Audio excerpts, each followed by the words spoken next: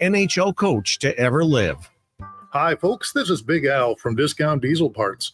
Interstate McBee is a highly respected manufacturer with over 70 years' experience in the heavy-duty diesel engine parts industry. And as an authorized dealer, we've been serving Western Canada with those high-quality engine parts for highway trucks, farm machinery, heavy equipment, transit, and marine, and at a great price, too. Reach us at discountdiesel.ca and know that Discount Diesel's got the parts to get it done. Sports 1440, Stingray radio station. CKJR broadcasts from West Edmonton Mall and Wetaskiwin. Download the free Stingray music app and listen wherever you go. Have your sports curiosity cured. Right wing circle, got it back to Holinka. He scored!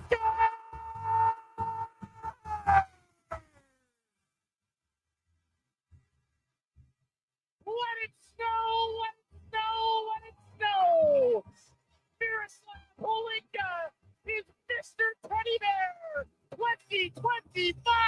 A veteran of the sports reporting game for over 25 years. Logan Bawale is the back for the first time tonight. I'll bet you he has practiced zero in goal line offense. He's got it here. Logan Bawale to the goal line. He's in for the touchdown. Breaking down Edmonton's favorite teams. Draisaitl, the puck here. But holds the ankle. Nick Savoy had 2 goals on Thursday, scores his third in 2 games. And Edmonton has raced out to a 3-0 lead. This is Sports 1440 and the Kevin Karius Show.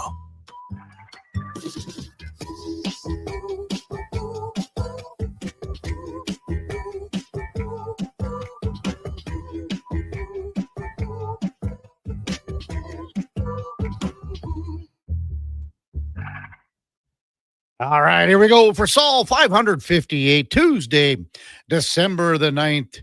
It is minus 13 in the City of Champions, and it's going to get a little chilly as the week progresses. Nighttime lows somewhere in the minus 26, minus 28 area by the end of the week. So it's going to cool down. Good morning. Welcome to the Kevin Karius Show on Sports 1440 on your AM radio dial on your morning drive, wherever you're heading out on a Tuesday morning. So glad that you could come along and spend some time with us here on Sports 1440 AM radio, but you can also watch us too on YouTube at Sports 1440 AM. Drop us a like. We would really appreciate that, and a subscription. We're also streaming on X, Facebook, Instagram, even the old Twitch. And as always, the streaming services are loaded up with iHeart Radio, the TuneIn app, Radio Player Canada, even sports1440.ca. And if you miss any part of any show, it turns into the many, many podcasts that are out there on Apple, Spotify, Google, even Amazon. Please subscribe, select the auto download. You'll never miss a second of any show. And it is game night for the Edmonton Oilers as they are home to the Buffalo Sabres tonight at Rogers Place. Sabres lost last night in Calgary, 7-4. 2 empty netters. It was 5-3 in the third. They scored a late power play goal. Buffalo did to make it 5-4, but then 2 empty netters seals the deal for the Flames. Don't look now. Calgary, 3 points out of a playoff spot. Thanks to a little 3-game winning streak and a 7-3 run in their last 10.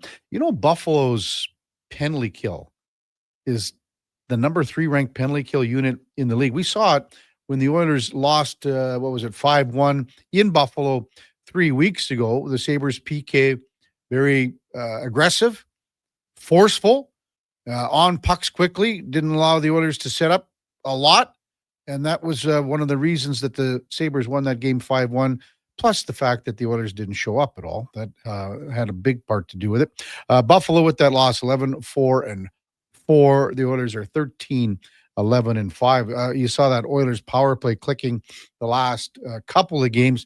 They're now ranked number 2 in the league at 33.3%. Leon Draisaitl, 7 points back of 1,000 in his career. He's likely going to get it unless he goes nutso here tonight.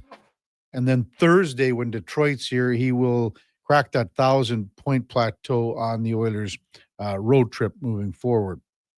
More of the bigger news regarding the Olympics in Italy and the ice surface that Bill Daly, NHL Deputy Commissioner, talked about, just not the ice surface, but the building totally, yesterday, releasing the fact that he is, I guess he would say, cautiously optimistic about where this rink is moving forward. Will it be done in time? They say yes, February 2nd. They say the rink will be done. Let's be honest. I mean, it's the women's teams and women's Olympic hockey. They are the crash test dummies. They are the crash test dummies because they're going to figure things out quicker. Bill Daly said if the ice is unsafe, the NHL will not play. We know the ice is shorter.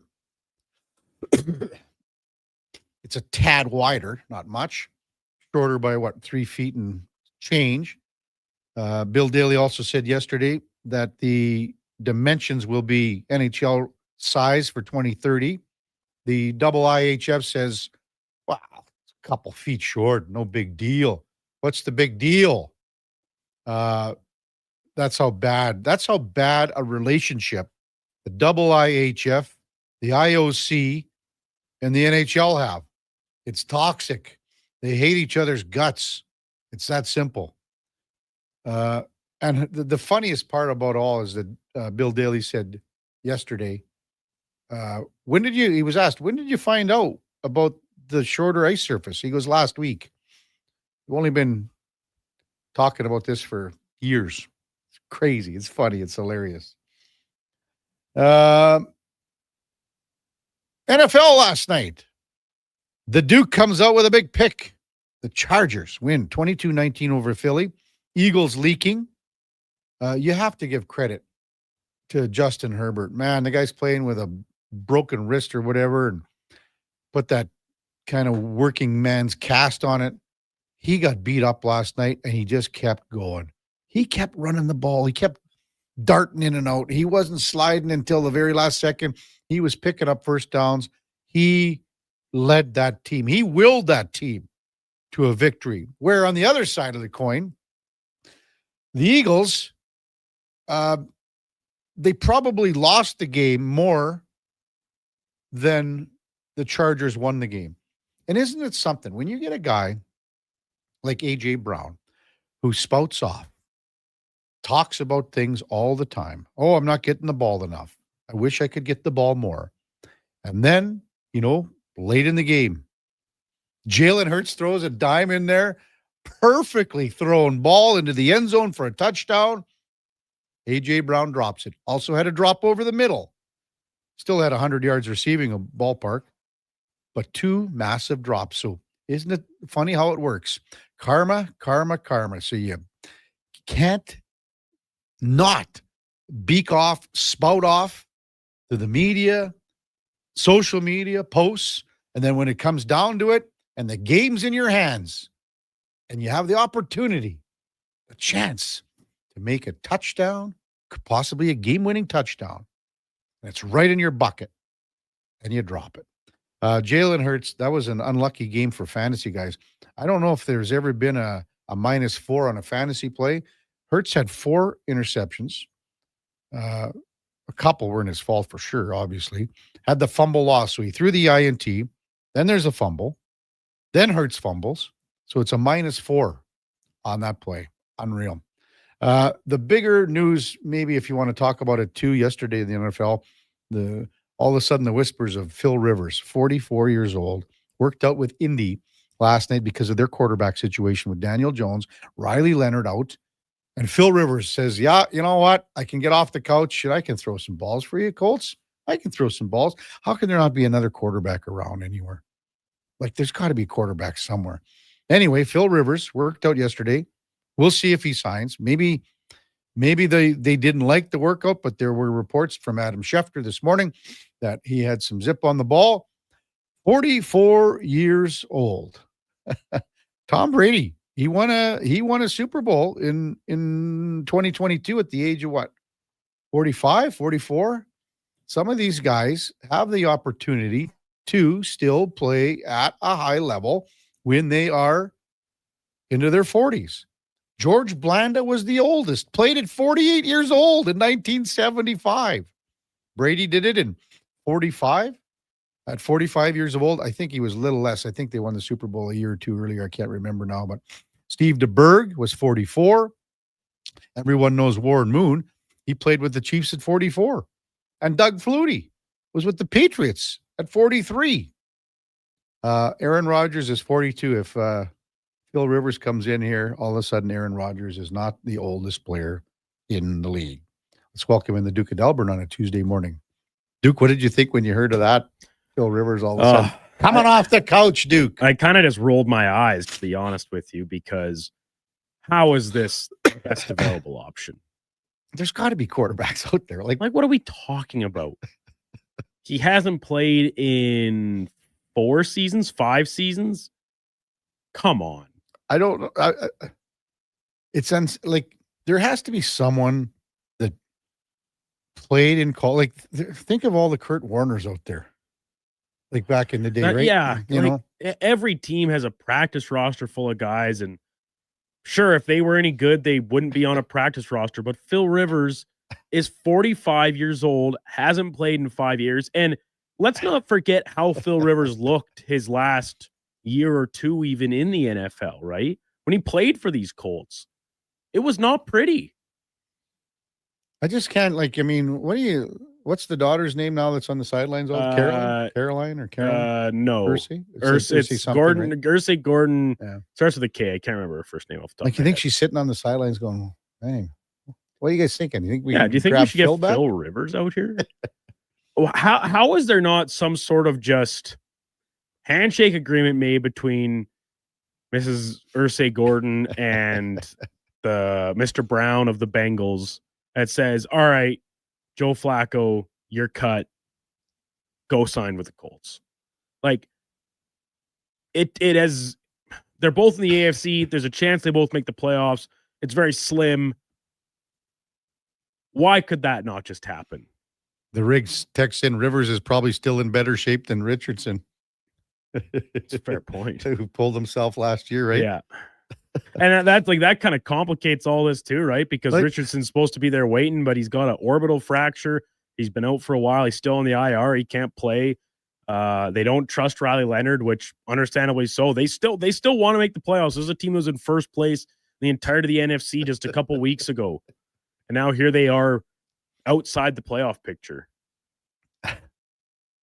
It really is comical in the sense that how can there not be anybody out there anywhere? Like, as I said, I'm not saying that there's another Kurt Warner, but look at how, everyone knows his story where he's, in the grocery aisle, packing groceries and stocking shelves.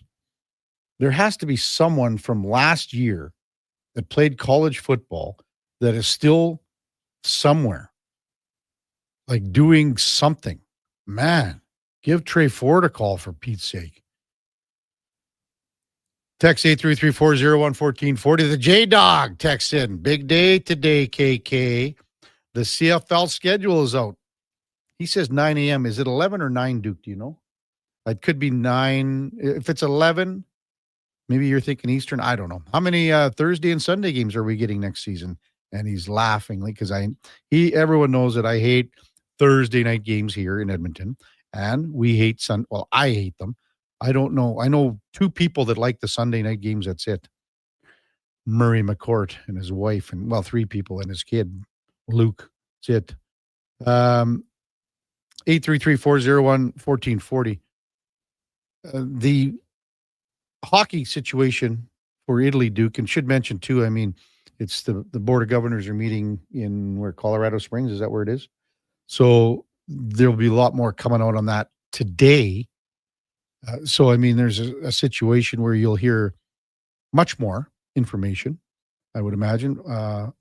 Do we know if Frank Saravalli went to Colorado Springs too, Duke? Do you know? I don't know. He didn't mention anything about it on his. Well, we'll have Frank at 8:20, right? Correspondence. Yeah, I guess we'll get a pretty good indication once he pops up on the screen here and see what his background indicates. Yeah. Anyway, we'll have more information on that as things progress. Husks, KK, please, no Rivers, please. Us is a big Indy fan. The real Duke Good morning, team. And again, it's baseball winter meetings too. Maybe we'll try to get Jensen Lewis on this week. KK, thoughts about the Tigers trading Skubal, having him walk for draft picks next year seems like a swing and a miss.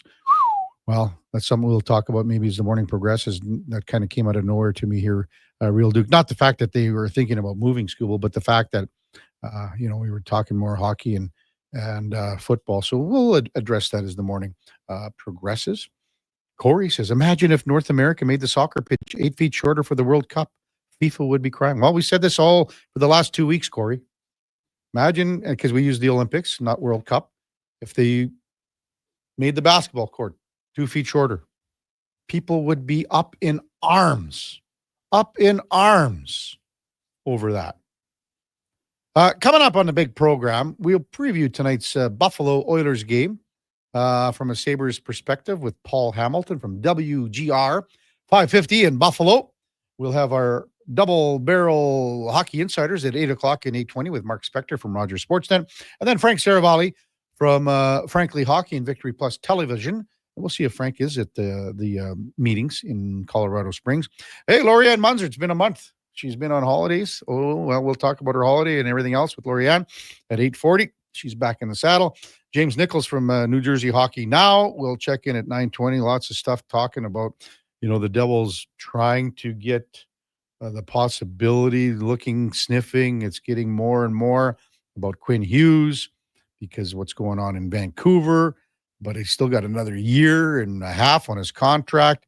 We'll go in or out with the Duke and Connor Alley from Fantasy Frenzy, and the Jason Greger Show will stop by on his Tuesday slot at 10:20. When we come back, Paul Hamilton from WGR 550 in Buffalo covers the Sabres.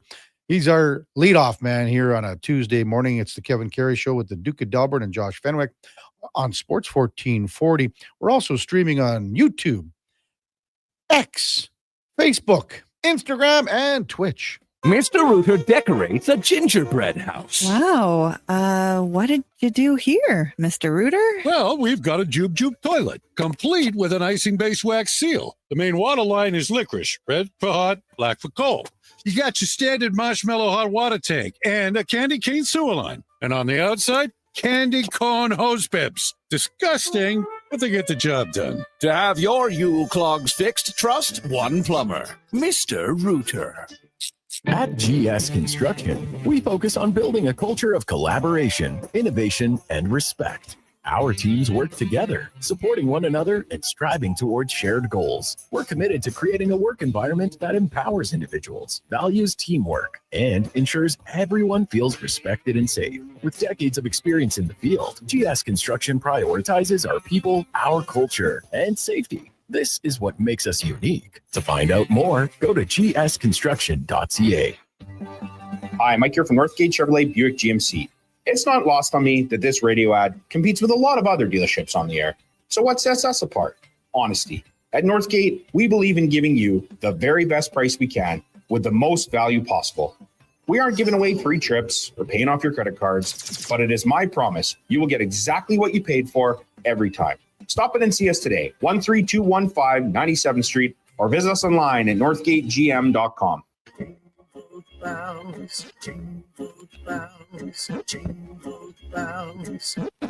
Tired of the same old holiday tunes? Spice things up with the sound of a Wilhauk beef jerky bag being torn open. It's the carol that everyone wants to hear, promising a chorus of tender, perfectly spiced beef jerky. This holiday season, make sure you're Wilhauking around the Christmas tree with Alberta's best beef jerky. Call to place your pre-order today at 780-986-2537. At Fountain Tire, get up to 15% off select tires, up to $125 off a set of 4 select Goodyear tires, and $50 off $150 service until December 13th. Restrictions apply. Book today. Fountain Tire. We're on this road together, Canada. You wanted local sports on weekends. Saturday mornings at 9, check out the Saturday Sports Setup, where we'll tee up what's happening on the weekend sports scene. Tune in Saturday morning at 9 on Sports 1440. Heard of Uline? You know, the have-it-all in-stock, ready-to-deliver shipping and industrial supply specialists. The company that does things for you that are unheard of, like keeping 41,000 items in stock in our own warehouses. with customer service reps on the line to get you what you need when you need it 24/7, 365 every time. Maybe you heard it here first. Want to hear more? Visit uline.ca. ULINE, your shipping and industrial supply specialists.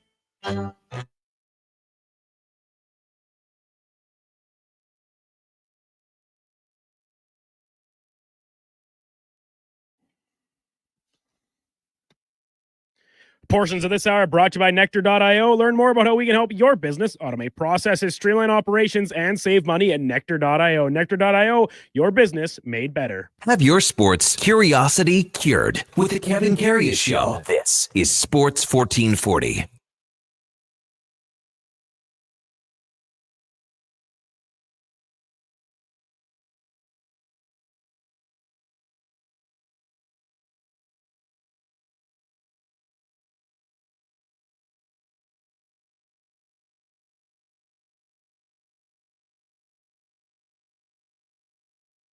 All right, welcome back to the big program. 7:20 in Edmonton, and time now for the game of the day, where Jeep Wranglers for St. Albert Dodge and Jeep Wranglers are 0% still for up to 72 months. Great selection with all the new colors, the Sport, the Willys, Sahara, even the Rubicons are on the lot, all at St. Albert Dodge. Check them out at stalbertdodge.com. As we welcome back Paul Hamilton from WGR 550 in Buffalo. Morning, Paul. You're with Kevin Karius once again. Thanks for jumping on Sports 1440 once again. Really appreciate it. Not a problem. How are you guys? Doing great up here. Looking forward to tonight's game, especially after the Oilers, the way they played in Buffalo 3 weeks ago. But, hey, let's talk about that game last night in Calgary where the Sabres lost 7-4, Paul. What did you make of the performance by Buffalo where, it was close to the end with a couple of empty netters? Yeah, no, it was one of those nights. You know what the old saying is, the most important shift is after a goal. And every time the Buffalo Sabres would score a goal to get back into the hockey game, the Flames would get another one within a minute or two. Mm-hmm. And it happened every time. Calgary got the first 2 goals, and then Buffalo got it 2-1, and right away you take a couple of penalties, and then the puck's in your net, and it just that theme just kept going over and over again, and it's just guys not concentrating, guys are, just for example, Owen Power is there, but, Kadri's behind him, and Owen Power has no clue that Kadri got behind him. It's like, so he's kind of standing there, but he's not really doing what he's supposed to be doing. And the Flames also got, I know after the game, the Sabres are saying, well, they got the bounces and we didn't, but I'm a firm believer in you make your own breaks. And, I'll use the first goal by Sharon Govich. It goes in off his shoulder. I thought Byram actually did a pretty good job at tying him up, but he's in front of the net where he's supposed to be. Yeah. And puck goes in off his shoulder because he's where he's supposed to be, and you just go down the line. Well, Huberdeau, he's got wide open for, but it went off the post and a skating in. But the fact remains though, he was wide open for an open tap in, he tapped it off the post, and, it was a fortunate bounce that it wound up in the net. But again, he was around the net. He was there. And to me, you create your own luck. And I thought the Flames did that. Paul, that play you're talking about with Power, didn't result in a goal, right? That was a 2-1 when he pinched. And yeah, it did. Okay. I was talking. It was the Kadri goal. Okay. Where Power's right there. Kadri comes flying down the slot, and Power didn't have a clue. Okay, fair. I was talking about another one. There was one later where Power pinched up, right? And Lyon made the save in the third period. That's the one that, again, they were just getting back in the game. So similar, but they didn't score.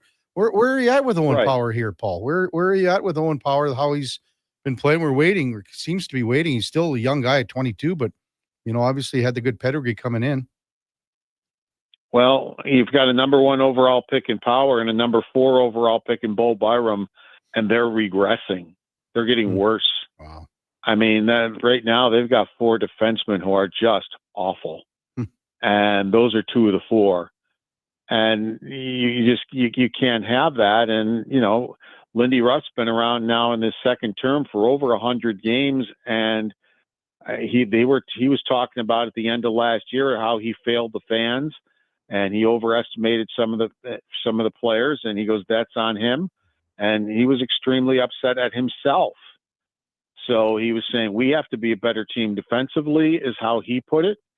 And he had more of a say in the makeup of the roster. And the team is probably worse than it was when he was making those comments. I mean, so the team is not responding, for Lindy Ruff for whatever the reasons are. They just keep getting worse. I mean, Lindy Ruff's record is a lot worse than Don Granato's record was. I'm not saying Don Granato should have stuck around, but it's just it just keeps going from bad to worse to worse. And here you are at the off season.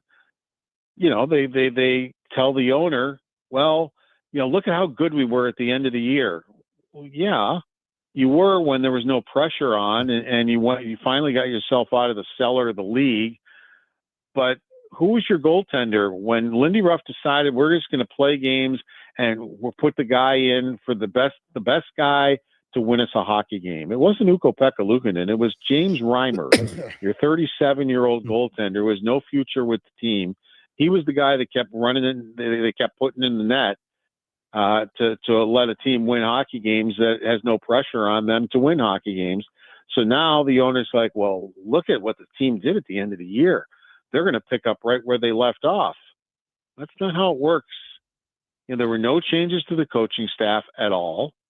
There was no changes. A general manager who was, first of all, had no experience whatsoever, never should have got the job, was not qualified to get the job, got a sixth year. A sixth year.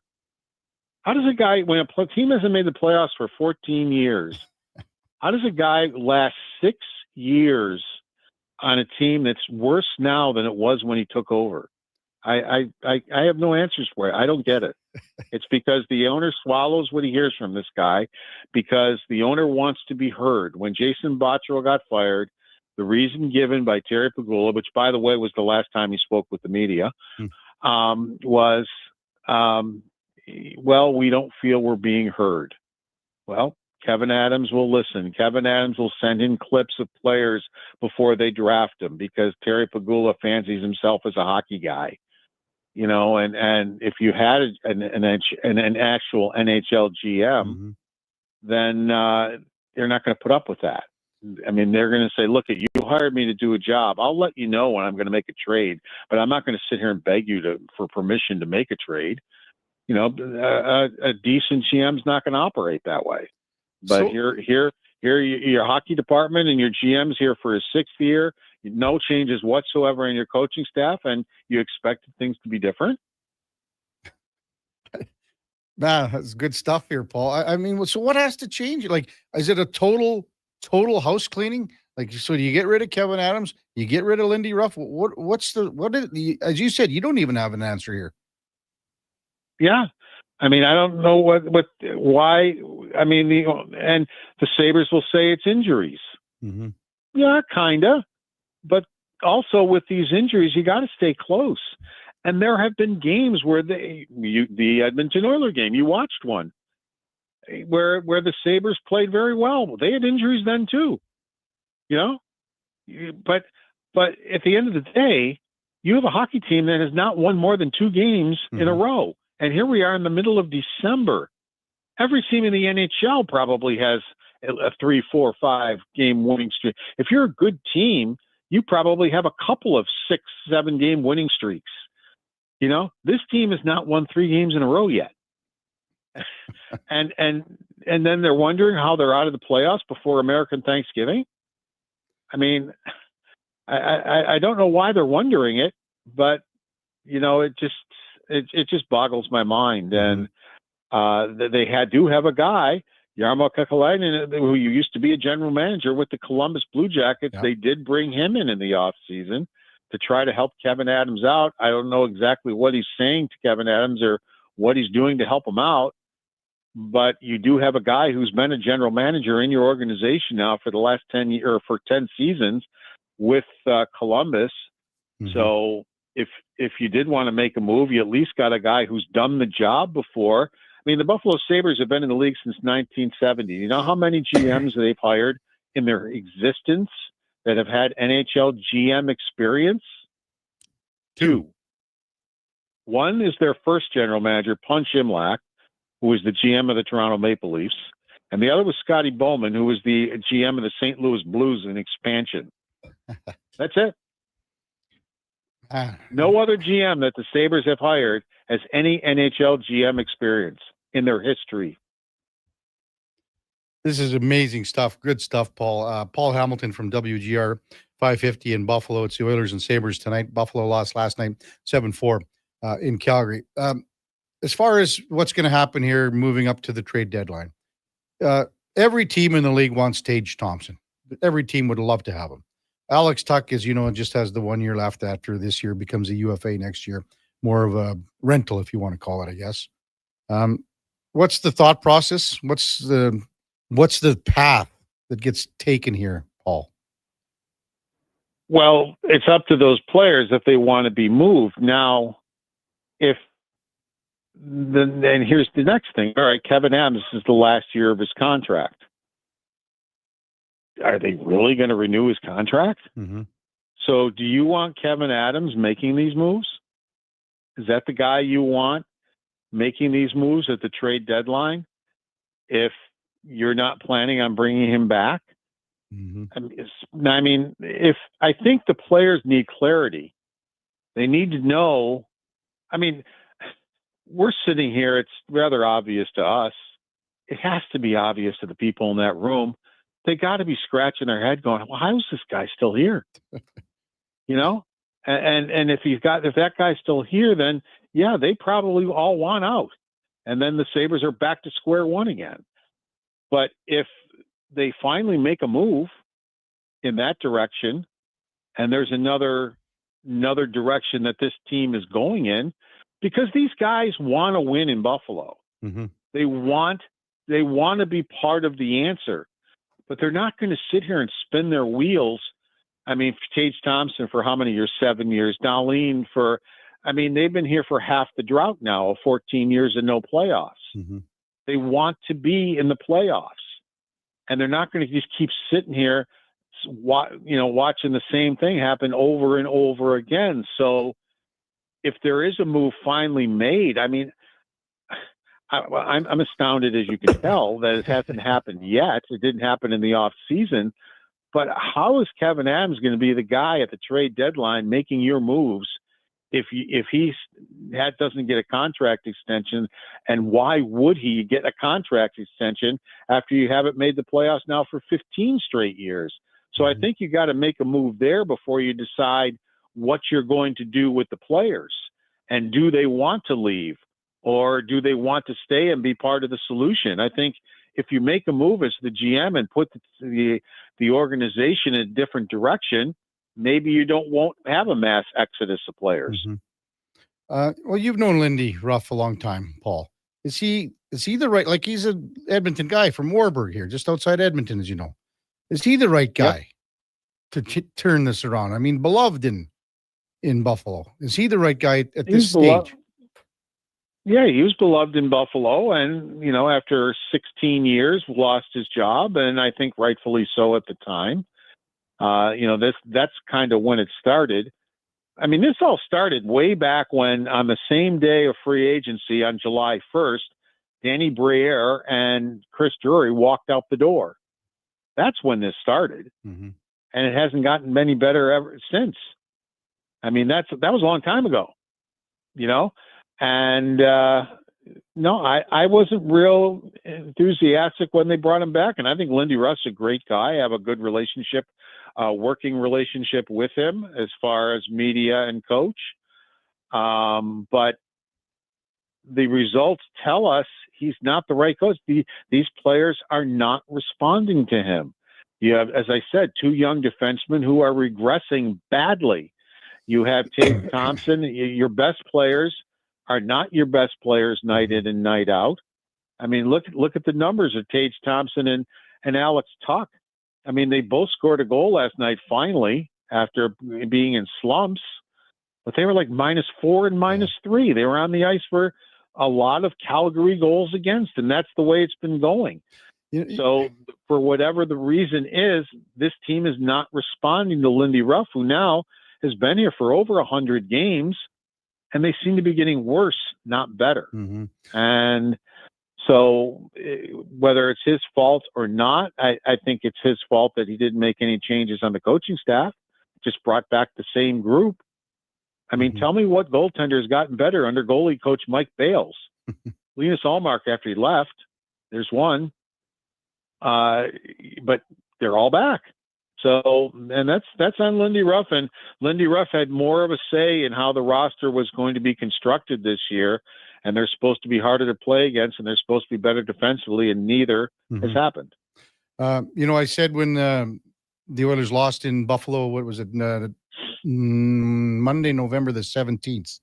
So when they lost in Buffalo, I said that next morning, Paul, I said the Oilers didn't lose to, Thompson. They didn't lose to Tuck that night. They lost to Noah Osland. They lost to Tyson Kozak, who did a marvelous job checking.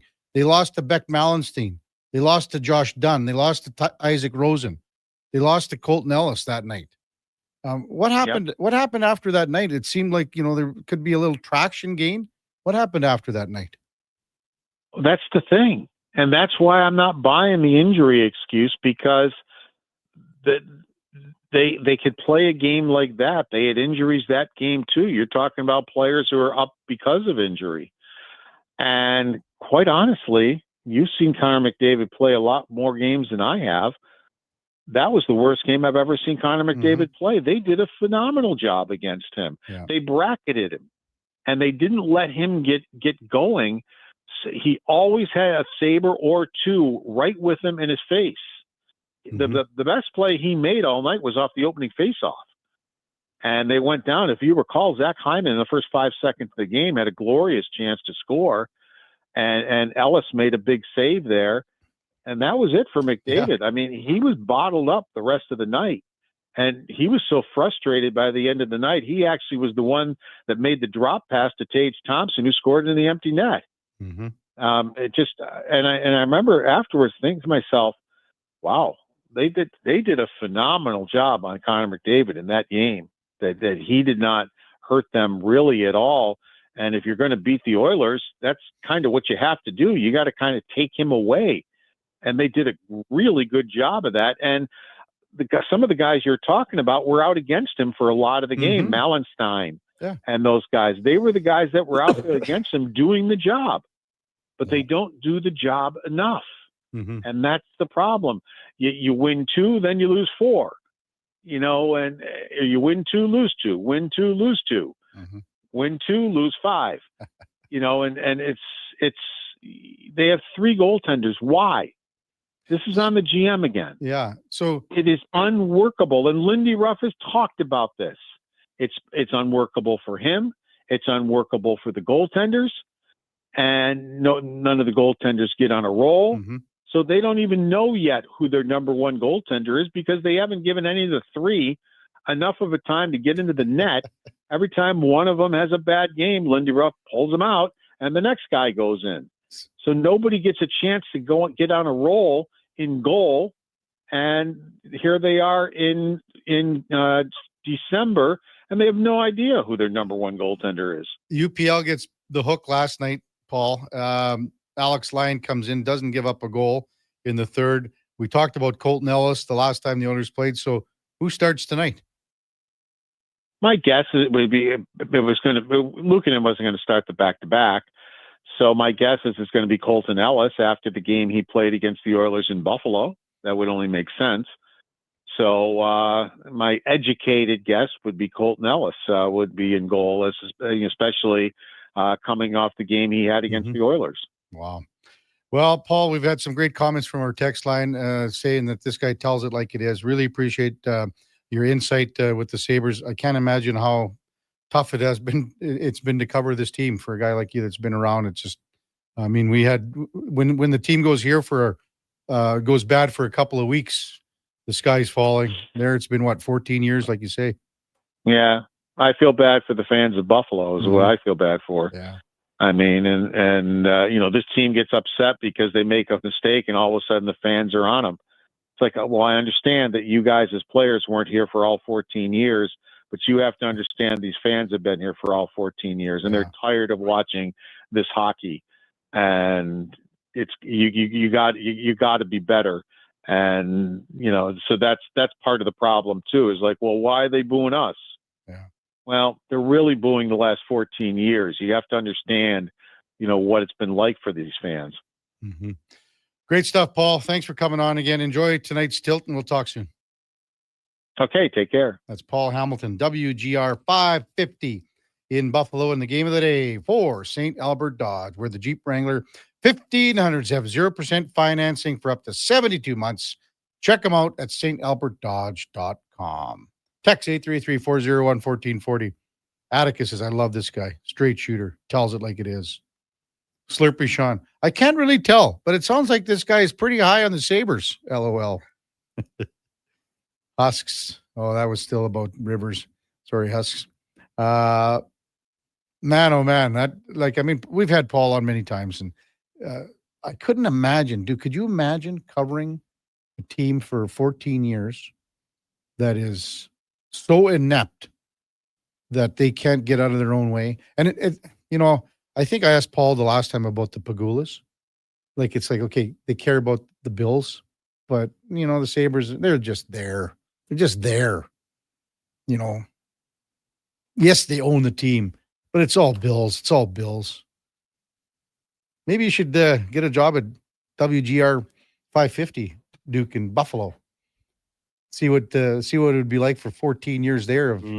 Well, it was bad here for the decade of darkness. Yeah, I mean, you wouldn't have to look very far to find some people, including coming up 8 o'clock, that covered the Oilers through their tumultuous period here from, what are we talking, 2006 to 2016. So, well, a little like 07 was still okay. The year after Pronger left, and then once we got to 08, and it was pretty downhill. But regardless, it's Oilers fans. I know the last 8 years or so has been an odd blip on the radar in between a couple times, but it's been a lot of rainbows and sunshines for this team in the Connor McDavid era. But you don't want to cast too many stones when you look back and remember, we were there too, actually not that long ago. So it's tough, and like Paul said, you kind of feel bad because Buffalo, by all accounts, is a pretty great hockey city, really good fan base, some really good history there, of course. It's too bad for the fans that they have to kind of continue to endure this. And it's just you keep saying, when are the changes going to come? When is the process going to take over? And it hasn't. He said, looking at 15 straight years without playoff appearance. Yeah. I just saw the replay again of Bobby McMahon, the former Bonnieville Pontiac, with I guess the old high stick. Well, it was more of a slash high stick over the melon. He's going to have a hearing today. It just came down on from the Department of NHL Player Safety. Toronto's Bobby McMahon will have a hearing for high-sticking Tampa Bay's Oliver Bjorkstrand last night. Leafs won that game by a score of 2-0. A shutout for Dennis Hildeby, who is now all of a sudden number 1 on the NHL goaltender trade target list after another solid performance. Gets the shutout last night. Also in the NHL last night, should mention the rest of the scores, as the Kings beat the Mammoth by a score of 4-2. We did talk about Buffalo's 7-4 loss in Calgary, and there's just 2 other games. Detroit gets a shutout from Johnny Gibson, beats Vancouver 4-0. How tight is it? So Detroit was outside of the playoff cut line, and now they're first in the Atlantic Division. And the Wild beat the Kraken 4-1. It is tight. When we come back, we'll get to some of your texts. 833-401-1440. It's the Kevin Carey Show with the Duke of Delburne and Josh Fenwick on Sports 1440. We're also streaming on YouTube, X, Facebook, Instagram, and Twitch. Today on Hey Culligan, how smart is your water? Here's Tracy. Hey, Culligan. I think my water might be dumb. Good news, Tracy. Your water's not dumb. It's just not talking to you. You can make my water talk. No, but the new Culligan Smart Drinking Water System can talk to your phone to tell you when your water filters need changing and help you meet drinking water goals. Now that's some brilliant H2O. You said it, Tracy, and we're already on the way. Let us help you out with a free in-home water test from a local Culligan water expert at culligan.ca. Hey, sports fans, we've got a clear choice for you. At Crystal Glass, we provide customers with the perfect glass for any job. From home to auto and even commercial, installation or repairs, we're your team. Call 310 Glass or visit crystalglass.ca. Crystal Glass. Vinny and Don in Hockey are dedicated to skill development for all hockey players. If you know a student athlete interested in growing as a person and a player, register for a free shadow day. Beginner or experienced, this program develops a student athlete skill in a supportive environment. It's a great opportunity for prospective student athletes entering grades 3 through 12 to see what Vimy and Donnan have to offer. Visit vimyridge.epsb.ca or donnan.epsb.ca for more info and to sign up. This is Andrew Walker, host of the postgame show on Sports 1440. After every hockey game this season, tune in and chime in as we talk about the game. It's all sponsored by Legacy Heating and Cooling. Don't get left in the cold. Visit legacyheating.ca. The Hockey Super League is proud to launch its 9th season, delivering independent, borderless hockey. This year, over 125 teams will compete across Alberta, Saskatchewan, and for the first time ever, Colorado, USA, which showcase style action, cross-province rivalries, and a strong commitment to player development. The HSL is the premier destination for families seeking balance and athletes chasing the next level. The Hockey Super League. Hockey without limits. For athletes born in 2013 to 2018, visit hockeysuperleague.com to learn more. Wing Wednesday at First Round. Whether you're coming for the first round, the last round, or a few rounds in between, they've got you covered. With half-price wings every Wednesday night. Half-price wings. Over 35 delicious flavors like Cajun salt and pepper, maple bacon, and Inferno wings. Now half price every Wednesday night. Wash them down with a cold pint of Canadian or Coors Light for only $5.75. Half price Wing Wednesdays at First Round in West End and now downtown. First Round, burgers, beer, sports. Hey everybody, it's Chief Principe and Jason Stradler. Join us on a 7-night cruise through the Mexican Riviera, leaving from Los Angeles and including Cabo, Mazatlan, Puerto Vallarta, and more. While we relax and cruise the tropical waters and have some drinks with umbrellas in them, you could attend an intimate meet and greet with legends like Bill Ranford, Jason Strudwick, Kelly Buchberger, Ron Lowe, Jack Michaels, Louis DeBrusque, and more. Don't miss out on every hockey fan's dream cruise, the Edmonton Hockey Legends Cruise. It's going to be one hell of a trip. Price start at just $23.99. Part of the proceeds support the Ben Stelter Foundation and Kids with Cancer. The Edmonton Hockey Legends Cruise, July 2026. Visit cast.tours/Edmonton or call 1-833-347-7678. Book now and save $500 per cabin when you mention promo code Stingray Radio. That's cast.tours/Edmonton.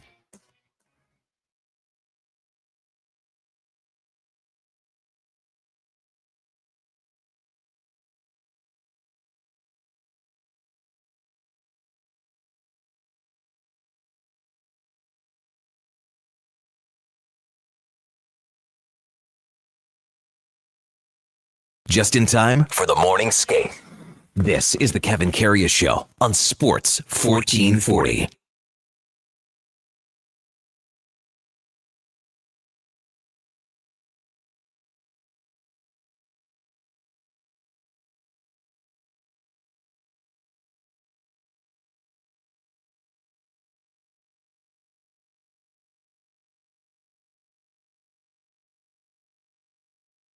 All right, welcome back to the big program. 748 in Edmonton. Kevin Karius, Duke of Delburne with you.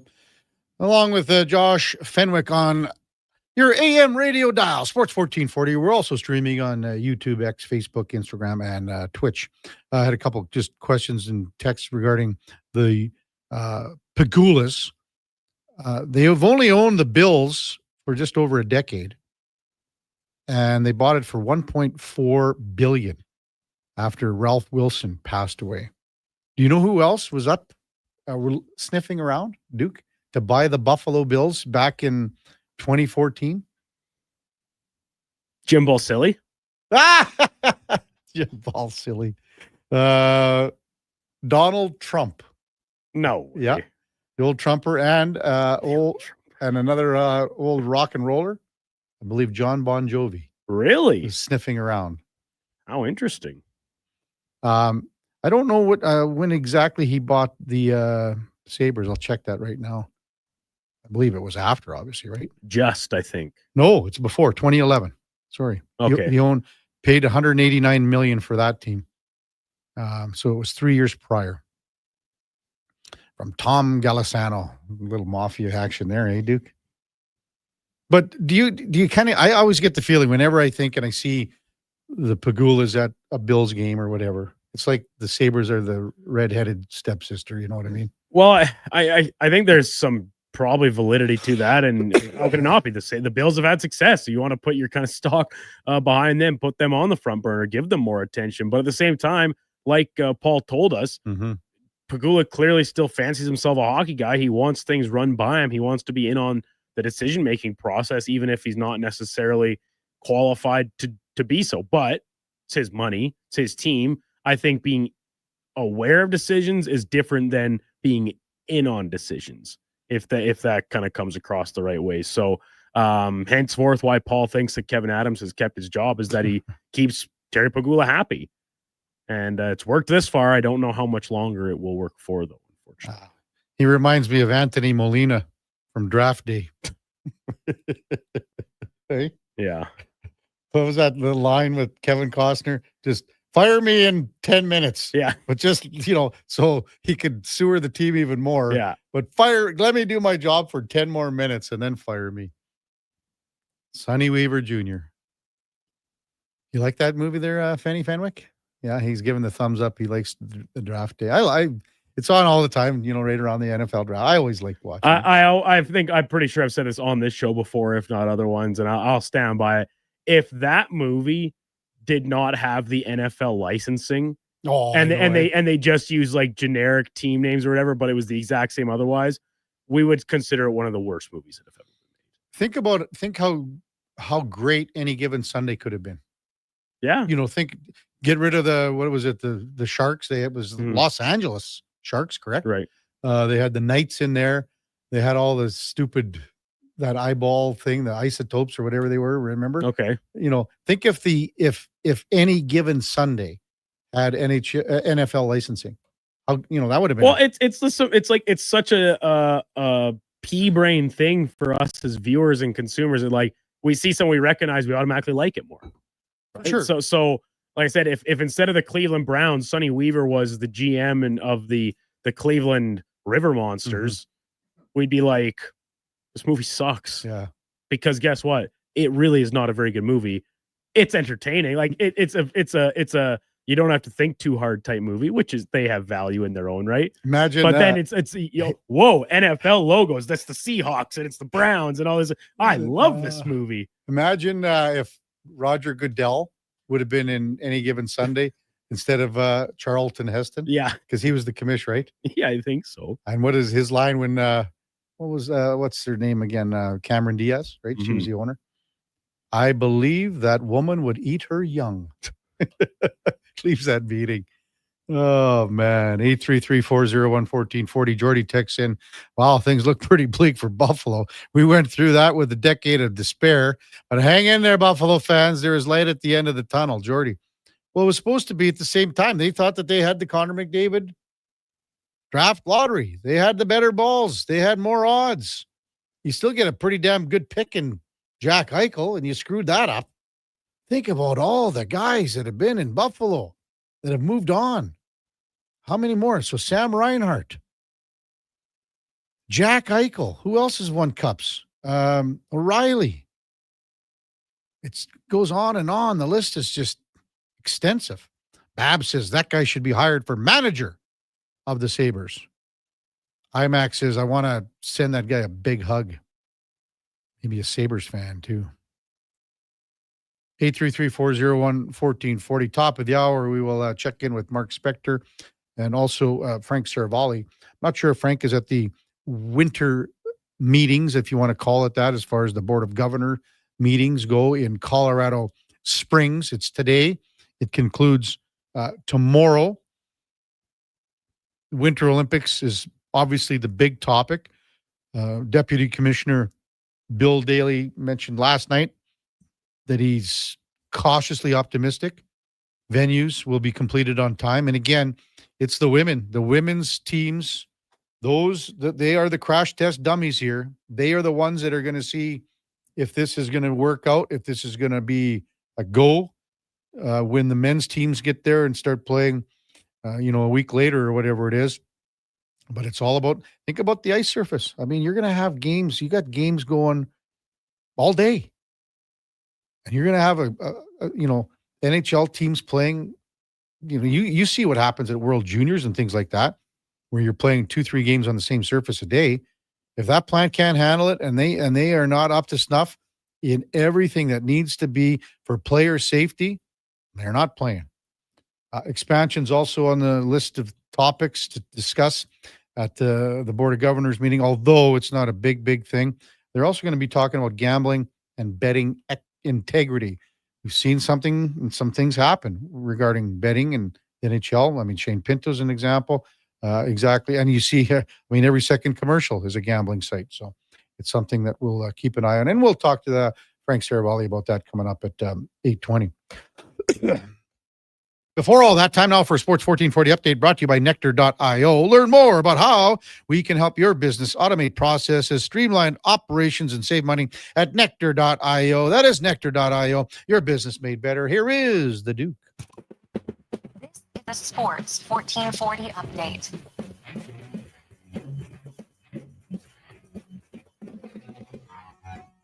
Five games around the NHL last night. Dennis Hildeby getting his first career shutout as the Leafs blanked the Lightning 2-0. Calgary topped Buffalo 7-4. The Kings double up Utah 4-2. Kraken losing to Minnesota 4-1. And John Gibson, 39 saves. The Wings shut out Vancouver 4-0.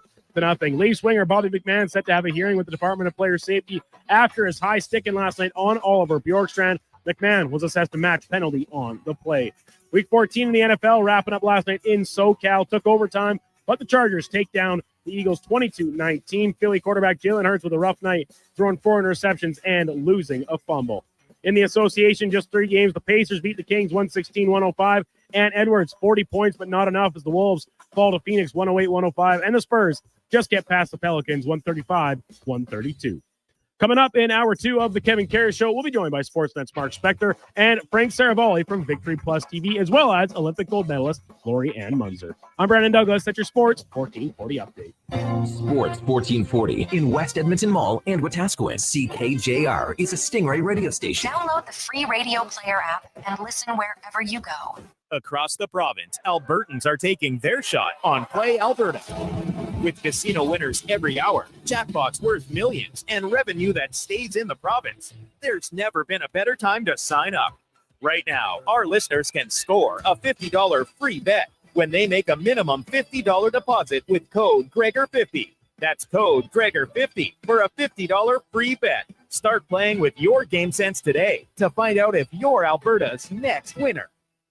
Is your company drowning in paperwork and administrative tasks? Do you need more data to make better decisions? Nectar.io is your company's all-in-one solution for fleet and materials management, safety, time cards, and GIS-based project management.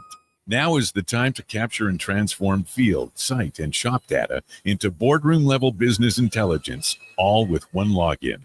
Visit Nectar.io to book a demo today. Nectar.io, your business made better. Whether you're a craft beer connoisseur or more of a wine aficionado, there's always something new to discover at Sherbrooke Liquor, a unique family-owned independent liquor store. The selection, incredible. The non-alcohol section is also very impressive. Sherbrooke Liquor, expert, knowledgeable staff with a passion for unique finds. More than just a liquor store, we're a community. Alberta's best, the one and only Sherbrooke Liquor. Wine, spirits, and oodles of beer. Visit SherbrookeLiquor.com. When you have lifting and material handling needs, Northwest Crane delivers. Western Canada's Sandy dealer, backed by the industry's toughest one. 3 years, 3,000 hours, no compromises. They service all crane makes and models with skilled technicians and deep industry expertise. Alberta owned with locations in Leduc and Grand Prairie and fully equipped service trucks. Northwest Crane keeps your operation lifting.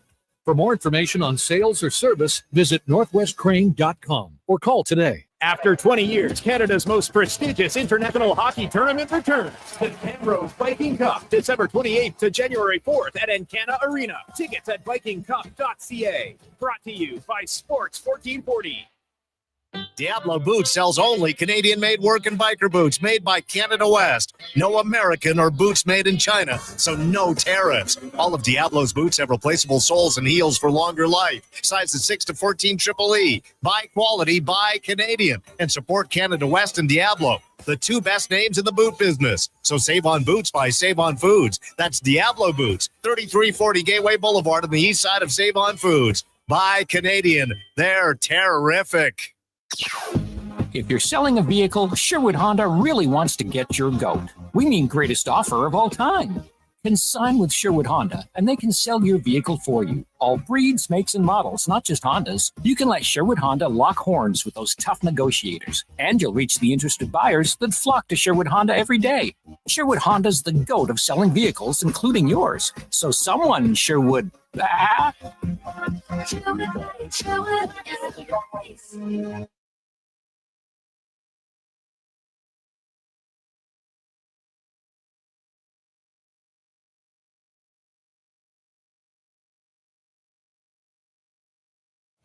Stories, guests, and insights. This is Sports 1440 and the Kevin Karius Show.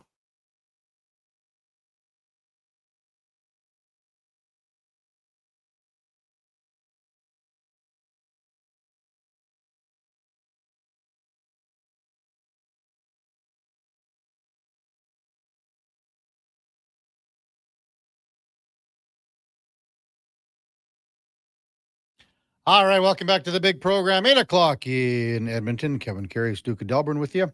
Josh Fenwick as well here in the Sports 1440 studios. Time now for On the Mark, brought to you by Northgate Chevrolet Buick GMC. Hey, if you have a new vehicle on your Christmas wish list this year, Northgate Chevrolet is the place for you. Mike says he will even deliver it, and he will put on a Santa suit just like Santa. You betcha he will. And best of all, there's no lineups like you find shopping. With the lineups here at the mall, it is at northgategm.com. Check them out as we welcome in Mark Spector from Rogers Sportsnet. Good morning, Spec.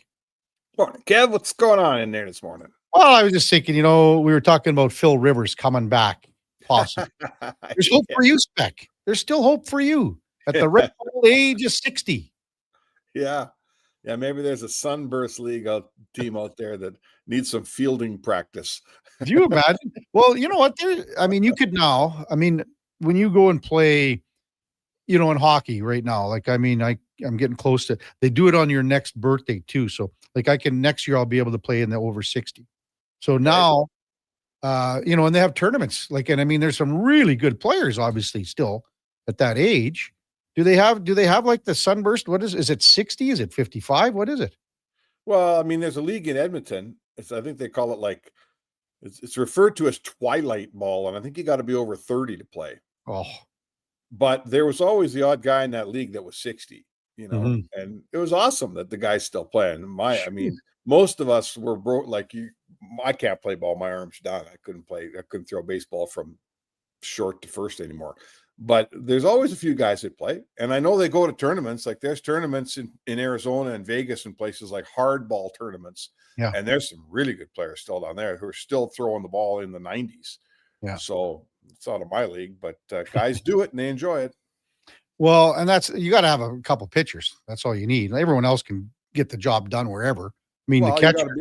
You got to be able to hit too. If some guy's coming at you in the mid 80s or high 80s. First spec, and you got to have a guy that's going to be able to catch as well because he's got a squat. Yeah. Other than that, anyone can stand around wherever. Okay. And so what if you can't hit? You never could hit before anyway. Yeah, well, but somebody's got to be able to hit a 90-mile-an-hour ball. Well, they're not throwing 90 miles an hour spec at 60. Well, there's some guys are still, but anyway, whatever.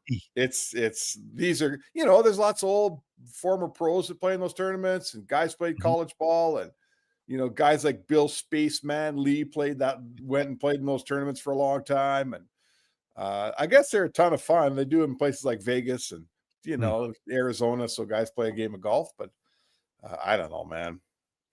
I'm just a guy trying to keep up with the hockey team. That's all I am. Give me a break. Keep up with the hockey team. Well, he had a day off yesterday, Spec, so that was nice. Did back to the grind today. The mighty Buffalo Sabres. I watched a little of that Calgary Buffalo game last night. Buffalo looked loose as always. If you want to, I know you were just kind of rolling out of the rack here, but if you want to get some perspective on the Sabres, just go search for our Paul Hamilton interview from WGR 550 in Buffalo that we had on at 720 Spec. Okay. Holy cow. Well, I mean, you can't get a guy that tells it like it is more than him right now. He gave that organization about 20 minutes of just a tongue lashing that you haven't heard from a reporter for a long time, Spec. It was on and on. I didn't even interrupt him. It was too good, just on and on and on. Listen, he probably told you this. If they miss the playoffs this year, it'll be 15 in a row. Yeah. They've already set the record. No one's ever been. This is the worst performing organization in the history of the National Hockey League. Coming into your town tonight, hockey fans, good seats still available. They've missed 14 years in a row and they're in 30th place today. So it's unbelievable. I really feel for the Buffalo hockey fan. We all know what an awesome sports town that is. You know, they're that smaller Western New York City that everybody kicks to the curb. They're great fans. They love their hockey, and they are so underserved, Kev. It's not even funny. And like just by listening to Paul Spec, like he just doesn't see any daylight at the end of the tunnel here. There's just nothing he sees, and he talked about Kevin Adams. He's got, his contract expires here. He doesn't believe that Lindy Ruff is the guy that should be leading this team moving forward. He talked about Tuck in the sense of where his situation is. And I said, everybody wants Tage Thompson, but why would the Sabres want to trade one of their best guys? I mean, they just did that with about 5 other guys already, and the other thing too, he said, Spec, and I remember when Bowen Byram got traded to Buffalo from Colorado, everyone was saying, why would Colorado let this guy go? He said he cannot believe how much this guy's regressed in Bowen Byram. It's the culture, right? Yeah. They've absolutely blown their culture. Like when the Oilers were really, really, really bad in the decade of darkness, they were bringing in bad players, and I don't need to replay how ugly it was, but they finally found a foothold with a core group of guys. Obviously, McDavid was massive, Draisaitl, Nurse, Nugent Hopkins, and they've kept those guys and they managed to get some traction and build a team around those players. Those are the core of your team. Buffalo has blown through the core, right? They had Eichel and moved him. Now Tage Thompson's probably going to be gone. They had Reinhart and had to move him. Like they've burned through. They had the fruits of being a terrible team. They reaped those fruits in guys like Eichel and Reinhart, but they never got the traction that Edmonton got when they made those draft picks. So now they're into their second or third generation of picks here, and they're getting nowhere. They're still spinning their wheels. How soon till Rasmus Dahlin says I had enough here? How soon till Owen Powers? Owen Powers regressed. He's not near the player I thought he was when I saw him in the World Juniors. Mm-hmm. So it's a poison. They got a ton of talent. I gotta say, don't you think, Kevin, if they brought in a really smart GM and he hired a really good coach, that roster could play pretty good hockey in short order? I don't know anymore. I mean, because it's just been so long, as you said. And I mean, even just think, you mentioned 3, and I mentioned O'Reilly too, because he was there, and he went on to win a cup, and all these guys like Reinhart and Eichel. Think of a little one that no one really even talks about much anymore. But last year, JJ Peterka. I mean, the guy was upwards of 30 goals there in Buffalo. And they go, wow. Want it out. Yeah. And the want it out because it's a horrible, and that's not on the dressing room.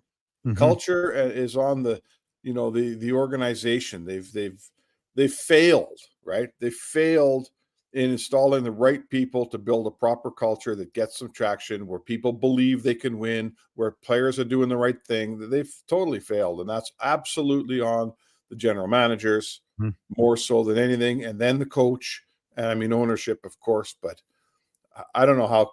Kevin Adams can't be coming back next year. There's just no chance. Can't see how he would. Yeah.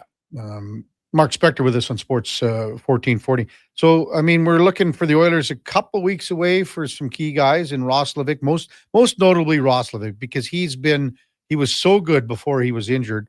But Matt Savoy going in on the right side with Leon. It's not like he hasn't been there before. He's played with Connor, he's played with Leon, but he's starting to find a little more traction, wouldn't you say, Spec? Oh, and stepping up like at a perfect time. There's a hole at right wing. Matt Savoy steps into it, and he's really, he's really kind of what I guess I didn't really know about him. He's really got a motor, like he's always going. He's churning. He's a real, in his own way, he's an energy guy, right? And he's got great wheels.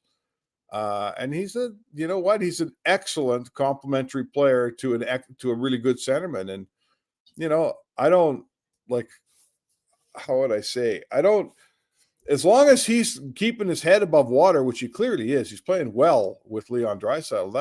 That's a great spot for him. Now when Roslovic gets back, I don't know what you do. You have to figure that out. But he's making it a tough decision because he's showing that he can play top 6 minutes in the league. And for a rookie to play top 6 minutes, that's a rare thing. Lots of guys get top 6 minutes. Not many deliver in them over the course of time. Mm-hmm. Well, Leon and Roslovic had something going there, so I'm probably moving Roslovic back into there. Wouldn't you be doing that too? And then you also have the option to move Ryan Nugent-Hopkins down to 3C2 as well. Well, I mean, it depends how you want to line up. I'm not so sure I'm breaking up Nugent-Hopkins, McDavid, and Hyman anytime soon, but I'll tell you what, if I've got McDavid playing with Hyman and somebody, and I've got Draisaitl playing with Roslovic and Podkolzin, which is a really nice line, mm-hmm. and then I put Nugent-Hopkins with Savoy, and who's my left winger on that line these days? Whoever.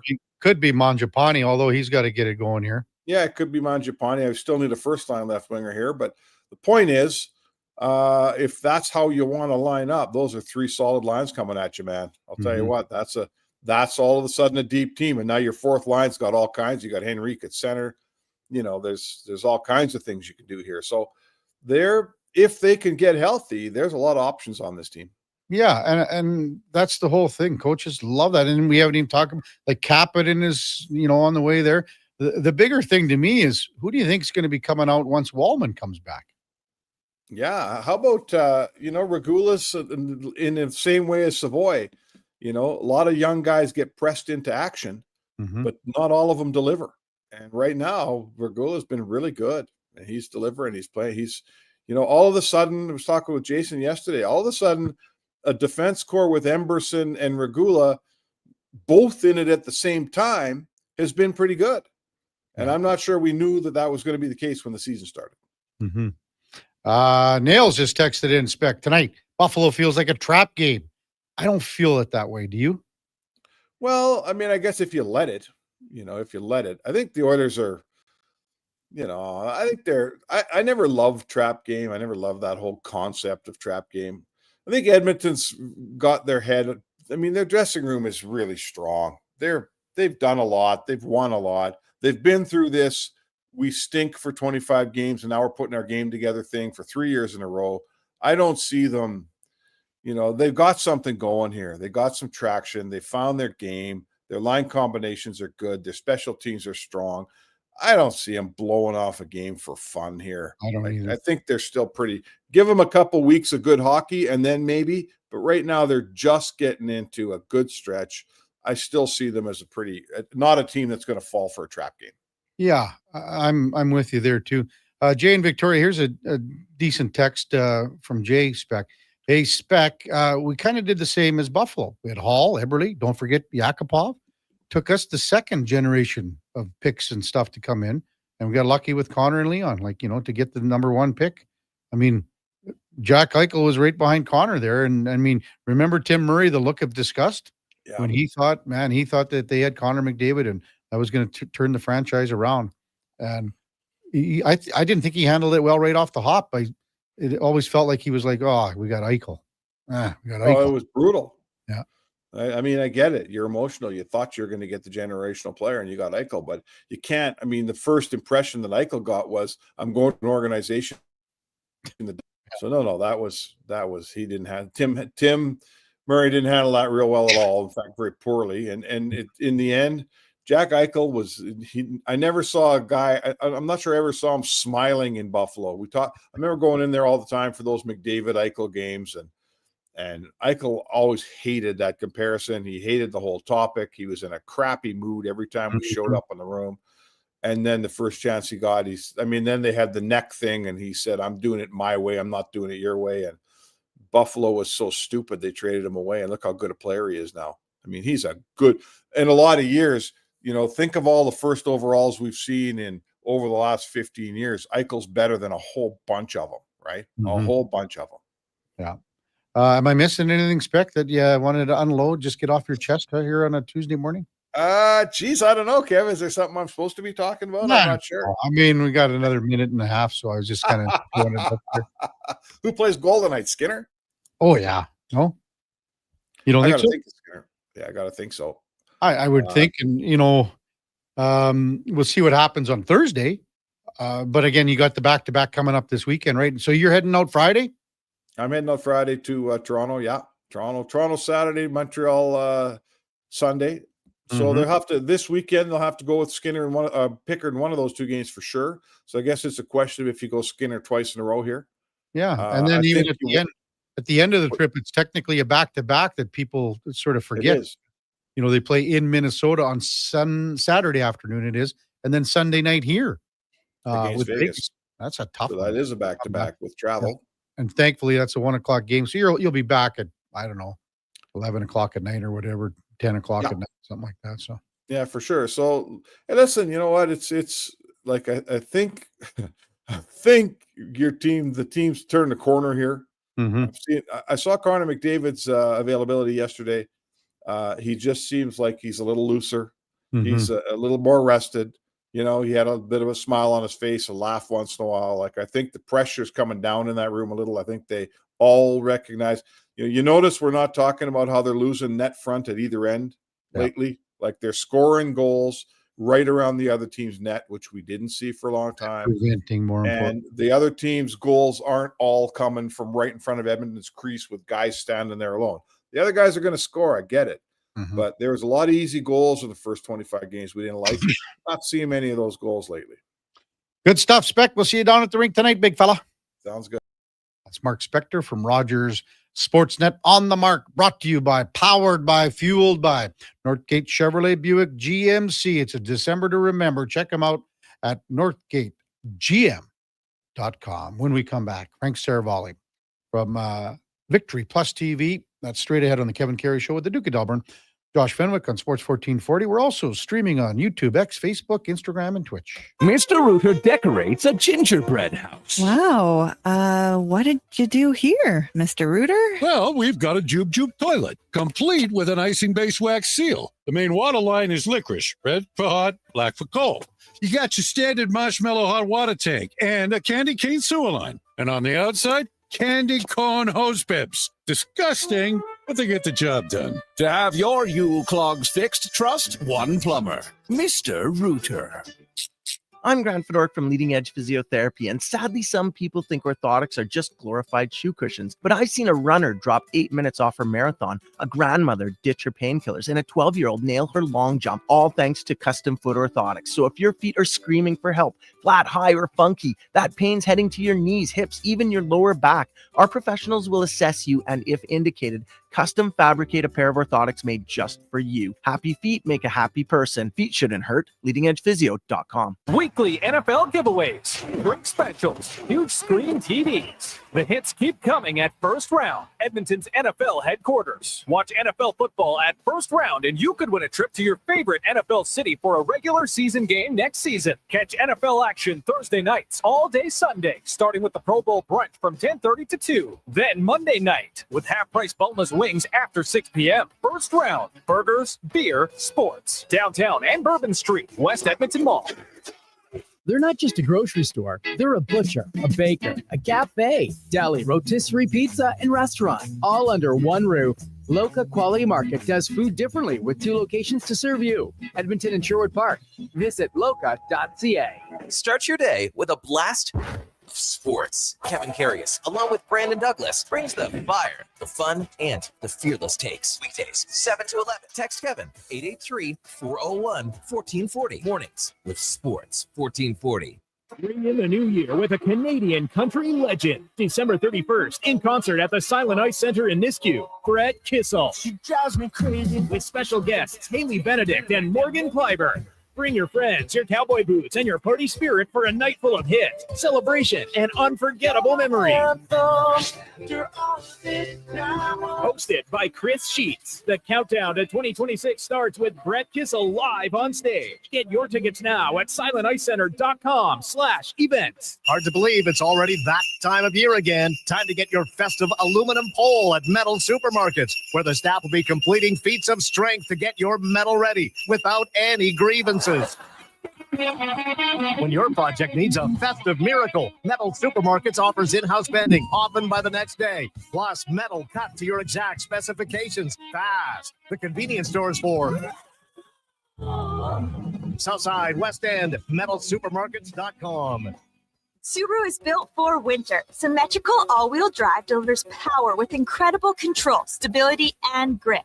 Add 220 millimeters of ground clearance, and you're not getting stuck in snowbanks. You'll drive right through them. And inside, luxurious heated seats and a heated steering wheel. Plus, for 19 years in a row, Subaru vehicles have earned top safety pick status, giving you unmatched peace of mind. Subaru is engineered for Canadian winters, built for real-life confidence. Welcome to Uncommon Standards.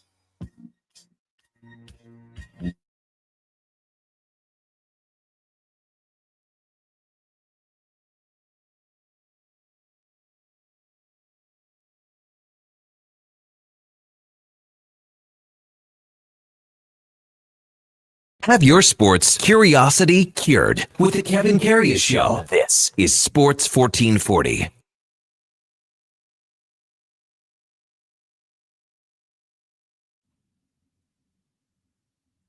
All right, welcome back to the big program, 8:20 in Edmonton. Time now for the headliner of the day, brought to you by Mr. Rooter Plumbing, draining clogged pipes like 3-pointers. For all your plumbing needs, go to mrrooter.ca as we welcome in Frank Saravalli from Victory Plus TV. Good morning, Frank. Are you in Colorado? Kevin? Hello, Frank. Can you hear us? Yes, I can. How you doing, Kevin? Good, buddy. How you doing? Are you in Colorado Springs? Yes, I am. I don't see the backdrop up yet because it's just a little bit delayed here on my computer, but so glad you're there to fill us in on the NHL Board of Governors meeting, where obviously the number one topic of discussion is Milan Cortini and the rink, the facility, everything. Can you give us a bit of an update, Frank? Yeah, so I guess the eye-opening details from Monday's Board of Governor update was that the scheduled target completion date of this arena is February 2nd. And the first game scheduled to be played in that arena is the opening of the women's tournament on February 5th. Mm-hmm. So clearly that doesn't leave much margin for error. And aside from getting it all completed on time, the next question is, what is the quality of ice in these facilities? Because it's rushed, first and foremost, and ice making takes time. And second is there's a lot of games being played in a very short period of time using temporary ice plants. And that's the thing about these facilities is they're not designed to be permanent. They're going to be used for something else after that aren't hockey rinks. And so they're going to have to really work to get this right. What do you think the confidence level, let's just say call them ice plants, call the ice surface, call it whatever you want. The quality of ice, again, when you're saying you're going to play 2-3 games a day on the surface there, like say for the third game, what do you think the confidence level is? And that's, I guess, why, once the men's hockey games get going, Frank, with Daly saying about the safety, if it's not safe enough, we're not going to play. What's your confidence level on that? Well, I guess the confidence level is dependent on a couple different things. Like, are you asking me my confidence level that the Olympics will be played and that NHL players will be going? I'd say it's relatively high, 80 to 90%. Am I confident that it's going to be perfect when they get there? No, but My thought process is it's going to take a lot of, belly aching from organizers, because the players themselves, if you had told them that they're going to compete for gold on a slushy outdoor pond, in 20-degree weather, I mean, they'd still say yes. Mm-hmm. That's just how they're wired. So you're not going to hear much from them. I think they know going in that this isn't going to be perfect now. And everyone's going to have to try and manage, because there's been a significant commitment made on both ends of this.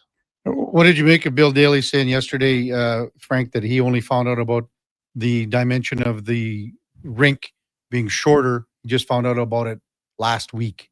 And we talked about it last week too. And, your thoughts were that, it's almost like the IOC and IIHF said, you know what, we're going to do this on purpose almost. And I know it's not your words, Frank, but you know what I mean? I think that's 100% what it is. Okay. There. The IIHF, they're the ones instructing the IOC on what to build. It's their monkey, their circus, and they designed it this way. I mean, you could make an argument about, hey, the measurements and metric system, it's different. I don't buy that for 1 second. The IIHF has been pretty open going back to 2019 that this is their preferred size sheet. And so 20 by 60 meters, it's supposed to be 20 by 60.9. And it isn't. So it's off. It's off by almost 4 feet. And you say, hey, what's the difference? Well, I mean, it's 340 square feet. Think about your average size hotel room and then delete that from the ice surface. It's not nothing. Frank Saravalli with us from Victory Plus TV. What else would be top of agenda here at the winter meetings, Frank? Today, there's going to be more discussion about the changing NCAA landscape as it relates to the CHL and the USHL. There will be no update and no conversation about expansion. That's not something that's on the agenda. And I know that that's top of mind for everyone else, that's a fan around the league. Or is the NHL going to be expanding to 34 teams? That's not on the near-term horizon. What about anything as far as salary cap projections moving forward? Those are already set in stone for each of the next 2 years. So nothing new on that front. I think a more interesting or intriguing thought process would be what is the revenue projected to be, because NHL players, and hasn't really been highly publicized, but because revenue has been so strong and the cap has been so low, players are actually getting topped up. They're actually receiving, I believe it's 103 or 103.9% of their published salary. So they're receiving a check back from owners that's in addition to what they already made. There's no escrow. It is like, not only is there no escrow, you're getting a refund, which is additional money that otherwise would not have been signed for or coming your way. Frank Saravalli with us on Sports 1440. A couple of things that happened last night. Notice Bobby McCann's going to have a hearing. What do you think it was a kind of a slash over the head here. So what would your expectations be here? Is that a game? Is it 2? What are we looking at, Frank? In full transparency, I saw the tweet. I did not actually see the hit itself. I was out to dinner last night after the meetings wrapped. Mm-hmm. Nothing major. He hit him over the head with a stick, but so a meeting is a hearing set up. So I would think. I just found it here. It's probably going to be a game, I'd guess. I mean, it was careless, but it wasn't. It kind of got him on the side of the head too. A little egregious. Not malicious, but still, it's over the top. Stupid is what I would call it. Logan Cooley took that hit last week, Frank. Basically, for lack of better terms, would you say it would be a Charlie horse in the old days, Frank? No, that was a quad contusion. Is what that was. A Charlie horse. Isn't that not a Charlie horse? That's to me. I don't know what the definition was where you grew up. To me, in our area, Charlie horse was some kind of cramp. No, Charlie horse. Well, Duke, Duke is a quad contusion is a Charlie horse, is it not? Like you're sitting beside your buddy on the couch and he just like hammers you right on the top of the thigh. Yeah. Like and then your It's muscles Charlie do horse. cramp or something. That's what I think of as a Charlie horse. Well, anyway, he came back and Yeah. then he's out again. This is a little bit worse. How long is he going to be out for, you think, Frank? For an extended period of time. The Mammoth, I'm told, are still determining the exact timeline, but they're hoping for some good news. It gave me a stark reminder of the Steven Stamkos crash into the post a few years back where he broke his leg. And so that's 2 incidents in a span of just a couple weeks, as you mentioned, on the same leg. And for me, it was also a message to players around the league. Before the season started, he turned down $76 million. On October 29th, he ended up signing for $80 million.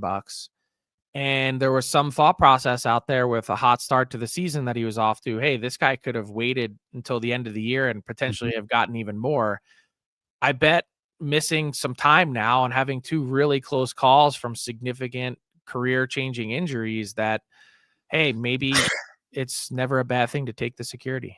Is he, Frank, on your USA Olympic roster? He was on my U.S. Olympic roster, yes. I think probably with this injury on the outside looking in. Who else is kind of moving up and down for you on either Canadian or U.S. roster? Top of mind for you that you're thinking, okay, someone's making a late charge here. I mean, Morgan Geekie's in the headlines for Canada. Wyatt Johnson's another guy. Anyone for you that's going up or down here as we're just a couple weeks away from the rosters being named? Yeah, I feel like it's a tale of 2 different teams on either side of the border, right? Like the U.S. is managing a lot of injuries that are in front of them. And on the interesting part is on the Canadian side, where they've been a lot more lucky with regards to health. You're finding these charges from players this season. You mentioned Johnston. I mean, for me, Tom Wilson is a lock. I think Connor Bedard and Macklin Celebrini both need to be there. And then you start to get into a game of, okay, that's fine, but who are we taking off of the Four Nations roster that becomes the more challenging exercise? And so, and you have Tom Wilson on there too, don't you, Frank? I do. Yeah. Tom Wilson. I think he's a lock. Okay. Well, then someone's coming out. I think Travis Konechny's coming out. I think, you can go through the roster and pick through it. I'd be looking real hard at some of Do you those. think Cirelli's coming up, Frank? I would have him off of my team. Yes. Yeah.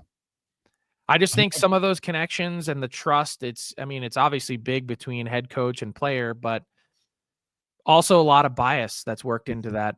And I just think there's players that have been way head and shoulders above some of those guys that were on last year's team. Yeah. Do you have Hagel on yours? I do not. Okay. I think he's another guy that's a candidate to be off the team. But you've got Braden Point, correct? He already made the team. Oh, that's correct. Sorry, my fault. Yeah, he was named on. And I wonder if they could redo that now. Would they have redone it? So what about on the American side then, as far as anyone up or down? Way more injuries on the United States side, though. Yeah, and like, look, I think one guy that hasn't been talked about enough with the injury has been Jacob Slavin.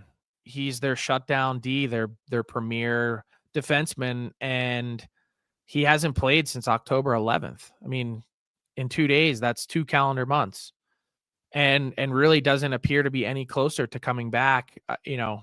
Questions are going to start to be asked in real short order here as to whether or not Jacob Slavin's Olympics are in jeopardy. Did you think that the Slavin-Faber pairing last year was the best pairing that the Americans had in Four Nations? I would argue it was the best pairing in the tournament. Okay. That's fair. Did you go out for supper last night, Frank, and turn on the Eagles game? It did. It was on in the restaurant, and I was sneaking a peek, and then I just gave up at a certain point once I saw a fumble and an interception on the same play. You haven't given up on the season though, have you, Frank? No, but it's the season. No, I just are they an authentic threat to win? My answer right now would be no. So you think they're going to win the division though? Just by math and happenstance, yes. They basically really only need one more win Fair. What's on the agenda for you today in Colorado Springs, Frank? I got my show at 10 a.m. Mountain Time, and first one with John Butchergross, which is exciting. He's going to be my new permanent co-host.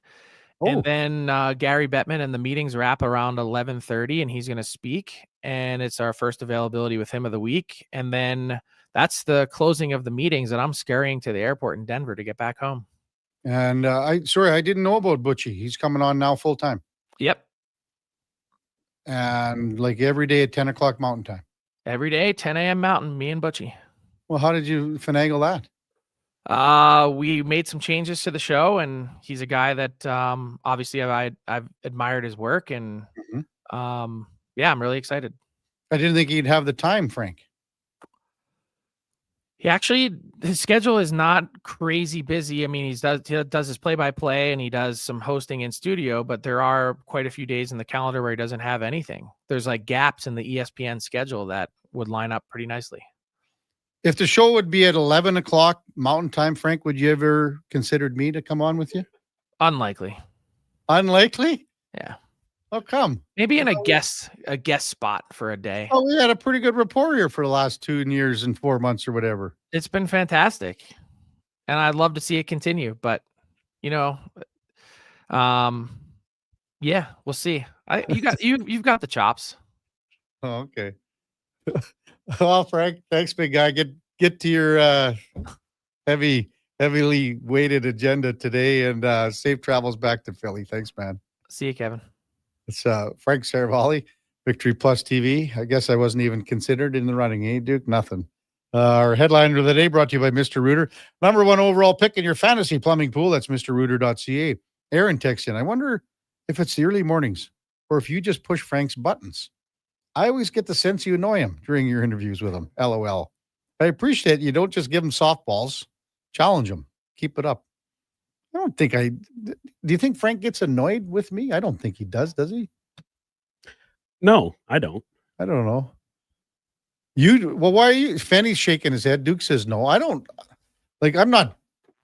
There's no way I'm purposely. I know that for a fact. I'm not trying to annoy Frank. No. Definitely not on purpose. I just think sometimes, because I have the benefit of sitting here and looking at the screen, and sometimes I see his face and I go, oh man, Kev, what have we done here?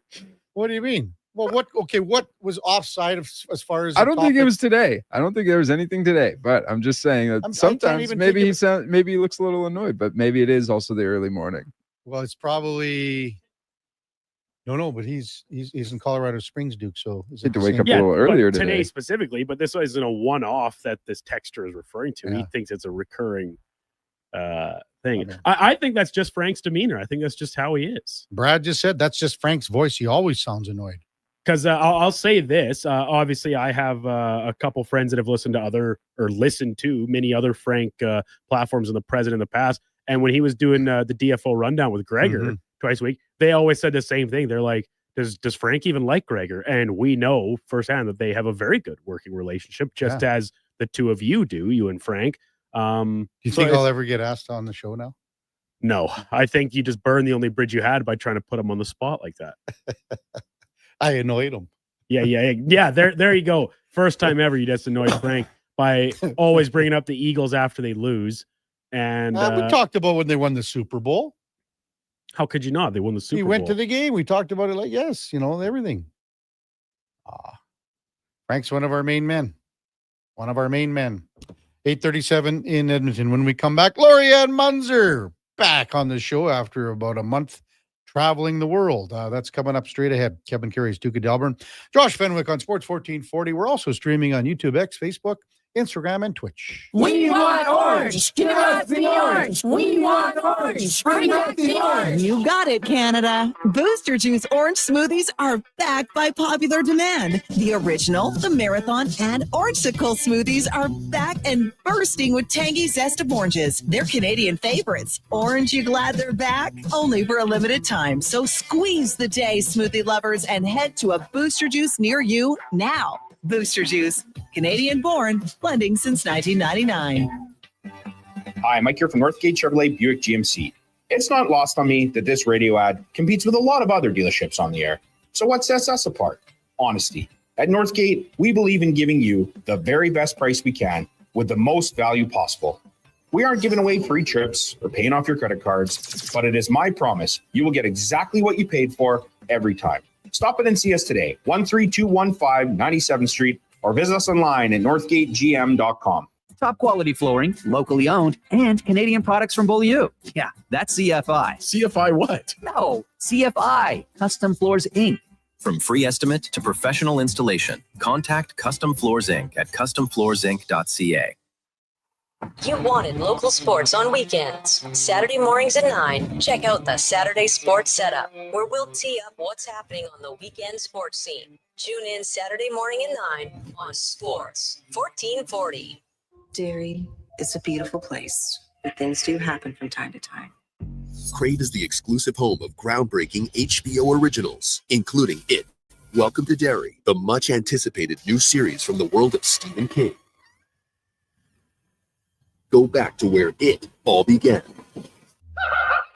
There's something bad here in Derry. It, Welcome to Derry. Stream now, only on Crave. Subscribe at crave.ca. If you're selling a vehicle, Sherwood Honda really wants to get your goat. We mean greatest offer of all time. Consign with Sherwood Honda, and they can sell your vehicle for you. All breeds, makes, and models, not just Hondas. You can let Sherwood Honda lock horns with those tough negotiators, and you'll reach the interested buyers that flock to Sherwood Honda every day. Sherwood Honda's the GOAT of selling vehicles, including yours. So someone sure would...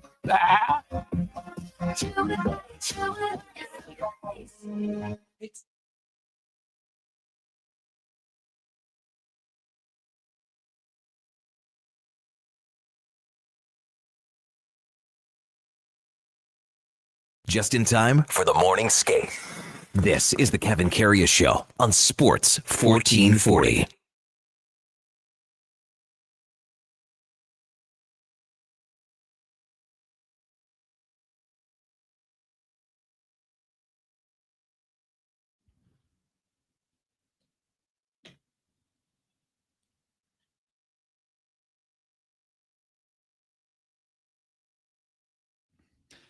All right, welcome back to the big program. 840 in Edmonton. Kevin Karius, Duke of Delburne, Josh Fenwick with you here in the Sports 1440 AM studios in West Edmonton Mall.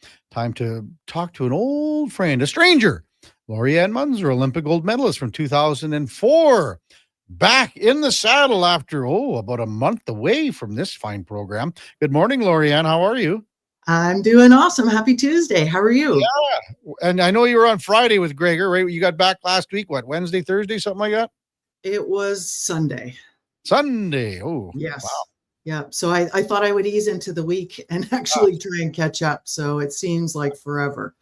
It has been a while. So how was the big trip? Where did you go again? And you were gone like 3 weeks to a month, right? We were gone just over 3 weeks, and I ended up going to Thailand. That is the furthest circling the earth I have ever gone, and the longest trip. It was incredible. If you are looking for the most beautiful people, next to Edmonton, of course, fine food, incredible history and architecture, incredible, Kevin. It was just amazing, totally amazing. That's a long flight there, isn't it? Like 16 hours or something. Well, the first part was to Amsterdam, so that was 8 in the air. And then from Amsterdam to Bangkok, it's almost 13. So long time in the air. Nice to break it up, but also nice to keep it going like that. So, well, yeah, and I'm sure you've heard about all the Olympic stuff and the hockey facility for both the women's and men's. I mean, going to be ready, they say, very close to cutting it to where the puck drops for the women's games, just a couple of days. But man, you kind of went through this a little bit too back when you were in Greece and even before, correct? Absolutely. This is kind of deja vu from 2004 in Athens. And one of the things is you, as a committee organizer with the IOC, is always to have the venues ready ahead of time. They're looking typically about a year ahead of time, because if there's any kinks, anything that you really need to work out, you've got the time, you've got, high level events, you've got the high performers that are going to be playing on the world's biggest stage and going there. So it's just wow, this is really cutting it close. It was like it was in Athens. And I can tell you, they will be pulling it off. They will be pulling it off, and it might be the hour before. Like Frank was talking about, you may be playing on slush. It may not be perfect conditions, but you know this going in. So that is part and parcel of the physical preparation. Maybe you do a little more sand training or resistance training. If they're playing on poor ice, they won't be playing. Goodness. Well, I know what it's like to ride a velodrome that is subpar and not world-class standard. It's hard, and it's like doing resistance training. Players, no. There's two. The NHL will never let these guys play. Like if you've got a game when this starts for the men's hockey after the women's, and you're playing 3 games a day at one of these facilities, because there's more than one. But in the big building, if you've got a game in the morning and then one in the afternoon and one at night, and that ice plant cannot hold up to playing 3 games in one day, they will not be playing. There's no way that the NHL will allow it at all. Never happened. And you know what? That leadership is vital. That is something that is missing in a lot of, I'm going to call it amateur sports, because there just aren't the people, there aren't the voices like that. And that really makes the difference. It's like, no, you don't want to pull the plug. You don't want to take the games away from the players. You don't want to take the games away from the spectators, the public, because this is what we play for. This is what we've been training for. And my thinking is the ice has to be ready. There is no option. It has to be ready. And they're going to have to pull out all the bells and whistles, all the subject matter experts, all the experts, and bring it up to an Olympic level. Oh, that's exactly what has to happen. Or again, they're not going to be playing. You sent me a couple of notes just before you came on air, and I really appreciate all of that. But you were talking about also, because we talked about it with Spec, about being a 60-year-old guy throwing baseballs, and Spec said, well, I can't play ball anymore. But there are opportunities, and you were front row and center with the Masters and the games, the Alberta Masters games. Mm-hmm. So there are many opportunities for, and when we talked about this in the summertime, Lorianne, it was just more about staying active for people that are our age, because we're about the same age, and that's the most important thing. But not only do some people want to stay active, they want to stay competitive, because it drives a fire within them. So there are many opportunities for people to do this. Absolutely. And that's the best part. Well, number one, I didn't realize we were probably months apart in age. So this is really cool. If you're looking for a team partner player, just give me a call. But I mean, you nailed it right there. It's about being active. It's about moving. If you lose your momentum, your mobility, moving, life is going to be a big challenge, because you're not going to be able to do a lot of the things that you have been doing, hiking, biking, playing sports, even just playing with the grandkids, or, out on socials with friends. But that's the one thing huge that you also touched on, Kevin, is the competitive spirit. And I can tell you, once it's in you and you know it, it is impossible to get it out. Because even at the Masters games this summer, I spoke with a gentleman who, I think his birthday was the day before the time trial. And his wife was saying, this is what keeps him getting up every morning and moving forward. And it's so true, because sometimes we need that carrot. I know I need that carrot of, okay, well, where am I riding to? Do I have a destination? And that carrot becomes that reason of, why do you get up in the morning? It's, why do you push yourself? Why do I keep wanting to ride my bike and see how far, or the time frame I can get it down under? And it's like just one more game. Some of the events are more recreation for some of the players. Some of those players probably need to move into a competitive, league, because of the way they play, because they need more. But it's always great to have that there, because number one, it gives you an outlet. And number two, you get to feel like a kid again. When you're playing, you're having fun. Your mind isn't going and doing the grocery list. It's less stress. And it's one of the things that keeps us connected. And when we're connected as human beings, that's vital for life, happiness, success, our mindset, and just everything that we do. Mm-hmm. Can you, like, even when you get older, is there a way you can turn that competitive level up a little bit more, or do you lose it and then not get it back? You know what I mean? Oh, I love that question. Yeah, you can lose it by those who you surround yourself with. If you want to raise and up the ante, it's go find a partner who plays better or plays faster, or it's just one of those things. Is I know when I first started into track, there was another gal who was way faster than I was, and man, I so wanted to beat her. I have to tell you, I wanted to beat her because I wanted to take that first place. I wasn't even close, Kevin, but I tell you, it upped the ante. It got me to think different. It got me to train smarter. And it wasn't all about being, oh, I got to go harder, or I got to grind it out. It was the mental aspect of it, of, well, analyzing what was she doing, what was I doing, and that is what takes it up. So that will up your level by who are you surrounding yourself with. Sometimes we need to play in both leagues, maybe a rec league, to keep that, I'm going to call it the endurance part. Maybe that's on your lower volume, effort, intensity training day, and then go out and up the level by playing with a more competitive or a more challenging league that makes you think different, makes you play different, and just you get hungry. And then it's like, I'm becoming dangerous here. And it's like, then you start to really spur those other players on. And it's just something inside of you, Kevin. There's a fire inside of those of us that are really competitive, that it never goes out unless you get burnt out and you just like get injured. You have to stop. Then it's like, it's the end of the world, because then what do? And we have to fill our time or have something that we love to do. And that's the cool part about it. Yeah, Lorianne Munzer with us on Sports 1440. That explanation felt like my hockey game yesterday, Lorianne, when I was playing with a bunch of chumps and they dragged me down. That competitive level dragged me down. All those guys that were on the ice that I was playing with, mostly, some against, but mostly with. So that's just kind of the bad luck of the draw, I guess. Is that what you'd say? It is, but we're also in charge of it. Can we up the ante? And, I go tap, tap, tap, or poke on those guys and go, hey, come on, like, let's go. Let's do something. Or you kind of deke around them and you do a move and go, let's do that one again. Right.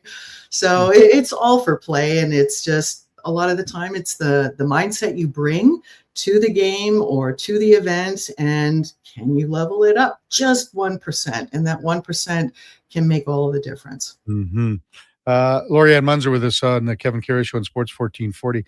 We were talking about the Oilers too a little bit with Mark Spector. Just the fact that they've got Jack Roslovic out, they've got Jake Wallman out on the back end, and most notably, those two guys would be your regulars that are out of the lineup. I mean, Kapanen has been in and out even if he's healthy. Philp has obviously been a lot more out than in. But those two guys. So when you see guys fill in and play well for them, what happens when everyone gets healthy? How do you approach that?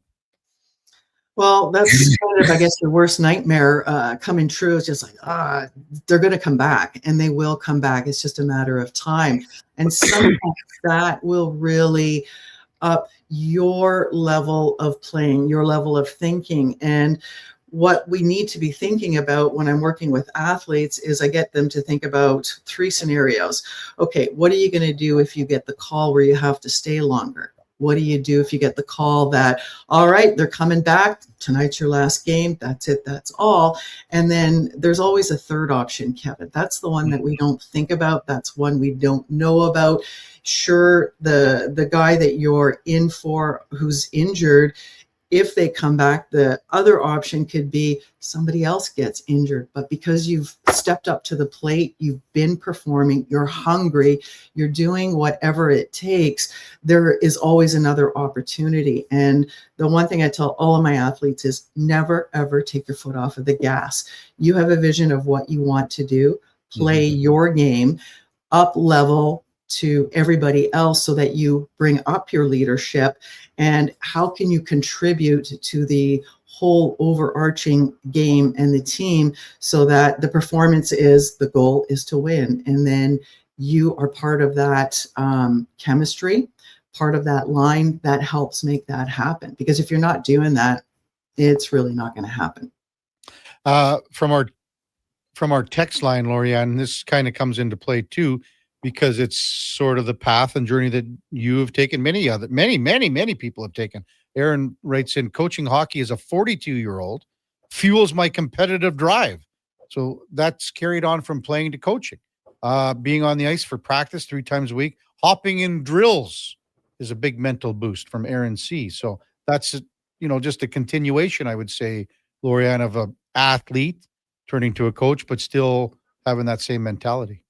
Absolutely. And I love that point there by Aaron. Kudos to you, Karen, for making the move from athlete to coach, because I think one of the things is people will either stop playing and not coach and transfer that knowledge, or if they did play, move up and impart that knowledge. And I could feel that the drills are where you're going to get the buy-in from the athletes of going, I'm so close, but I'm not executing it. How could I do it?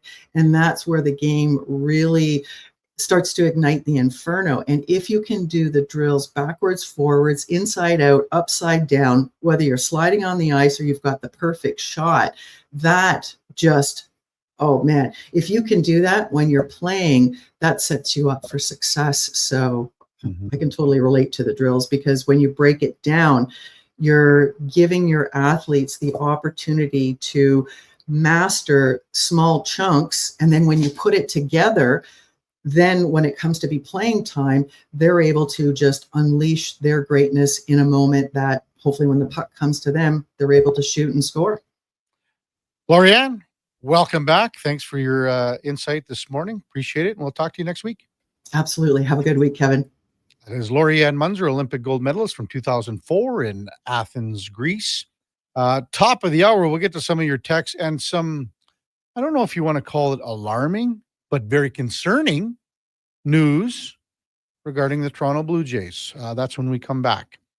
It's Kevin Karius Show with the Duke of Delburne. And that'll be at the top of the hour. Before that, a time now for a Sports 1440 update brought to you by Loca Quality Market. It's not your average grocery store. We're a butcher, a baker, cafe, deli, rotisserie, pizzeria, all under one roof. Shop local at loca.ca. Here is the Duke. This is a Sports 1440 update.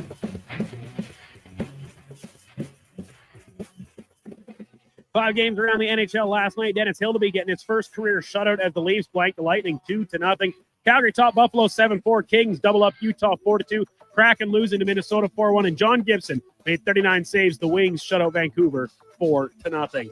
Leafs winger Bobby McMahon set to have a hearing with the Department of Player Safety after his high sticking last night on Oliver Bjorkstrand. McMahon was assessed a match penalty and game misconduct on the play. Week 14 in the NFL wrapped last night in SoCal. Took overtime, but the Chargers take it 22-19 over the Eagles. Philly quarterback Jalen Hurts, rough night, throwing 4 interceptions and losing a fumble. In the association, just 3 games. Pacers beat the Kings 116-105, and Edwards put up 40. Not enough as the Wolves fall to Phoenix 108-105, and the Spurs, they just get past the Pelicans 135-132. Coming up in hour 3 of the Kevin Karius Show, we'll be joined by James Nichols from New Jersey Hockey Now, covering the Devils, and we'll check in with a new edition of In or Out. I'm Brandon Douglas at your Sports 1440 update. This is Sports 1440, a Stingray radio station broadcasting on Treaty 6 territory. Download the free iHeartRadio app and listen to CKJR wherever you go. Looking for the perfect used ride? Now's the time. For as little as Go Auto has over 7,500 used vehicles in stock, with something for everyone, from budget-friendly cars and road trip-ready SUVs to powerful work-ready trucks. With around 70 locations across Canada, your next vehicle is closer than you think. Whether you're upgrading, downsizing, or buying for the first time, we've got the right ride at the right price. But don't wait, these deals won't stick around forever. Start shopping today at goauto.ca. Black Friday deals continue at The Brick. And until December 11th, you can save big in every department. Save up to $1,000 off sectionals, up to 40% off mattresses, and up to 30% off furniture. Plus, buy more, save more. Up to an extra $300 off select major appliances. It's your last chance for Black Friday deals. See thebrick.com for details and exclusions. The Brick, saving you more.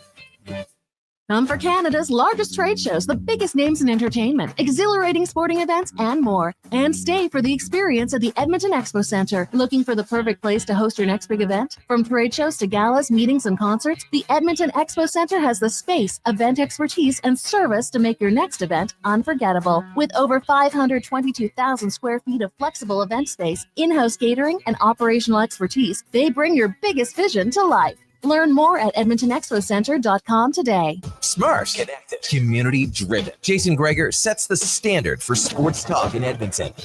Join the conversation on Sports 1440. Text Greger 833-401-1440. Sports 1440, where Edmonton talks sports. The wrapping paper is coming off. The gift box is opening, and the crowd goes wild. When they want sports in their stocking, you'll find gifts that score big at St. Albert's Source for Sports. Jerseys and accessories, baseball, bikes, all kinds of skates, and everything hockey. It's all here, alongside expert advice from pros who know sports. Put the best sports brands under the tree for less with St. Albert's Source for Sports, your source for hockey and the best sports gifts for over 35 years. Across rural Alberta, volunteers and community groups work hard to make life better for their neighbors, creating new playgrounds, better rinks, and gathering places that bring us together. Vision Credit Union is proud to lend these local heroes a helping hand. Apply today for a Helping Hand grant up to $10,000 to support your community's next big idea. Let's make great things happen together. Applications are open until January 31st, 2026. Learn more at whatsyourshare.ca. The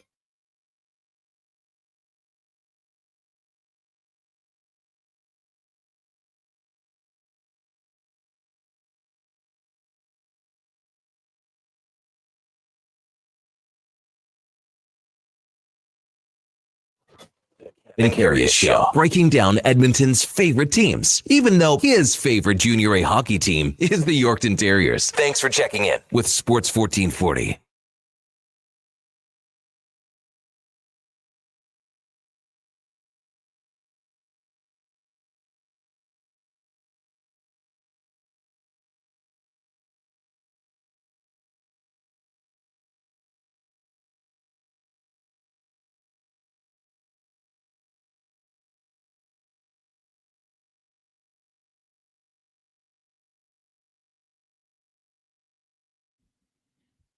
All right. Now we're humming along here, Duke. Need a little more. I think we need 2 or 3 per show now for Christmas songs. Is that a crazy request? We are at 2 per show. Well, 3 though. Maybe by the end of the week. Then 4 next week? Maybe. 5 the week after? Well, the week after will be Christmas, won't That's it? right. Yeah. It's going to be a great week because I'm only here the Monday. Mm-hmm. Well, you got Tuesday Bless and Wednesday. the season. You got Tuesday and Wednesday. Right. 23, 24. 24 is nothing. It's going to be best Oh, of, yeah, right? sure, of course. The Oilers Easy for you to say. You're not going to be here. I'll be in Saskatchewan. Somebody's still going to be in here pushing the buttons and stuff, you know. Those buddy. are easy shows. We all know that. Hey? If you say so. Toronto Blue Jays. You'd know if you'd worked one yet. Come on now. Is there some concern? So the baseball winter meeting's going on same time right now as the hockey winter meetings, if you want to call it that. So they're in Orlando, Florida. So Shane Bieber, he exercised his $16 million option to play for the Blue Jays in 2026. A lot of people were like, well, why is he doing this? And I said, you know what? There's something sneaky. This is stinky here. I said, this right when it happened, because I brought up Frankie Montas. And Frankie Montas just last month, I guess, was, I don't know, DFA'd, if you want to call it that, from the Mets, because he's going to miss the entire 2026 season because he's going to have arm surgery. But he's still cashing in on the $17 million because he exercised the option from the Mets. So similar to what Justin Bieber did with the Blue Jays, $16 million. What did I say? Oh, Shane Bieber, sorry. Shane Bieber. Yeah, Justin would, that's nothing for him, eh? 16 mil. Take it. Anyway, Shane Bieber exercised the 16 mil. Anyway. So now they're saying that he's not 100% right now. He wasn't 100% at the end of the regular season into the playoffs. He was playing, pitching, not at 100% at the very start. That's where they're thinking for the season. So it makes sense why they go after and they sign a guy like Dylan Cease, Cody Ponce. There's still, they have Jose Barrios on the roster, but there's another, fragmentation between Barrios and the team because he was not on the World Series roster. He wasn't happy. The clip that was from Ross Atkins yesterday at the winter meetings, he was not happy. He was disappointed that he wasn't in our rotation. He handled it well. And then when it came down to the roster selection, he wasn't on it. So he didn't appear in the postseason. He was injured late in the year. So was Chris Bassett, but Bassett was great in the playoffs in a shortened role. Barrios went 9-5 up until that injury, very dependable. But he wasn't around, basically left the team. Didn't want to be part of it, felt that he was snubbed. He's under contract for a salary at $19 million for 2026.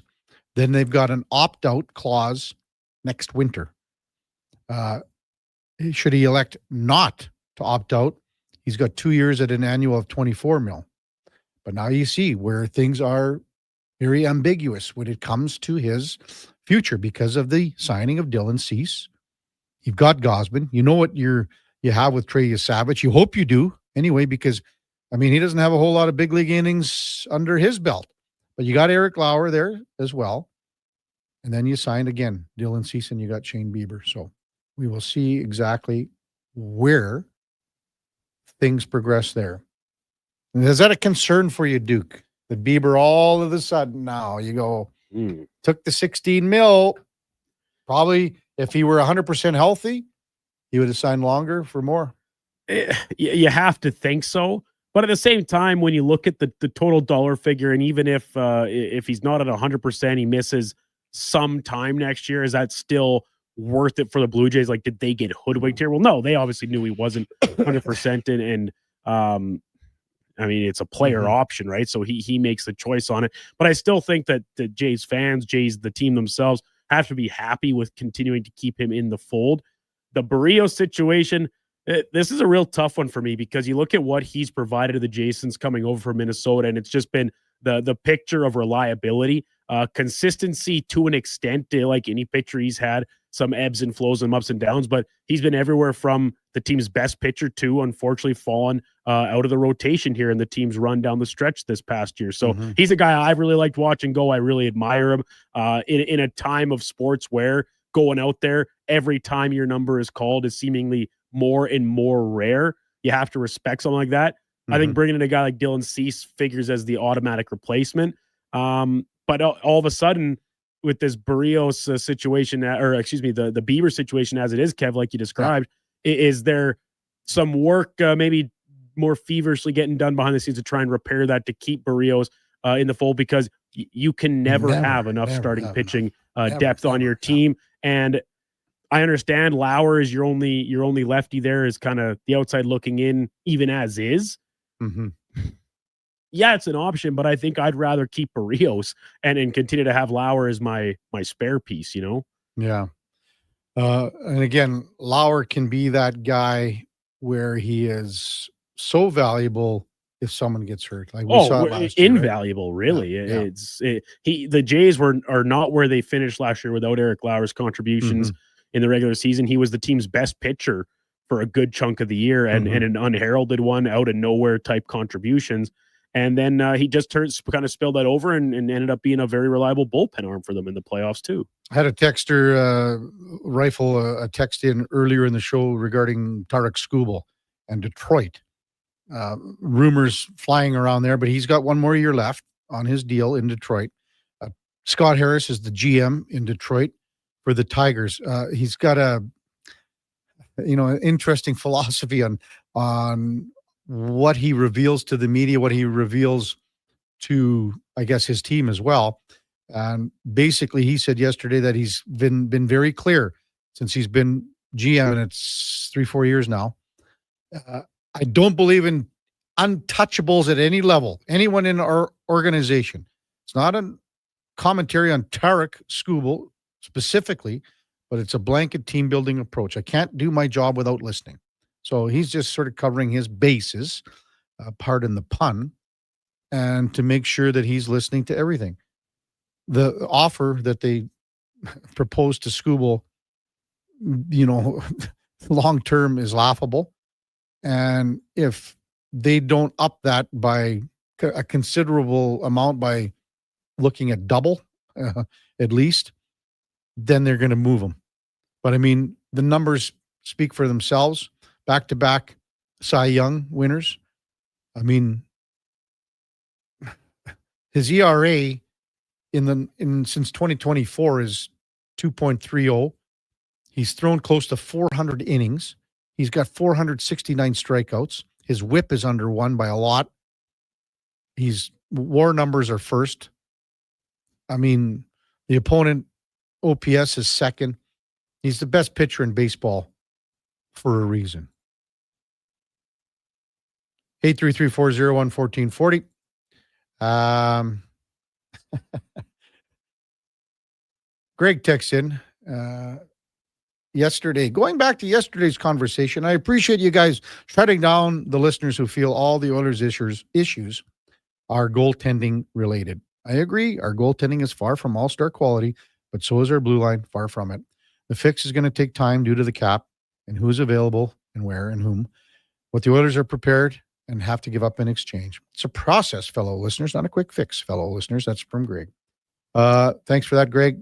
Yeah, we had a couple texters yesterday that really hummed on in there when we started talking about the Oilers goaltending. And again, this isn't, and Eddie was very passionate about it, Eddie Steele. That again, think about all the games. Think about the last games, 7, I guess it would be, including the Dallas game. So look at what happened in the Dallas game and look at how the team has played in all areas of the zone. And Mark Spector mentioned it again. You think about where the Oilers are going to score, and it's in tight, it's in front of the net. And you think about how the Oilers are defending, and it's much better. It's much more compact.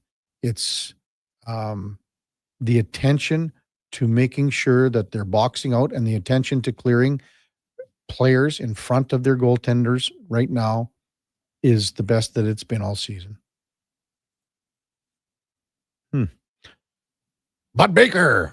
I used to hate when you talked about baseball, but after that Jays run, I'm interested in the league. Well, that's good, Bud. That's baseball is that, that's why it's just like a non-stop train. It just keeps chugging along every day they play. There's very few games or a few days that there isn't games going on, and it just goes on. And it's just like, that's what's so cool about baseball. It starts now. Well, it's a little early when it starts, and it ends too late because the season's so damn long, but they've had more days off now in the last several years to hopefully help the players recover a little bit more. But you see, injuries mount up, and it's tough in every league. That's why it's such a grind. These guys, and people will go, you make millions, you play a game. But, it's not easy on these guys, and they are banged up. You think about all these football guys after a Thursday night game coming off a Sunday game. It takes their body like that whole week to get back to even any sense of normalcy. We talked about that with Eddie Steele many times. Like even when Eddie was playing, and the fact that back then they didn't do the Monday, Friday, they did Monday, Saturday for the home and home with Calgary Stampeders, but it's tough. Appreciate the text, Bud. 833-401-1440. What do you guys think about all the Frank texts? We got quite a few about Frank and our relationship. I think it's fine. I think it's fine. So one person texted and asking if you don't like Frank. Was one of the... which I find kind of comedic. Like if you didn't like Frank, I don't think we would continue to have him on twice a week for 2+ years. And if Frank didn't enjoy this, he wouldn't be on either. He's got plenty of other things to fill his day. Yeah, he's a busy guy. Like Frank's not going, if I drop this gig here, man, I'm in big trouble. Yeah. I don't think they're going to allow me at the winter meetings in Colorado Springs. Yeah, if he's not doing the Karius show anymore, he'll lose a ton of cachet as an insider. Lose a lot of respect in the biz. Jane Victoria says to Greg, though, the process has been happening since 2010. I agree, though, goalie's not the problem. It's just like everything. Like everyone wants to assemble the perfect team, do they not? Jay says, but our window's closing. Is it well? You're just saying that because of the Connor McDavid contract, I would imagine, Jay, where he signed the 2 years. That's the Connor window, if you want to call it that, because he's got 2 more years at 12 and a half. 2 more years at 12 and a half. They got to make something happen here. And Connor's that contract, like if you look at it this year, the contract that for 12 and a half is more about the opportunity and availability to do something next year. There was nothing they could do this year because it is, that contract it's been like this for a while. But if everyone was thinking that he was going to sign for 17 mil or 16 or 17 and a half, well, now you got $5 million to play with. That's the difference, because with the cap going up and Connor not taking that cap money, that's the difference in where the opportunity is there to add pieces next year. Coming up at 9:20, we got James Nichols from New Jersey Hockey now. Now, there's an interesting team, New Jersey, because they were really hot out of the gates. Now they've lost 5 in a row. They're below the playoff cut line, but by a point. They've got the injuries. They have Jack Hughes. There's all the rumors with Quinn Hughes, but they haven't been able to kind of string anything together here in the last couple of weeks. So maybe it's just that funk. This is the Devils' funk right now because they're still 4 games over 500, and they're still knocking on the door for the division lead. James Nichols, when we return. Kevin Karius, Duke of Delburne, Josh Fenwick on Sports 1440 AM radio. We're also streaming on YouTube, X, Facebook, Instagram, and Twitch.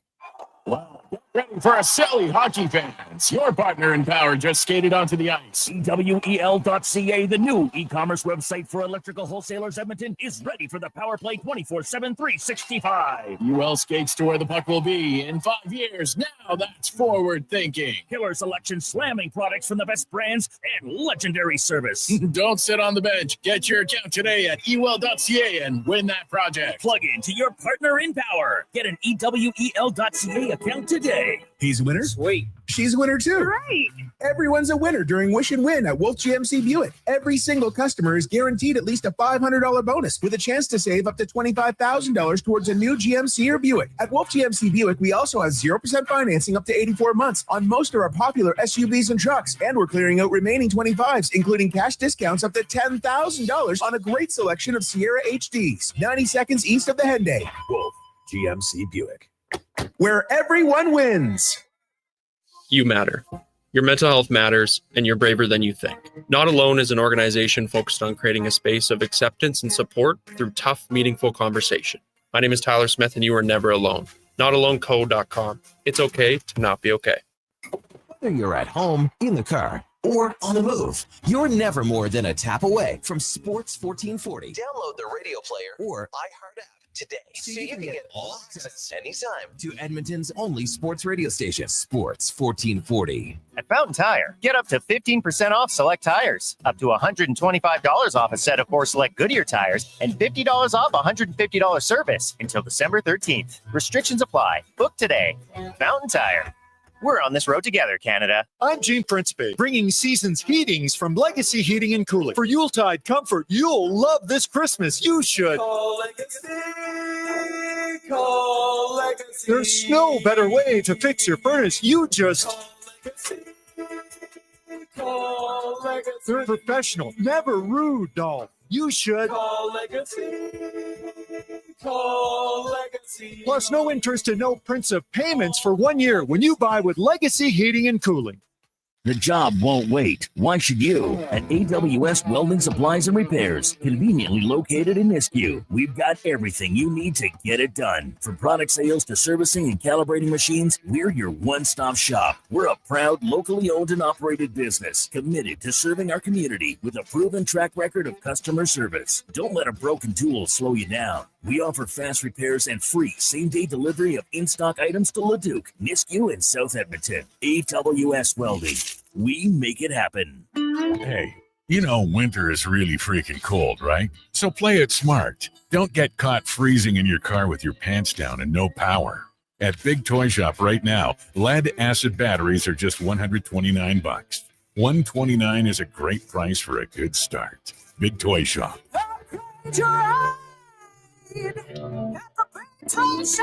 Power up and save some bucks at Big Toy Shop, 8315 Argyle Road, 780-298-2797. Derry, it's a beautiful place, but things do happen from time to time. Crave is the exclusive home of groundbreaking HBO originals, including It, Welcome to Derry, the much-anticipated new series from the world of Stephen King. Go back to where it all began. There's something bad here in Derry. It, Welcome to Derry. Stream now, only on Crave. Subscribe at crave.ca.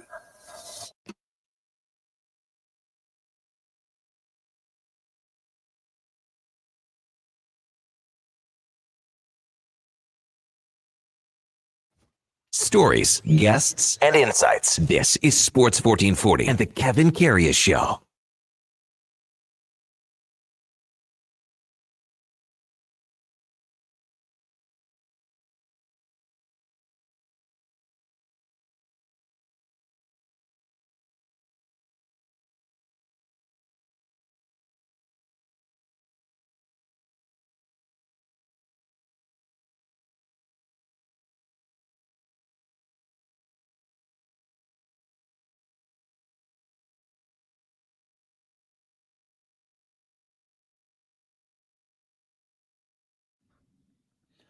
All right, welcome back to the big program. 9:20 in Edmonton. Going to be chilly for the next few days here in the City of Champions. So wear your woolies. Time now for the Puck Report, brought to you by Fountain Tire. And at Fountain Tire, when we say we are on this road together, we really mean it. From tires, wheels, oil changes to vehicle repairs, visit fountaintire.com and you can find out a whole heck of a lot more. As we welcome back James Nichols from New Jersey Hockey Now. Morning, James. You're with Kevin Karius. Thanks for jumping on Sports 1440 again. Really appreciate it. Yeah, thanks for having me. Well, you just had another recent article regarding more of the trade rumors just regarding Quinn Hughes. And would you say they're percolating more right now than before? Where are you at with this, James?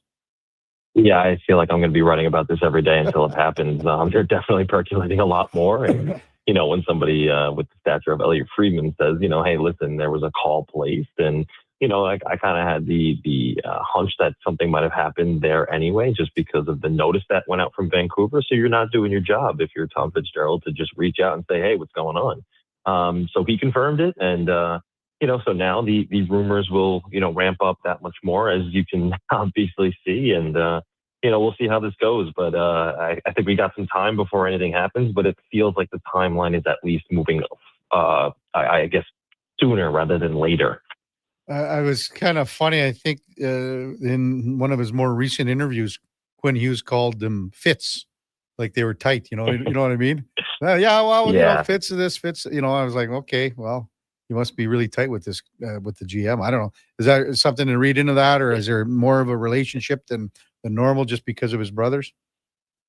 I think it's a little bit, you know, like he's involved in Team USA, which Fitzgerald is the assistant GM with. So he has that relationship there. He also has, again, like you said, the relationship with his brother, who he's talking to them. They probably refer to him as Fitzy, and he's probably had some conversations, you know, not about, you know, maybe hockey or something like that, just because there's history there. Tom and Jim Hughes, the father, they know each other from their days in Toronto and stuff like that. So there is some history there.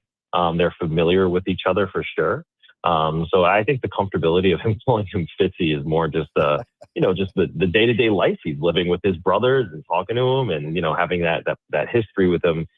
That's not really related to this. But I mean, listen, if you're a Canucks fan, I could understand the pause you're having with I guess the nickname that he called him there. So. So what's going on with the Devils here in the last little bit, James? In Ottawa tonight, but the last 10 days or so on a 5-game losing streak, what have you seen from this team? Yeah, they're dealing with a bit of a confidence issue right now. I would say they're playing a game that's, not really like the one that they normally play, where they're a high skill, fast-paced rush team. A lot of their opportunities in the offensive zone are coming from the perimeter. You might see them out shoot an opponent, but you're not really seeing a lot of quality chances here. They're not really getting on the inside of the offensive zone. So that's been a struggle. And you're looking at, some depth issues there too, where, Nico Hischier and Timo Meier are doing their jobs. They're scoring and they're, trying to carry the load here. But some guys down the lineup like Connor Brown or Stefan Nason, these guys are not contributing the way they were last year for Nason or earlier in the year for Connor Brown. So, it's been tough. And look, when you lose your franchise star and you lose your pseudo number one defenseman in Brett Pesce, a few cogs are out of the ignition here, and things are a bit disjointed. So they're trying to find some sort of spark here. They're trying to find their identity again. Whether that comes because there are returns to the lineup, or they dig a little deeper and find themselves and can prove that they're more than just a Jack Hughes led team. We'll see. It does start tonight with it started really 5 games ago when they started this losing streak, but. Again, it's a reset. They've had a couple of days off here. They actually got a practice in. They've been pretty vocal about how limited practice time has been. So, we'll see how they come out tonight. Yesterday at practice, Timo, Nico, and Jesper Bratt were all absent for maintenance. Yeah. So we'll see who's in the lineup tonight. But certainly they want to obviously get back in the win column here. James Nichols, New Jersey Hockey Now, our guest on the Kevin Karius Show on Sports 1440. Well, you mentioned former Oiler Connor Brown. James, has he just tapered off? Did he have a better start? What are you seeing with the former Oiler right now? Yeah, he had a really good start, and he was gelling really well with a line of Cody Glass and Arseny Griciuk. And I think just because he got injured, and then that line got a little mixed up there. Some guys moved upward, some guys moved downward. Sheldon Keefe has really just gone back to it, and he's had some opportunities since being reunited with those guys, and he had a really opportunistic bounce the other night where he did score a goal, but it's the first he's had in about 8 or 9 games. So it's just really for him about just getting back to the simplicity of that style he was playing with that third line. They were hunting pucks down, they were winning their forecheck battles, and then they were curating that defense into offense. So I'm not overly concerned with his game. He still does all the right things, maybe a little bit more unlucky than he is good lately, just because, there was a post or two there as well. But once he starts to get going, I mean, he was a big reason why you saw the Devils go on an 8-game win streak earlier in the year. He was providing that depth, both at even strength, but also he had a couple of shorthanded goals as well. So you just want to see him get that confidence back and, get that chemistry back with those two guys I mentioned in Cody Glass and Arseny Griciuk. Yeah. What's the status for Jack Hughes? Are we looking at 3 more weeks, a month? What are we looking at here? Yeah, I would think it's probably closer to January. He's skating again, but he's not holding a stick. So, listen, you don't need your feet to skate, right? So the good news is he's on the ice, but he's not holding the stick and not playing with the puck yet. So I would say it's probably more likely that he's back in January. He's not, relatively close in terms of coming back this month. I know there was a report that, perhaps there would be a Christmas miracle. Maybe he'd be back by the holidays, but it's looking less so like that's going to be the timeline, and more so like it's going to be January, unless something, exponential happens in the next couple of weeks. James Nichols from New Jersey Hockey Now, our guest on Sports 1440. If you were to, 30 games in here, ballpark, to name an MVP of this team right now, who would it be? Oh, that's a great question. You can go a couple different ways. The goaltending hasn't been great. So you look at the blue line and you're asking yourself, okay, who's been, kind of carrying, buoying there? And I look at a guy like Brendan Dillon, who, I mean, you saw what happened to him, a few nights ago in his 1000th NHL game. I mean, unfortunate there, but I mean, if you look at the body of work he's put together, I mean, he's been their best defensive defenseman with Brett Pesce out. And he's just really carried the grunt of the defensive responsibility. playing next to a guy like Simone Nemitz, who's having that great breakout season. But there are certainly still some young defensive lapses there from him. So you see a guy like, again, Dylan, who's been great defensively there and carrying the blue line. And then I look at the forward group and I'm like, okay, Nico Hischier has been excellent in Jack Hughes' absence. He's been carrying the offensive load there, but keeping that two-way presence about him that always has him in that Selke conversation. And then I look at Timo Meyer as well, who's another guy who has really stepped up in the goals department. You know, he was going well with Jack in the lineup. Then he goes out, had a few games where he was like, all right, we need Timo to get going. And then all of a sudden, you know, he scores like 7 in his last 8 games. So he's also, you know, getting the doubles on the board first. I think 4 of his last 7 goals are to start the game, to get the game going, 1-0 Devils there. So, you know, he's going real well too. So you have a couple of guys here who are contributing in the absence of Jack and the absence of Brett Pesce. And I would say those 3 guys are probably the leading candidates for the MVP right now. Well, you did touch on the goaltending there, James, but the numbers are quite different between Jake Allen and Jacob Markstrom. I was thinking maybe Allen might be into that conversation as well. Is he not? He was going real well at the beginning of the year. He's kind of tapered off since. I would say right now they're about even. If you look at their last few games, you know, a couple of soft goals going in for both of those goaltenders lately that you want to see them get that confidence back. And we did speak to Jacob Markstrom about that the other night. He actually played better in a game against Dallas where they were shut out 3-0. It really wasn't an indication of the goaltending. Obviously, you know, goaltenders can't score. But for as good as he played, he even said, like, look, I got to be better on the guy here. I'm the number 1 goaltender. And, you know, with Jake Allen, you know, there's been a few games where he's laid an egg and he's given up, you know, these goals where you don't normally see that kind of thing. And that's where, you know, Sheldon Keefe said, look, there's a bit of a shaking confidence throughout the room. It's not just, you know, a couple of guys. I think, you know, everybody's just kind of wondering, holding their sticks a little too tight here and trying to do a little bit, maybe too much to try and make a play and try to get this team back on track. So everybody's just got to settle down a little bit, calm the nerves, and get back to their games. Because whereas you are correct, Jake Allen was probably the MVP in the first 10, 15 games. It's tapered off since, and they've had to, you know, try to win despite the goaltending. You know, when you threw Brendan Dillon's name into the mix there, we were close to getting him on last Wednesday. We might have him on tomorrow on our show because he's good friends with our co-host on Wednesdays, David Schlemko. They were D partners, you know, back in the day. So hopefully we can get Brendan on.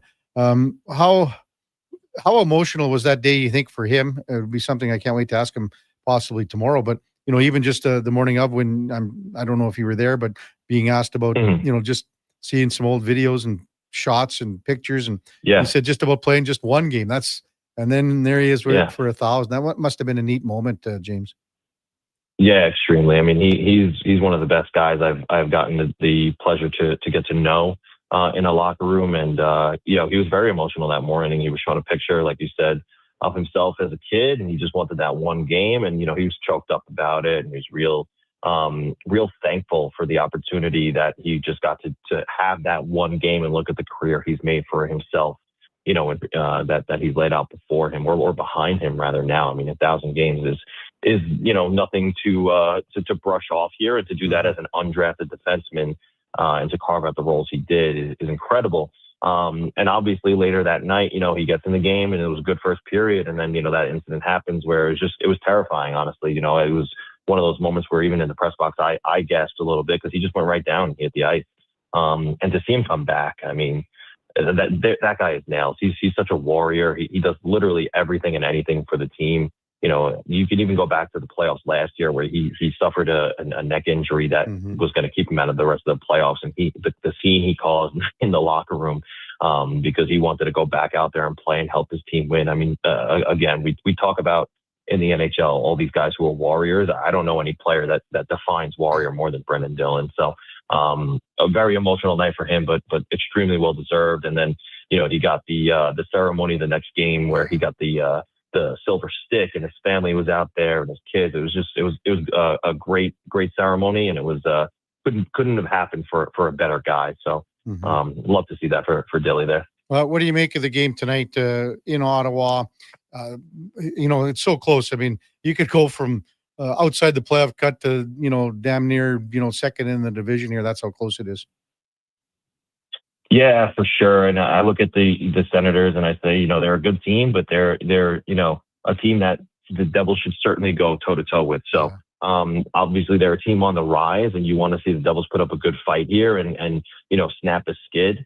And it's a good test for them without Jack Hughes, because they have a guy like Stützle, they have a guy like Brady Tkachuk in the lineup still, who they're going to give the Devils a hard time. And on the back end, you have a guy like Jake Sanderson, who's again going to give the Devils a hard time. So. And when you have Linus Ullmark in net, you can win on any given night. So it's a tough test. It's a game where the Devils should certainly go toe to toe. And look, if they lose, but it's a meaningful game and they keep it close, that's great. But if you see them, fall out of it and let that confidence shake them, and they go down 2 goals and 3 goals and 4 goals, that's one of the trends that have happened with them over the last few weeks, where there have been occasional games where you see a goal go in and then quickly another one and then another one. We're talking a matter of minutes. Not 10 or more. It's been 2 or 3 minutes between goals that you want to see them stop that bleeding. So so long as they're in the game, it's a meaningful game, and they have a chance to pull out a win. That's something that you want to see from the Devils in terms of their confidence and where they're at right now. But the Senators are certainly no pushover, so they have to be as prepared as they can be tonight. Great stuff. Thanks a lot, James. Really appreciate it, and we'll talk soon. Thanks for coming on. Yeah. Thanks for having me, guys. That's James Nichols from New Jersey Hockey Now. And the Puck Report brought to you by Fountain Tire. Get your winter tires. If you don't have them on by now, you're too late, but you still got time. Check them out at fountaintire.com. When we come back, we're going to go in or out. Plus, we will reveal the Edmonton Elks 2026 schedule has been released just in the last little bit here. We'll talk about that when we come back on the Kevin Karius Show with the Duke of Delburne and Josh Fenwick on Sports 1440. We are streaming on YouTube, X, Facebook, Instagram, and Twitch. Aloha, Edmonton. It's back. Century Vision Care's 4th annual Maui Christmas event on Friday, December 12th from 9 to 5. Century Vision Care, Edmonton's biggest Maui gym retailer, is bringing the island spirit to your holiday shopping. Enjoy in-house savings on all prescription and non-prescription Maui gyms, plus giveaways, prizes, snacks, and beverages all day. Same-day eye exam appointments are available, and they direct bill most insurance plans, but spots are filling fast. Get ahead on your Christmas list and treat yourself to a new pair of Maui gyms. Visit Century Vision Care on Instagram. Do you sit around at work listening to sports radio all day? That's right, my friend. There's no shame in it. It's the good life. And we're not here to snitch. Hey, if your company advertised on Sports 1440, you could be the one listening for your company's ad every day. Now you've got an excuse to listen to Sports 1440 all day. It's part of the job. Sounds like someone's getting a promotion. Email Gregor at sports1440.ca and let's get to work for you. Picture this. You're sleeping and you're awake, but it's a good day because you're about to make your way to McDonald's to pick up some breakfast. Fast forward, you're there. But what's this? You can now get all those breakfast classics penny style with rich, creamy hollandaise-style sauce. A happy little tear rolls down your cheek. You grab your small McCafe premium roast coffee, still just $1 plus tax every day, and see. Get up and at 'em with the Egg McMuffin. At participating McDonald's restaurants in Canada, prices exclude delivery. From the first face-off to the final, Sports 1440 is your home for hockey talk. With live coverage, expert analysis, and pre- and post-game shows, we bring you closer to the game. Tune in 24/7, only on Sports 1440, Edmonton's sports station.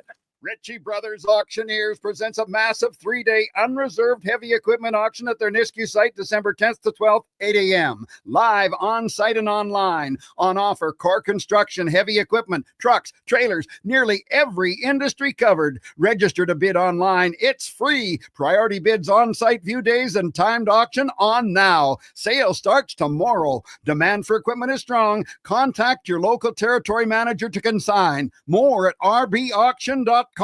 Born from work, built for play. Carhartt's all-new Super Ducks tech jackets are built for hard-working people who can't sacrifice mobility for durability. This ultra-tough gear fights off wind, snow, and cold, while full-swing technology flexes with every move and still packs 3M insulation for maximum warmth. Try your new Carhartt Super Ducks at JobSite Workwear. 3 locations in Edmonton and online at jobsiteworkwear.ca. ShopSite Workwear, tough different jobs.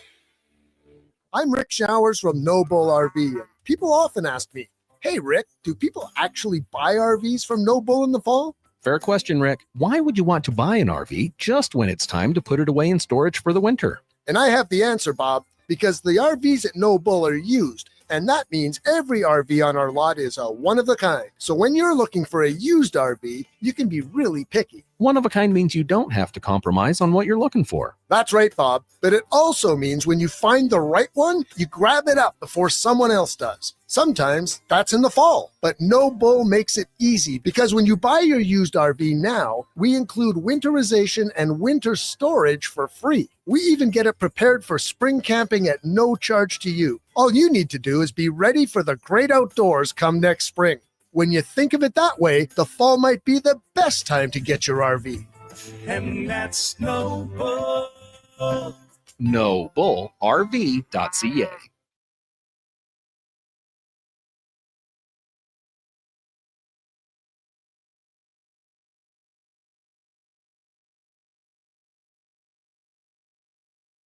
Have your sports curiosity cured with the Kevin Karius Show. This is Sports 1440.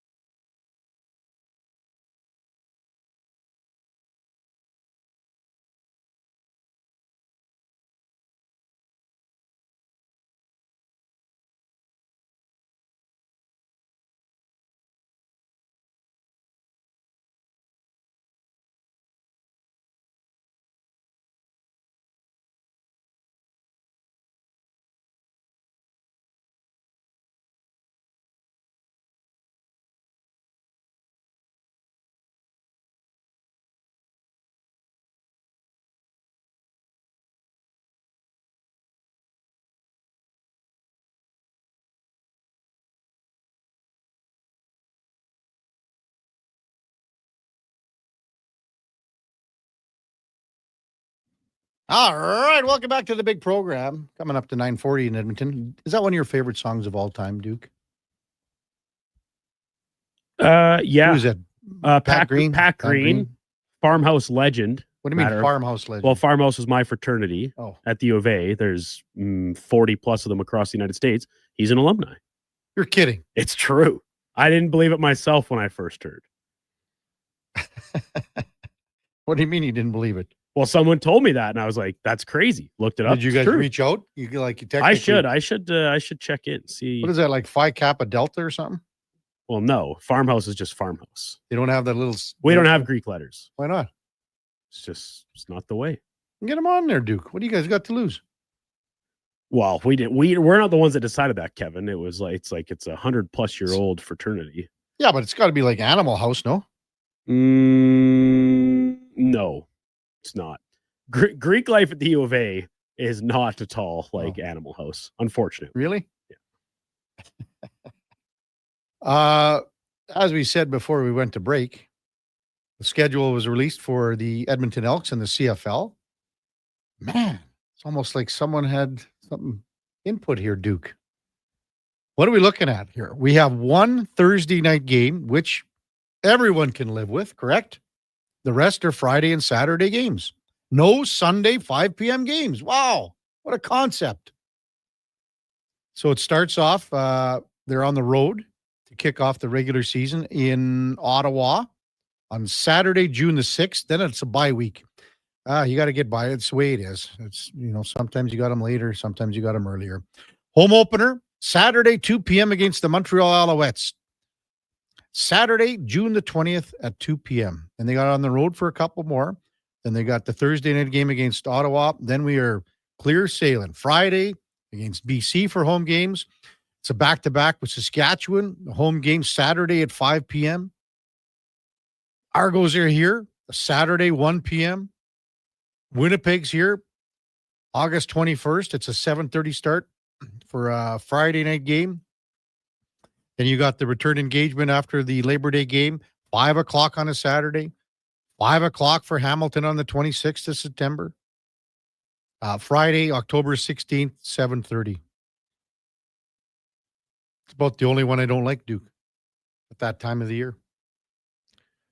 What do you think of the schedule, Duke? What do you think? Fanny, what do you guys think? I think it's a pretty damn good schedule for home games. For home games, for the day and time. I think you got to be pretty happy about it. I would think that we were just joking about it during the break, that Kevin Karius maybe right up there with Stuart Johnson as the most influential person in the CFL. Right. The commission. What do they always say? Complaining doesn't get you anywhere. Well, this proves that it does. Karius came on for however many Sundays there are or Mondays there are in a summer that he's not on holiday for. Remember last year, Duke? So they started with a Thursday night home opener.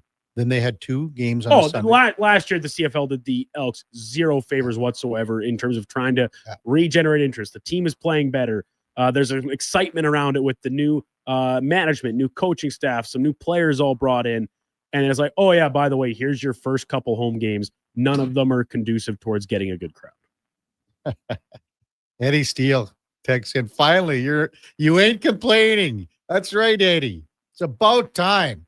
I did see some Sunday night games across the board because they still have and that was the reason for Sunday, 7 p.m. Eastern starts.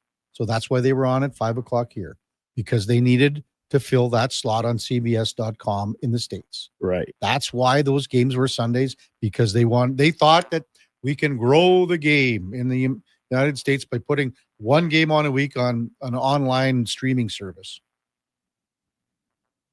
Maintenance man, why is there 2 bye weeks in the CFL? Actually, there's 3, big guy. I can't stand the early bye weeks. Yeah, I get it. But there are 3. When you got 9 teams, that's sort of how. But you should be able to figure out a schedule to have 2 bye weeks, not 3. What do you think about the season starting when it does do?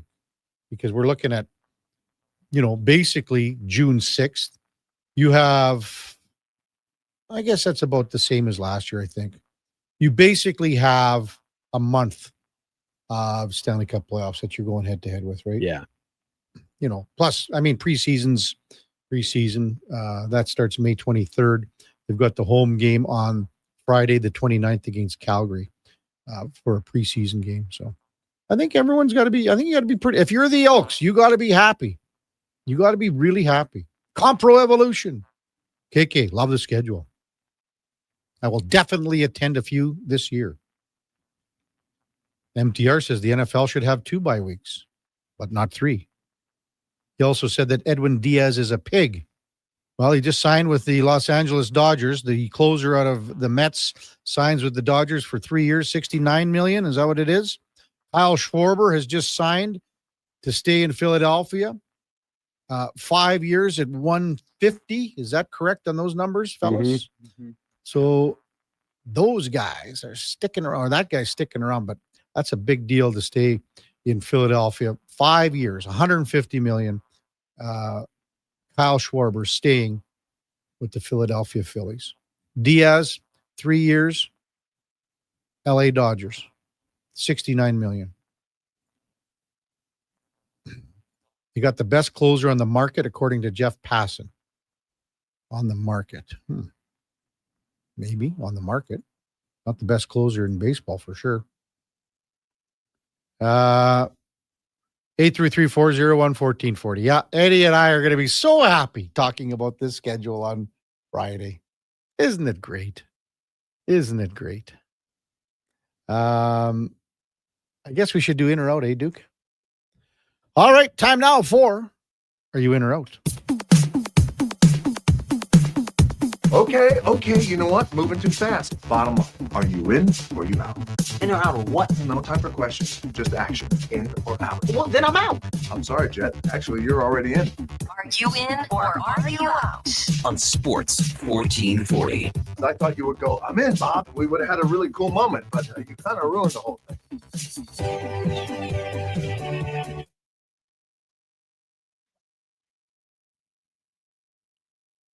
All right, Duke Letterbuck. Game day for the Edmonton Oilers, continuing their homestand, taking on the Buffalo Sabres. Edmonton looking for a season-high 3rd win in a row. Ooh, wow. Not pretty when you put it that way, but of course playing much better hockey as of late. And that win streak, the better hockey, I'm thinking it's not merely a coincidence that it comes along the same schedule as having the same lines stay together. Well, I guess when things are going well, you keep them together.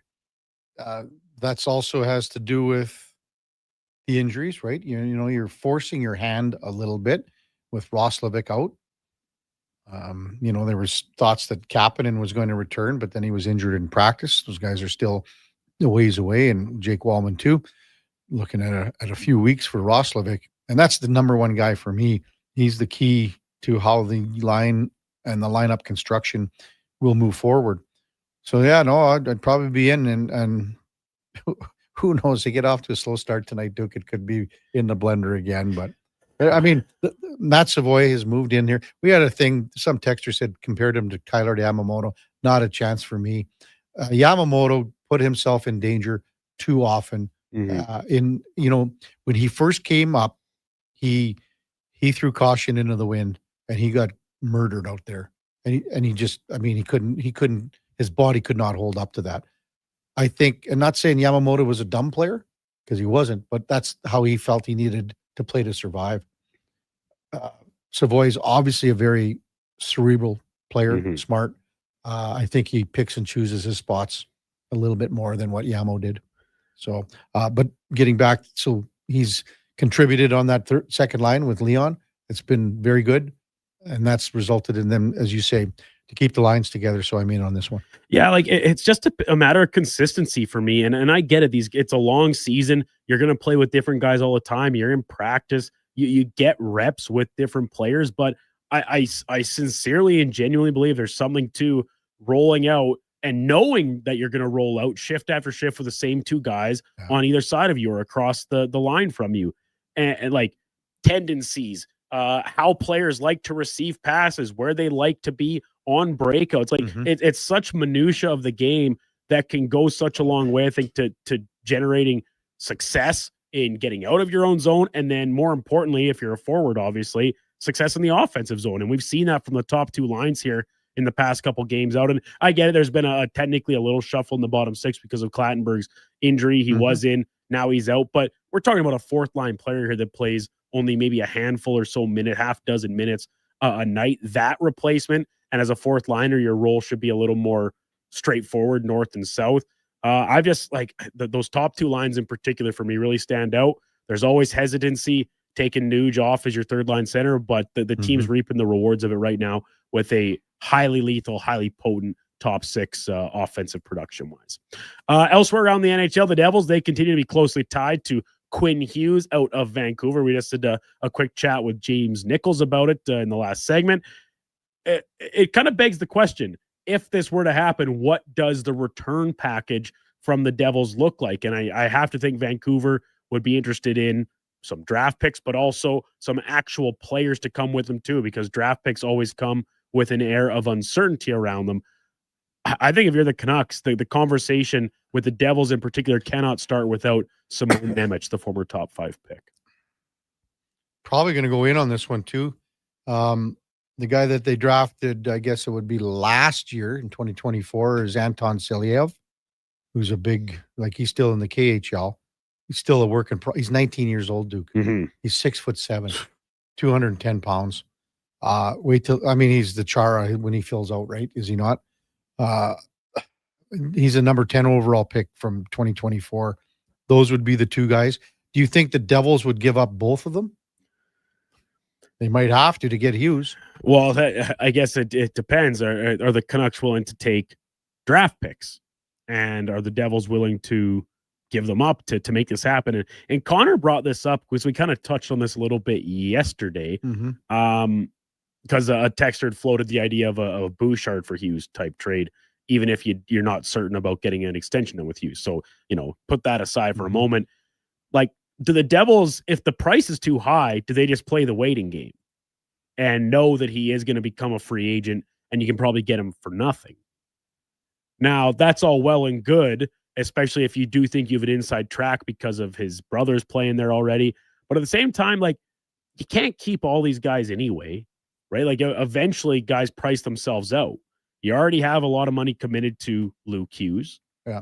The future on a couple of their more veteran guys, a little bit up in the air. Pesci's locked up long-term. Hamilton's still got a couple years left at $9 million. Is moving out a guy like Nemec at this stage just like proactive and using that asset wisely? You lose him for nothing, maybe eventually anyway as a free agent, and maybe he signs with the Rangers instead of being out on the West Coast where you only have to play them twice a year. I mean, again, getting back to your question, I think Nemec definitely has to be in the conversation. And like Devils have I some think decent guys too. You know, I think if you're the Canucks, like you compare Nemec to say a guy like Silyev, right now Nemec is a much more known commodity. Yes, and there's a lot of tantalizing potential with Silyev because of his size and still only being 19. It's crazy. But Nemec right now, he's kind of starting to blossom a little bit this year. Some of that offense is starting to come. I mean, this is a guy that was a top 5 pick as well. Skates well, has some size, defends pretty good. I like, to me, this is the number one name on the list. Yeah. If you're Vancouver. In Week 14 in the books in the NFL after last night's Chargers win over the Birds. If the playoffs started today, I'm looking at some potential super wild card weekend matchups, and I think the best super terrific wild card weekend. If the playoffs started today, the matchup I'm most interested in is a rematch of what we just saw this weekend, the NFC North battle between the Chicago Bears and the Green Bay Packers. Probably going to go in on this one. What's the next best option, do you think, Duke? Is it so if we just lay these out, so in the AFC it would be Patriots, Texans, Bills, Jags, Steelers, Chargers. I'll tell you what, Duke, to be honest with you, I'm going to give you a little love here. I'm going to go off the board here. And if it ended the way it's like, as you say today, I'm going to give you a little love because I think your Houston Texans are playing as well as anyone in the league right now.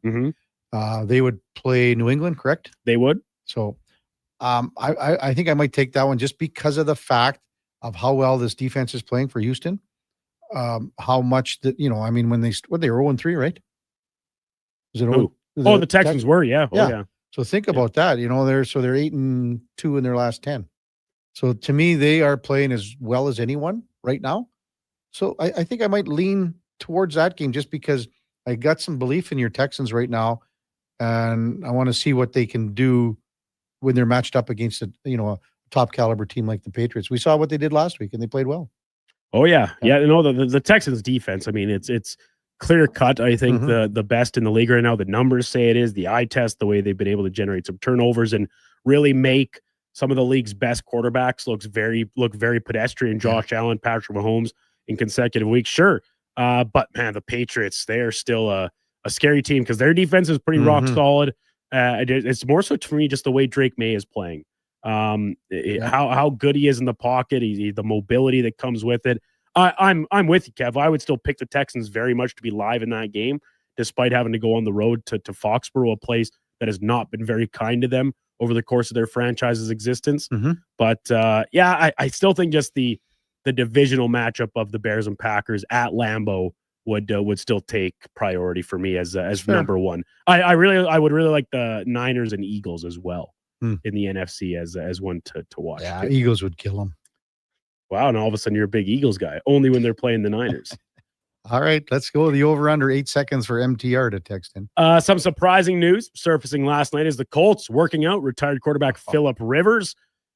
This is insane. We touched on off the top of the show a little bit. I refuse to believe there is not a more viable option out there across the entire landscape of football than what is he, 44 years old? 44, yeah. Phillip Rivers right now. Listen, Rivers or not, I think the Colts' playoff hopes are cooked. I think they're done for the year. Despite such a good start, I think it's come to the end of the road. I'm 100% in on this one. And the other thing, too, with the Colts, I mean, they snuck up on a lot of teams at the start of the year.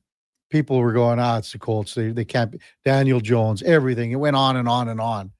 And once they started winning, once they started going, they were at the top of the table in the division, I think people started to take them a lot more seriously and up their level of competition, up their level of play against them. But, I mean, Riley Leonard still, he got a PCL. He's uncertain. They're still done. I think they don't have enough left in the tank here down the stretch. And how about this, Kev? Let's just say the Colts sign Phil Rivers. Their next 2 games are against the Seahawks, who have an unbelievably good defense and a menacing front, for a 44-year-old to try and play. Yeah. San Francisco on Monday Night Football on the 22nd. And then I know they play the Texans once more, but I think that's the last week. Jacksonville, and then the Texans. Those are 4 teams with a group that can get after you and beat the living tar out of you at times. R.I.P. Phil Rivers. I'll believe it when I actually see him sign an NFL contract. Apparently, because he worked out last night. Yes. Apparently, the reports are, and believe what you will from these quote reports, he can still throw the ball really well, which everybody kind of knew. He's kept himself very much in like game caliber shape with his coaching, and he works with some other like high school, college quarterbacks and stuff around the country. And I wonder if this is a little bit of stir craziness for Phil Rivers, living at home with his dozen kids, saying like, maybe I can still. I got to get the hell out of the house. Yeah, exactly. That's right. exactly what it is. Pretty funny. Played his last season for Indy in what, 2020? Sure. That's 5 years, Duke. I can't see it. I'm sorry, I can't see it. I cannot see it. I can't wait when the con man comes in. Yeah. He's going to be blabbing about this. He's going to be. Does he like? Because Phil Rivers is his favorite guy, right? Or not? I think it's his favorite quarterback. Probably. Yeah. I think Herbert is probably close to overtaking that already. But I think his number one guy is probably LT. I was just thinking for quarterbacks for the Chargers. Oh yeah. I mean, well, it's Connor's almost his whole life has just been Phil Rivers, his adult life anyway. Think, so he's been coaching in Alabama, correct? Yeah. High school ball. Good luck. Says he's in good shape. I bet he would be. He chased around 10 kids, Duke. Well, that's what happens. I suppose. It's like you with the cats. Yeah, exactly. Very much the same. Today is Christmas card day. Wow. That time of the year, probably receiving them in the mail from friends, family across the country, maybe even the world. In an ever increasingly online world, receiving a physical Christmas card in the mail is still one of the genuine joys of the holiday season. Well, I got to be in, Duke. I mean, okay, do you get any? Like, you get? I sure do. So how does your mail system work there at your new condo? I have a mailbox. You have a mailbox in the like lobby. down below, like in the lobby. In the lobby? And how often do you get mail? I'll be honest, almost all my mail still goes to the farm. Oh, does it? Yeah. So you would get a Christmas card at the farm from someone? Yeah. And who would this someone be? I get them from like my friends that have families. Like who? So my good friend Colton, his wife Selena, and their couple kids, Beckett and McKinnon. I've received one from them the last couple of years. Have you got any Christmas cards from women? Individual women? Yes. No. But group women? Groups of women? Well, you just said individuals. Well, no, like I get them from like families. Okay, but not from a woman. Does that exist? Dear Duke, I want to wish you a Merry Christmas. Like, are you picturing some sort of Elaine sending it out with the Kramer photo shoot, and all of a sudden she's got a little nip slip action going on or something? Well, that would be quite exciting. No, I'm sure it would be, but I don't think that happens in real life. Do single people send Christmas cards? Sure they do. I've never sent one. I get one from my sisters. They each them and their significant others and families send me one. Now, do you send any? No, I just said that. Sorry, I wasn't listening. Yeah, clearly. No, why would I? Nobody wants. Like, am I getting a picture taken of me holding the two cats and then writing on the back, season's greetings from Brandon, David Schlemcat, millionaire, and Lil Eddie Steele. So you would take a picture with the two cats? No, I wouldn't. Why not? Because I think that's ridiculous. No, I think that would be great. If you sent that out with the two cats to all of your friends, I would be. Do you have a tree? No, I would be ridiculed till the end of my time. I'd never live it down. But okay, now, even if I did it as a joke, even as a joke. Look at that. Even MTR says, if you sent me one of those, Duke, I would frame it. Yeah. And then you'd have a sweater on. Brent even said, would you wear a sweater, Duke?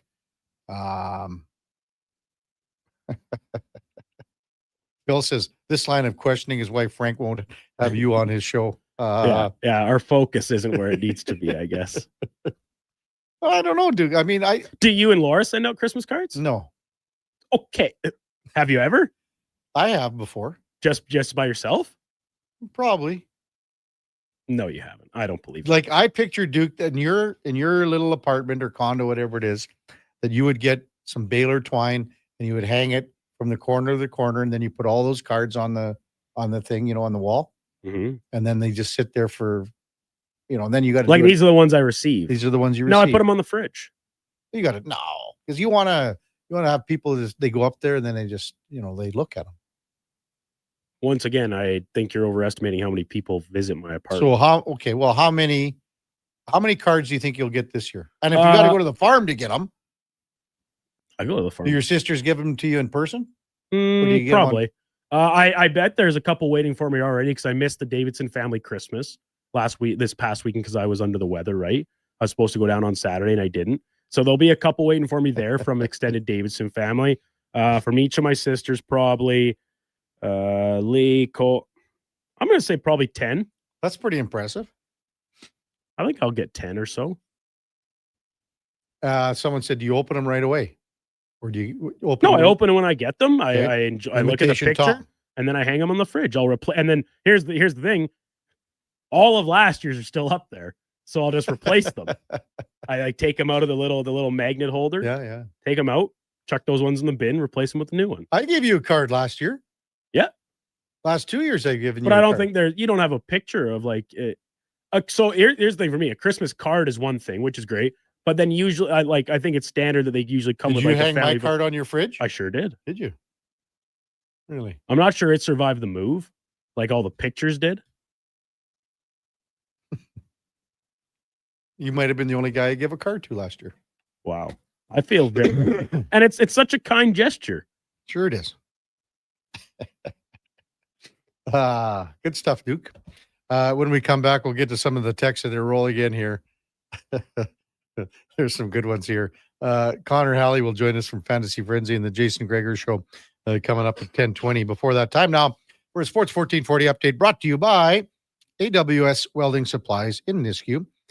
They got product sales, servicing, calibrating, free same-day delivery of in-stock items to Leduc, Nisku, South Edmonton. Your one-stop shop for all things welding, awswelding.ca. Here is the Duke. This is a Sports 1440 update.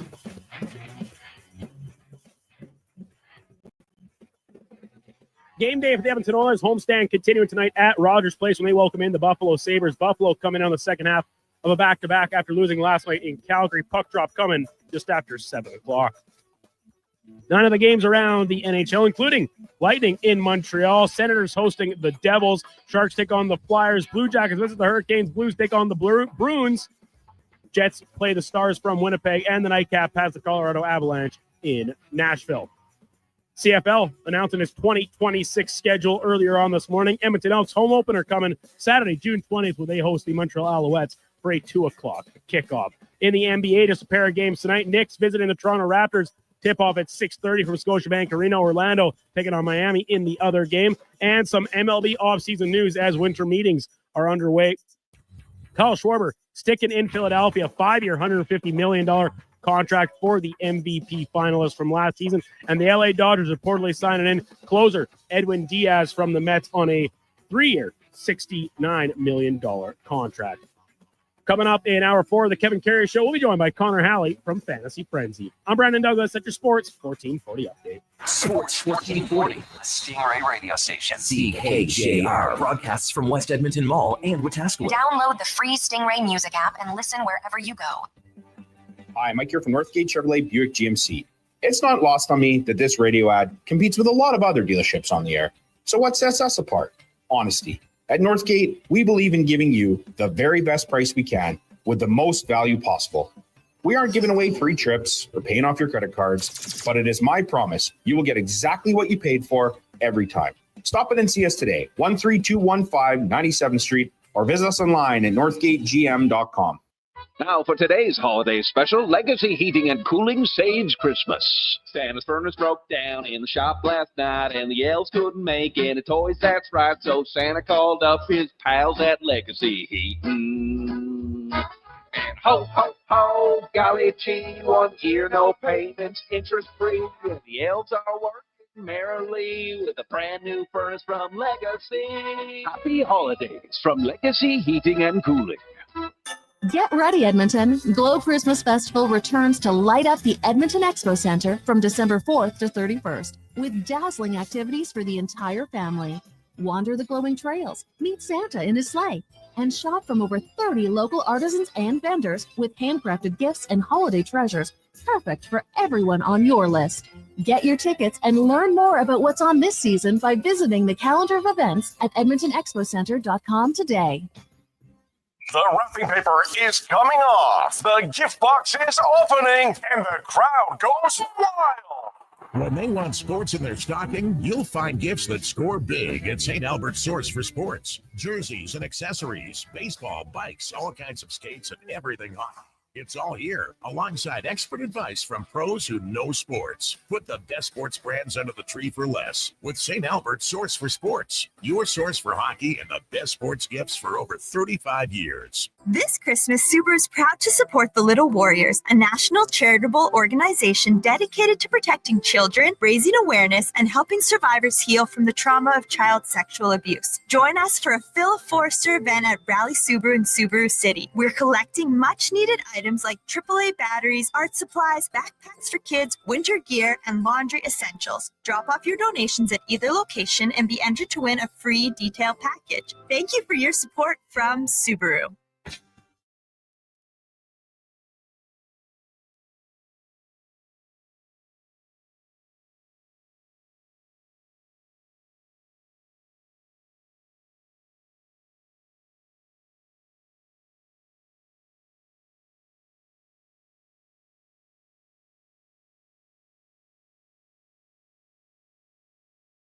Just in time for the morning skate. This is the Kevin Karius Show on Sports 1440.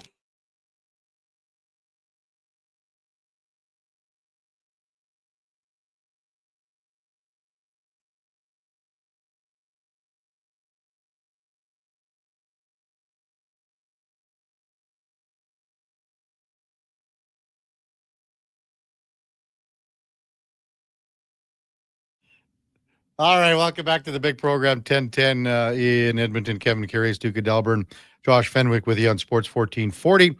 We're also streaming on YouTube, X, Facebook, Instagram, and Twitch. And text rolling in 833-401-1440. 3 Pete Forsberg. Just had to check the NHL schedule. Yep, the Oilers play today. A lot of games, actually, all of which are taking a backseat to the Duke's Christmas card fridge display rotation process. Never change, 1440. He's kind of got the crying emoji, I guess, too, as well. Man. Boreal Bernie. Feline Navidad for the Duke and his cats. Jurassic Bark should say Meowie Christmas, and that's all. There you go, Duke. There you go. Anything I missed on the text line, Duke? Benny? I don't know. Not that I saw. Yeah. I think it was all pretty good. A lot of talk again with the Olympic hockey situation in Milan, Cortini, the rink being built, winter meetings going on in Colorado Springs right now. Frank Saravalli was on with us earlier. A lot of people reporters down there, just with Bill Daly saying last night about the rink being done for February the 2nd. This is a very similar situation to what we saw in Italy, going back to, 2006, when they last held the Olympics back then in Italy. And you remember, that was a big to-do because that was the Oilers Cup run and, Chris Pronger and everything. And the Oilers at that time, in January and February, when they had the break, the Oilers weren't even in a playoff position, and then they make the trade for Dwayne Rollison. And that's when things started to heat up. They got better down the stretch. They never solidified anything till, game into the 80s here, 80 or 81, whatever it was, to solidify a playoff spot. But going back to that feeling in, it would have been Christmas of 2005, there were the same reactions and same trepidation regarding the NHL and regarding where the thought process was on how the rink was being built back then. And it was similar to what it is now. The difference back then is you still had the feeling of the Olympics, correct? Because you played in 2002. So, you were just in Salt Lake. You had that feeling of, okay, the Olympics, and you still shared the memories of winning in 2002, and it's only 4 years later. The difference this time around is that they haven't played for so long.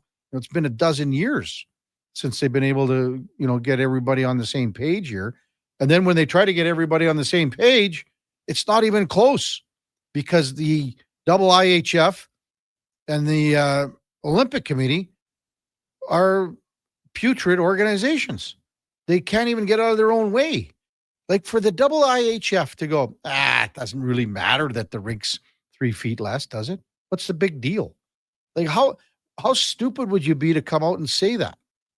And we talked about the basketball court. We had a texter in here. Could you imagine for the World Cup here in Canada and, in the United States and Mexico, if the field dimensions were different than what they've been playing on? People would lose their minds. Would be insane. And yes, 3-Pete Forsberg, the Oilers in action tonight. Buffalo Sabres here after losing last night 7-4 in Calgary. 2 empty net goals, by the way. We had Paul Hamilton on from WGR 550 in Buffalo earlier in the show. He told it like it is. The team is in disarray. The franchise is in disarray from ownership down, right through the general manager and Kevin Adams, in the sense that he has won this last year on his contract remaining. He can't be the guy moving forward, can he? Then you've got Lindy Ruff, who, again, coached the team to the heights of almost what was a Stanley Cup back in 1999, the famous Brett Hull goal. Skate in the crease, Dominic Hasek, the whole bit. I mean, they were so close, but Buffalo was right there. They've had some great teams over the years. They've had the organization. You go back to the great players that have been there since, as Paul Hamilton said, in 1970. When they in the early 70s, when they were coming into the league with the likes of Gilbert Perreault and the French Connection, and then built the team up to where it was very, very good with players like Alex McGillney and Phil Housley and Tom Barrasso. This is a storied franchise, very rich in tradition. They are one of those teams that have had many opportunities to go on a bit of a run here and make something happen in the playoffs. This hasn't happened. And now it's the exact opposite of where they want to be, because it's going to be 15 years of just total abysmal run hockey franchise. When we come back, the con man, Connor Halley, just tickled pink that his LA Chargers won yesterday over the Philadelphia Eagles, 22-19. He will be with us in studio. It's Kevin Karius Show with the Duke of Delburne and Josh Fenwick on Sports 1440. We're streaming on YouTube, X, Facebook, Instagram, and Twitch. More Edmonton families than ever are struggling as food prices skyrocket. The Holiday Hamper Foundation provides festive meals for 2,000 homes in need. Your donation ensures a turkey is on the table for every family. Donate today at holidayhamper.ca. Picture this. You're sleeping and you're awake, but it's a good day because you're about to make your way to McDonald's to pick up some breakfast. Fast forward, you're there. What's this? You can now get all those breakfast classics penny style with rich, creamy hollandaise style sauce. A happy little tear rolls down your cheek. You grab your small McCafe premium roast coffee, still just $1 plus tax every day. And see. Get up and at 'em with the Egg McMuffin. At participating McDonald's restaurants in Canada. Prices exclude delivery. At Fountain Tire, get up to 15% off select tires, up to $125 off a set of 4 select Goodyear tires, and $50 off $150 service until December 13th. Restrictions apply. Book today. Fountain Tire. We're on this road together, Canada. Born from work, built for play. Carhartt's all-new Super Ducks tech jackets are built for hard-working people who can't sacrifice mobility for durability. This ultra-tough gear fights off wind, snow, and cold, while full-swing technology flexes with every move and still packs 3M insulation for maximum warmth. Try your new Carhartt Super Ducks at JobSite Workwear. 3 locations in Edmonton and online at jobsiteworkwear.ca. ShopSite Workwear, tough gear for tough jobs. You wanted local sports on weekends. Saturday mornings at 9, check out the Saturday Sports Setup, where we'll tee up what's happening on the weekend sports scene. Tune in Saturday morning at 9 on Sports 1440. From the local rinks to homes and businesses across the province, Alberta's rural natural gas utilities are here to fuel life affordably, reliably, and safely. We're members of the Federation of Alberta Gas Co-ops, providing natural gas to keep our rural neighborhoods warm and connected every day. It's local, dependable, and it's ours. To learn more about the Federation of Alberta Gas Co-ops and our members, and how natural gas fuels your community, visit fedgas.com. Alberta's energy. Game on. Winter snow and ice are nothing to fear when the Lawnmower Hospital's in your corner. Keep pathways clear of snow with the Echo PB770T backpack blower, or go even bigger with the huge PB9010T. Right now, buy select commercial walk-behind BCS sweepers and get the Echo PB9010T for free. The Lawnmower Hospital has pet-safe, plant-safe ice melt, too. Visit lawnmowerhospital.com. The Lawnmower Hospital. Diablo Boots sells only Canadian-made work and biker boots made by Canada West. No American or boots made in China, so no tariffs. All of Diablo's boots have replaceable soles and heels for longer life. Sizes 6 to 14 Triple E. Buy quality, buy Canadian. And support Canada West and Diablo, the 2 best names in the boot business. So save on boots by Save On Foods. That's Diablo Boots, 3340 Gateway Boulevard on the east side of Save On Foods. Buy Canadian. They're terrific.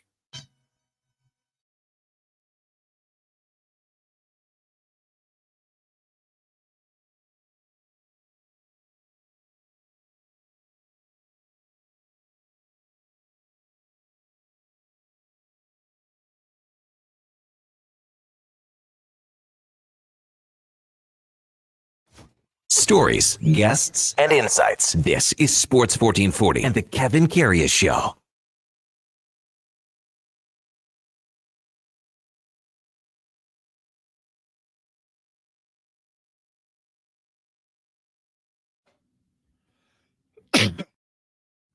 All right, welcome back to the big program, 1020 in Edmonton. Kevin Karius, Duke of Delburne, Josh Fenwick with you on Sports 1440. We had a lot of texts about, how many games are going to be played at certain arenas. They have the Milano Santa Giulia Ice Hockey Arena. What are you laughing at? Just because I didn't say the hard G? No, just because you start trying to say something in Italian and naturally you have to put hand gestures with it. Well, no. I mean, Louis Passaglia, Halsey would call him Louis Passalia because it's a soft G. I'm not criticizing your pronunciation. I think you did fine. But when you start saying Italian, and it's just natural instinct to start using your hands when you speak. So the men's get underway. Men's winter hockey, winter game hockey schedule. I'm just looking. So Wednesday, February 11th, they got Finland, Slovakia, Italy, Sweden on the Wednesday. But Thursday, so 4:10 our time in the morning. France, Switzerland. Canada, Czech at 8:40 our time, 1:10 our time, USA and Latvia. So 3 games, bang, bang, bang, on the Thursday. There you go. So a lot of people are wondering how many games, etc., and that's going to happen for a week, 10 days, I guess. Let's welcome in the con man, Connor Halley, Fantasy Frenzy. Good morning. Jason Gregor Show. Starts on my birthday. The 12th? Yeah. Oh, I could have told you that. You said February what? 12th, Thursday the 12th. But they've got 2 games on Wednesday the 11th. Yeah. According to the schedule here. But Canada. Yeah. Are people really fired up about the dimensions? Well, if I were playing, I would be very upset about it. Yeah. Yeah. Well, even like we had Schlemmer in, I said, okay, it's 3 feet. It doesn't sound like much. And they're just going to chew it up. They'll shrink the neutral zone. To me, it's like, as a fan, it's like going to Mexico in an all-inclusive resort, and you get there, and it's like, oh, my view's not as good. I don't have the ocean. Still sweet. Still going to be awesome. Like 3 feet. As a fan, I can't get too worked up about it. I understand as a player, it's going to be different, and they'll adapt. They're the best coaches in the world. But as a fan, like, I'm going to see Canada versus US best on best. Mhm. I don't care if they're playing at La Pearl Rink. I just want to watch it. So what happens? Like we said, what if it were basketball and the court was shorter? What It'd if be bad, yeah. What if the World Cup all of a sudden was 10 feet shorter, the whole pitch? Yeah. Well, I mean, in soccer, some pitches are different sized, so it does happen.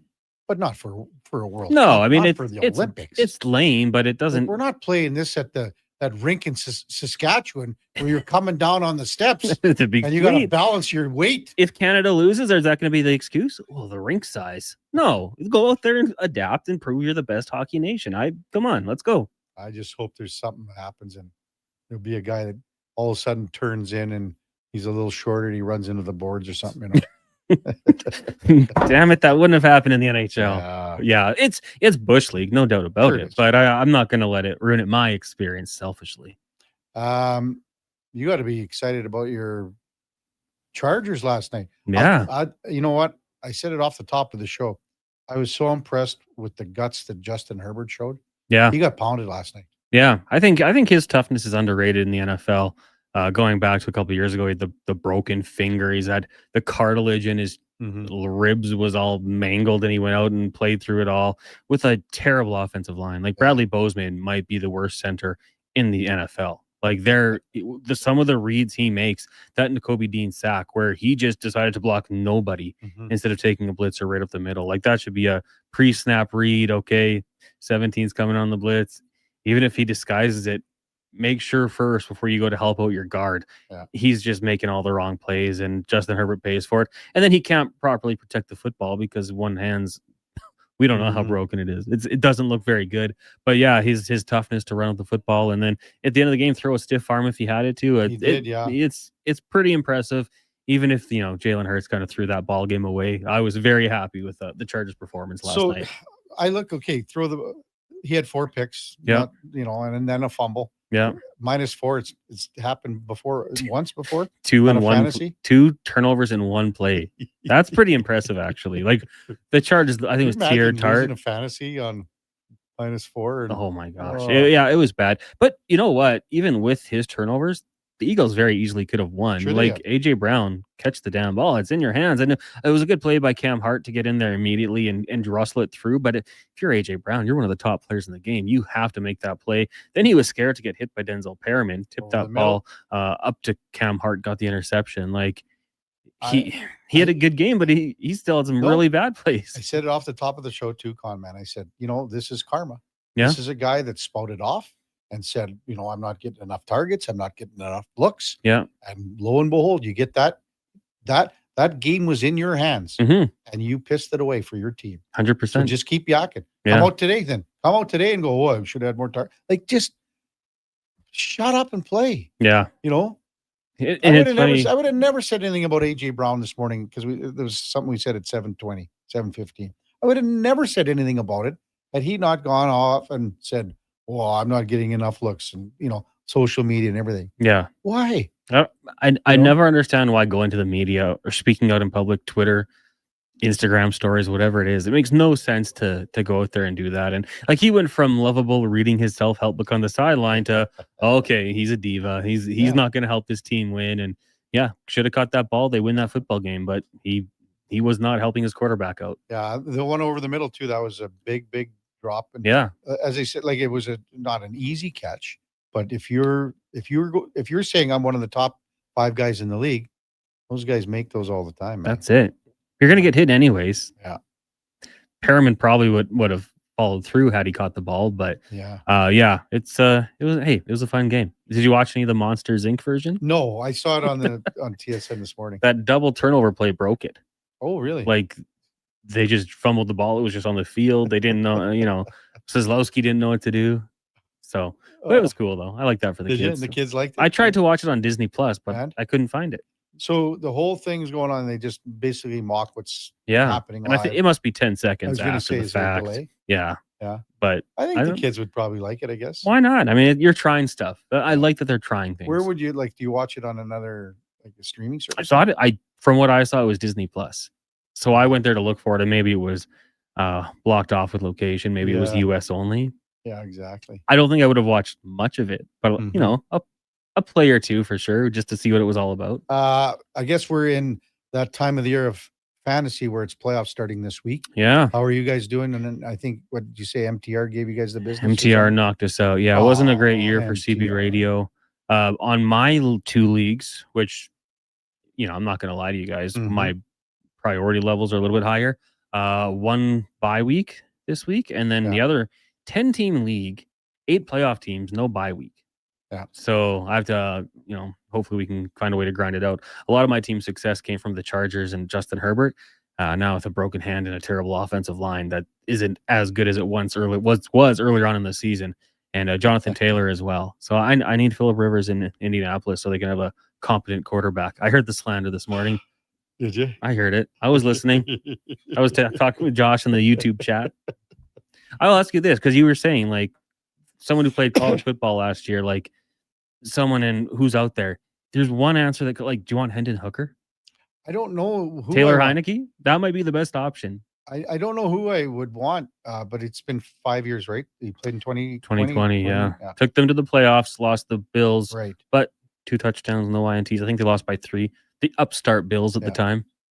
But again, so, and I say to Duke, like, yes, I mean, if you think of Kurt Warner, that was like a 1 in a million thing, right? That's the movie. Hasn't happened since, American really. Underdog. But this is a guy that was, stocking shelves.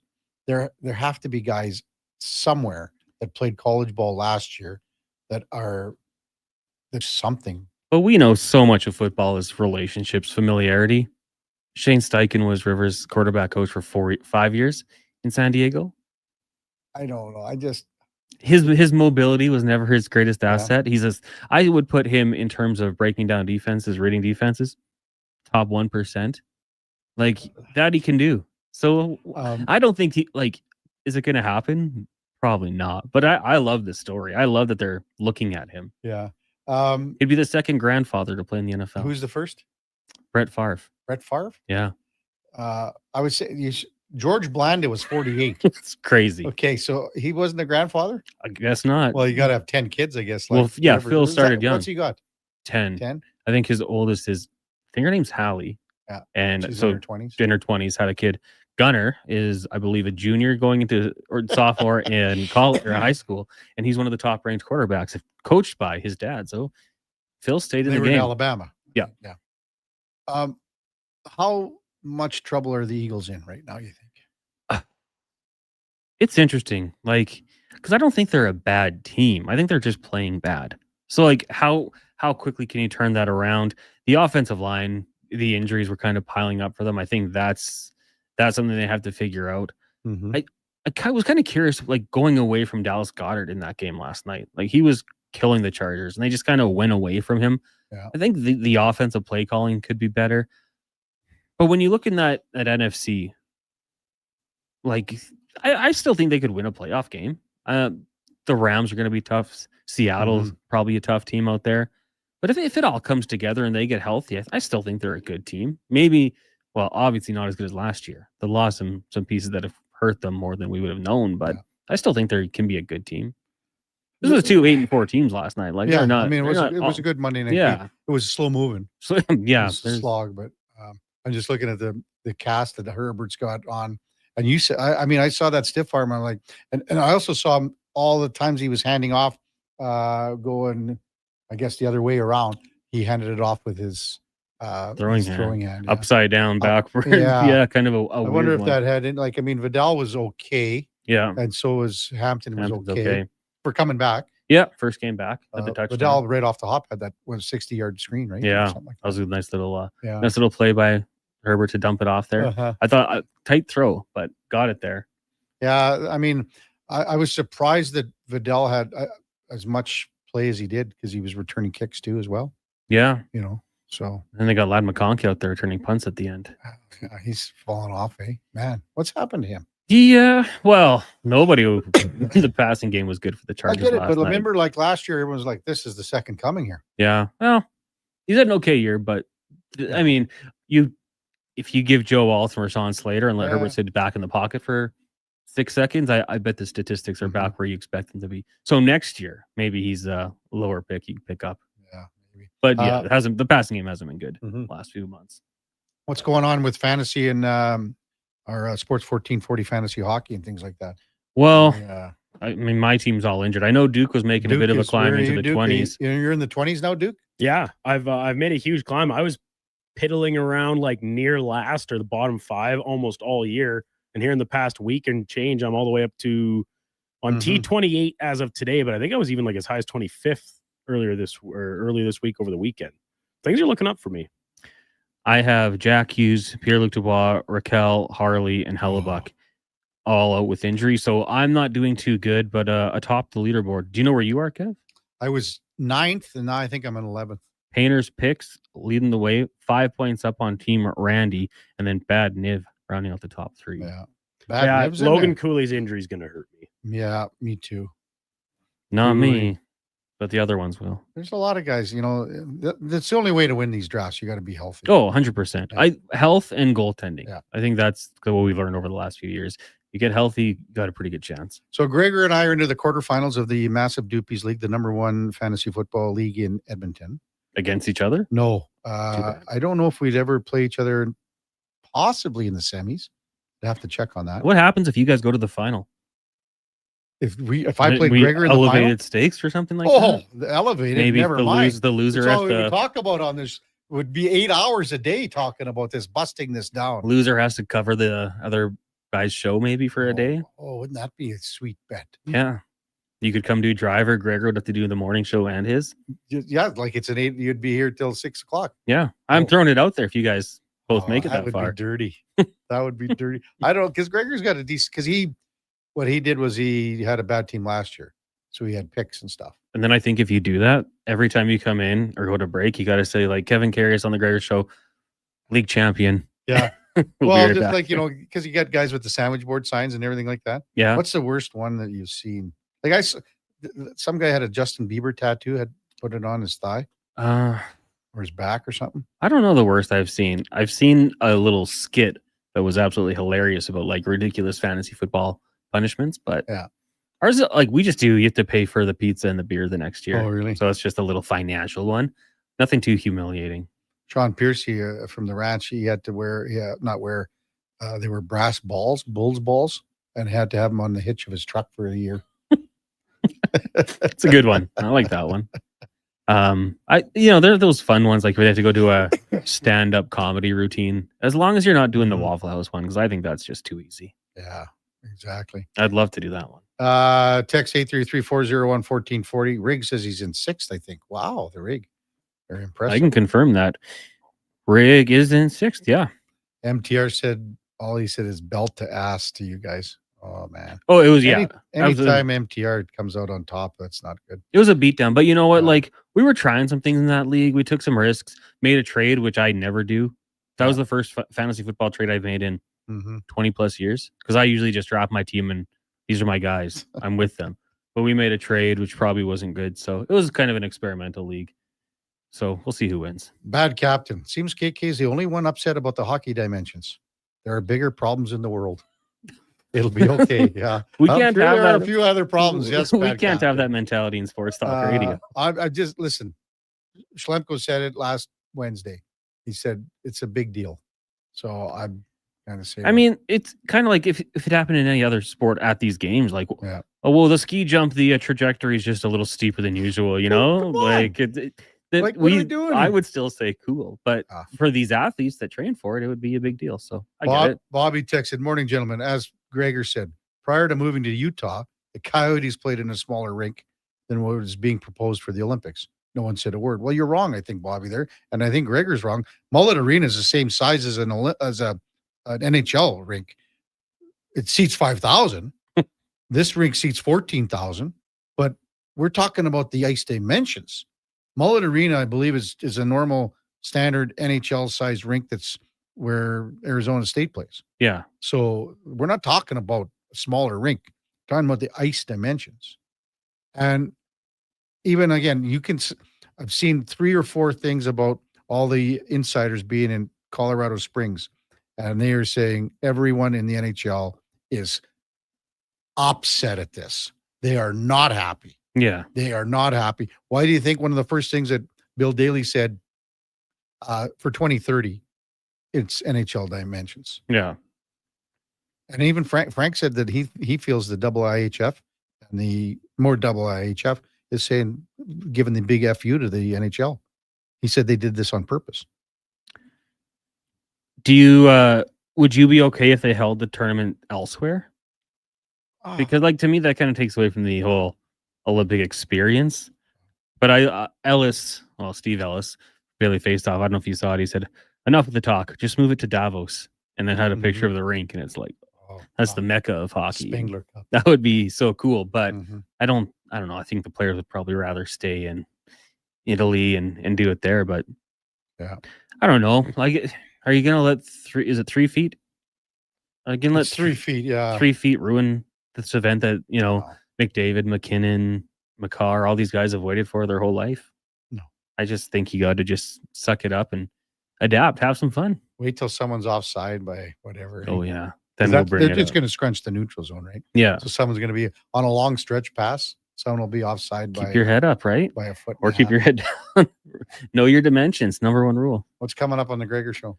Today on the show, we will have TR for a segment. I believe he's traveling everywhere. I think they're off to Long Island. I think Shoresy takes on the Islanders alum. They got the alumni. They're here January 27, 28. Yeah. And then Dave McCarthy, Jason Strudwick, who hopefully will be playing in that game, Spec, and then DVD, and we'll head out to Buffalo as well. So lots to get to on this Tuesday. And then Month of Giving rolls on with the brick package today. Oh, nice. $2,500 to the brick, and also a big screen TV as well. So bring some more money. Looking good. Thanks, Con Man. Thank you. Have a good one. Text rolled in a little bit. Where was this one too? Someone was saying about, Scott, what Gregor said was Utah's rink was the wrong dimensions last year because it needed renovations. It's good this year. Okay, I get it all. But the fact of the matter is here that Utah came in a season earlier than what they really want. They were not ready. Utah was not ready to have a team come from Phoenix.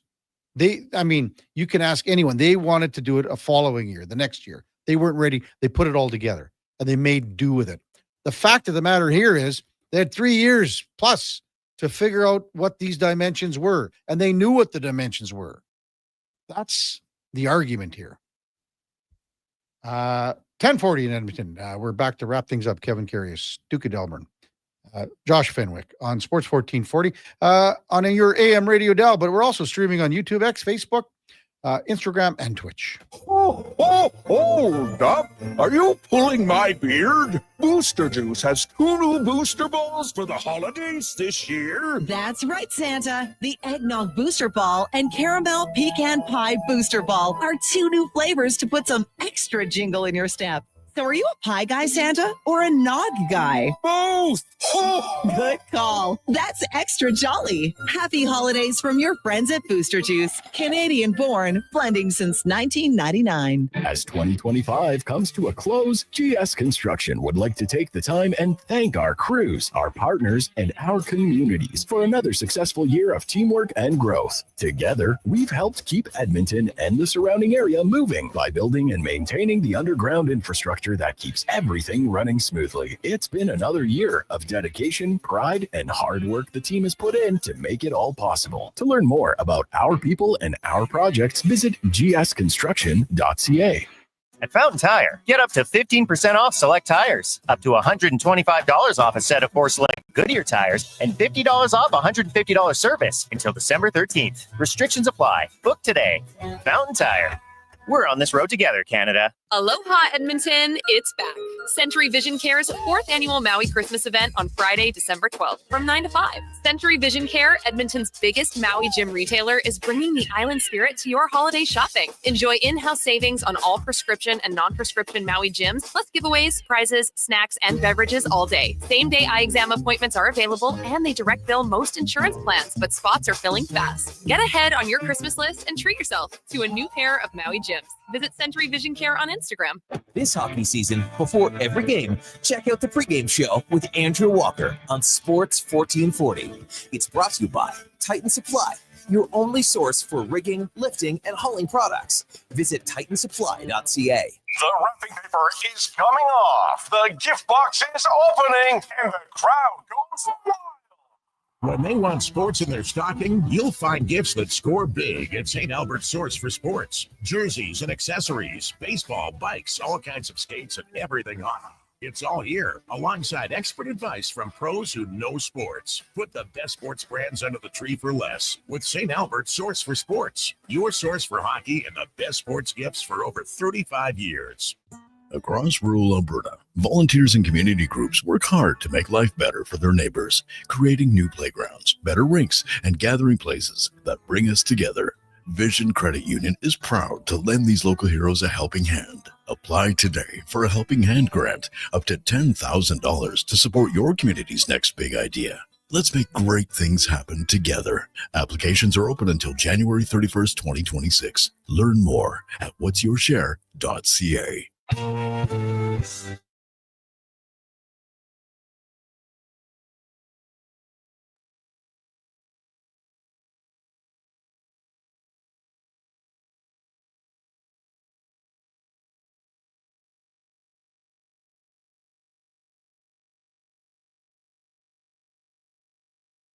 Just in time for the morning skate. This is the Kevin Karius Show on Sports 1440.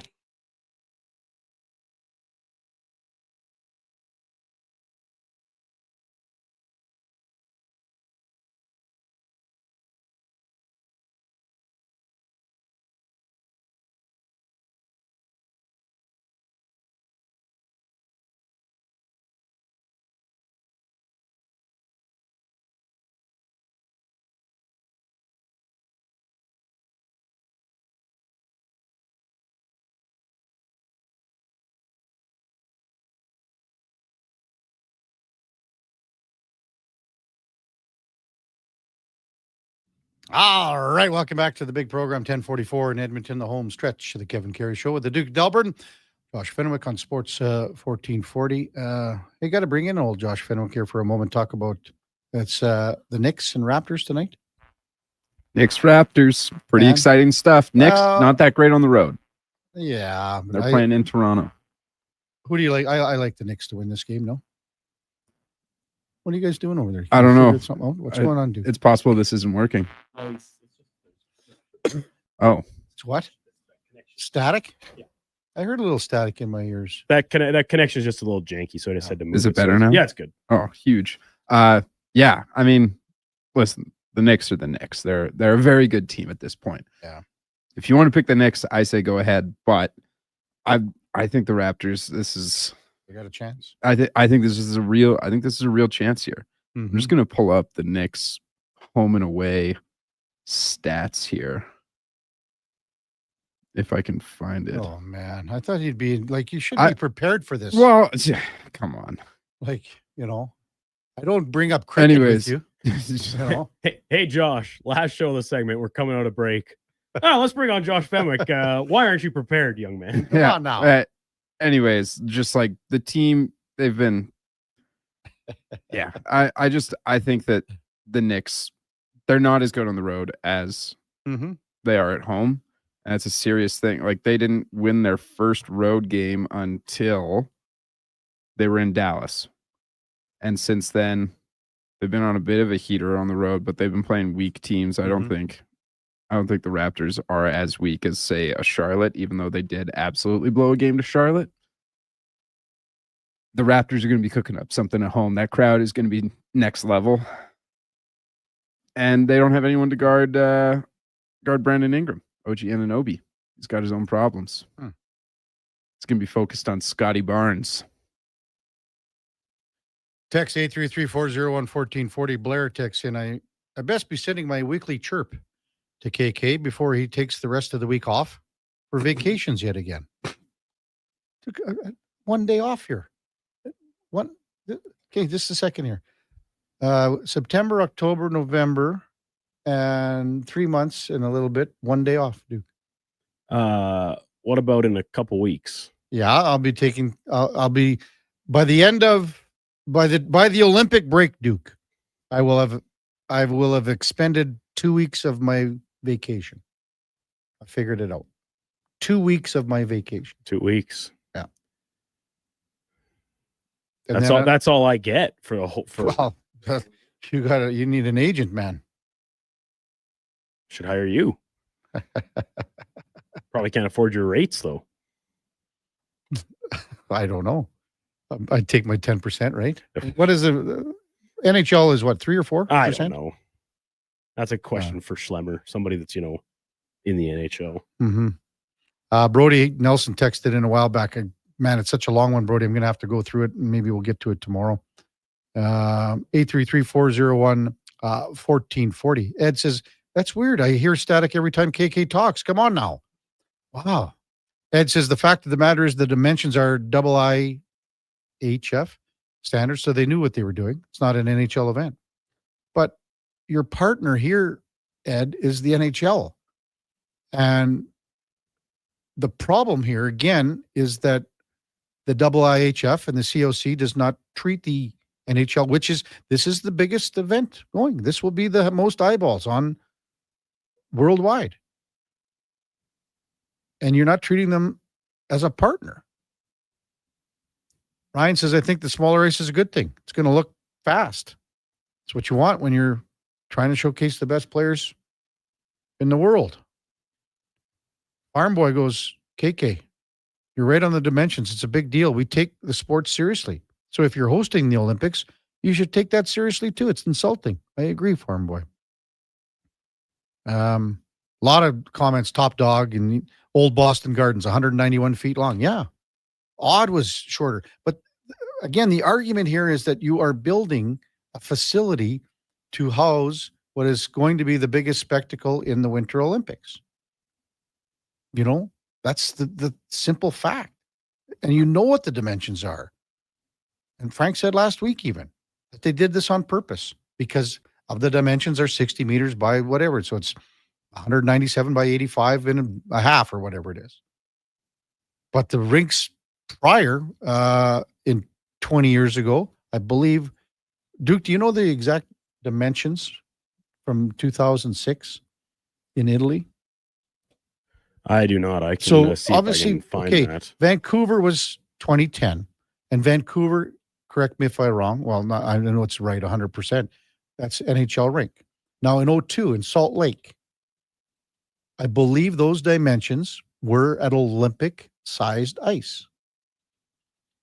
Or were they at NHL? Maybe we'll get someone on the old ivories here quick. What do you think, Penny? Uh-oh, computer crash. Uh-oh, that's not good. You don't need it for the rest of the show anyways. Well, I got 5 more minutes. Yeah, I know. I don't know. I didn't play in the NHL, so to me, I don't think it's that big a deal. Mm-hmm. But if Schlemmer says I'm wrong, then I guess I'm wrong. But to me, 4 feet seems almost inconsequential. I mean, you keep bringing up like the size of the NBA court. When they play basketball in the Olympics, they play with FIBA basketball rules. They don't play with NBA rules, so it's a lot more hard-nosed, and it's not as easy to get fouls and things. So it changes the way the players have to play the game. I don't know. That's my thought process on it, at least. I can't find anything from 2002. 2002 or similar, as people are saying, I think. Sochi was different. 2002 when Canada won, Ken Hitchcock says that he measured the ice. It was 200 by 94 or 95. We measured it. The corners were much like an NHL rink, 200. IHF are 200 by 100. Maybe I'm missing something, Duke. I don't know. IHF is 197 by 98.4, 60 meters by 30 meters. That's as best you can determine for like 06. We've got so many comments about Boston and the odd. Yes, I understand all that. We get it, but those were rinks that were. I mean, how old were those rinks? The Boston Garden. Yeah, this isn't the Italians retrofitting some 100-year-old barn. They built this brand new with the expectation NHL players would be coming, with the understanding that it would be NHL-sized ice because it is becoming much more common in Europe. Right? Laddie even said that. We talked about last Thursday, saying in Czech right now, it's like half the rinks are Olympic size, half are NHL size. And they either intentionally or through ignorance completely botched it. And forget the ice size. The building is not going to be ready for the Olympics. You've known you're having this event for 8 years. It's unacceptable. Full stop. Northside Lou says, and he's been pretty good on this too. Northside Lou says 2010 in Vancouver was the first NHL ice. So 02, Salt Lake, different. 06, different in Italy. 2010, first NHL ice. I don't know. Well, thanks to all our guests today. Oh, and how about Jerry just sends in? They play hockey in Italy. There's no excuses. They should. And again, there's an article that came out today about comparing 2006 to 2023 when they started building this or whatever, about how many there's labor stuff with the Italians. And like they talked about all the similarities where even in 2006, they had massive delays because of work shortages, permits, labor strife.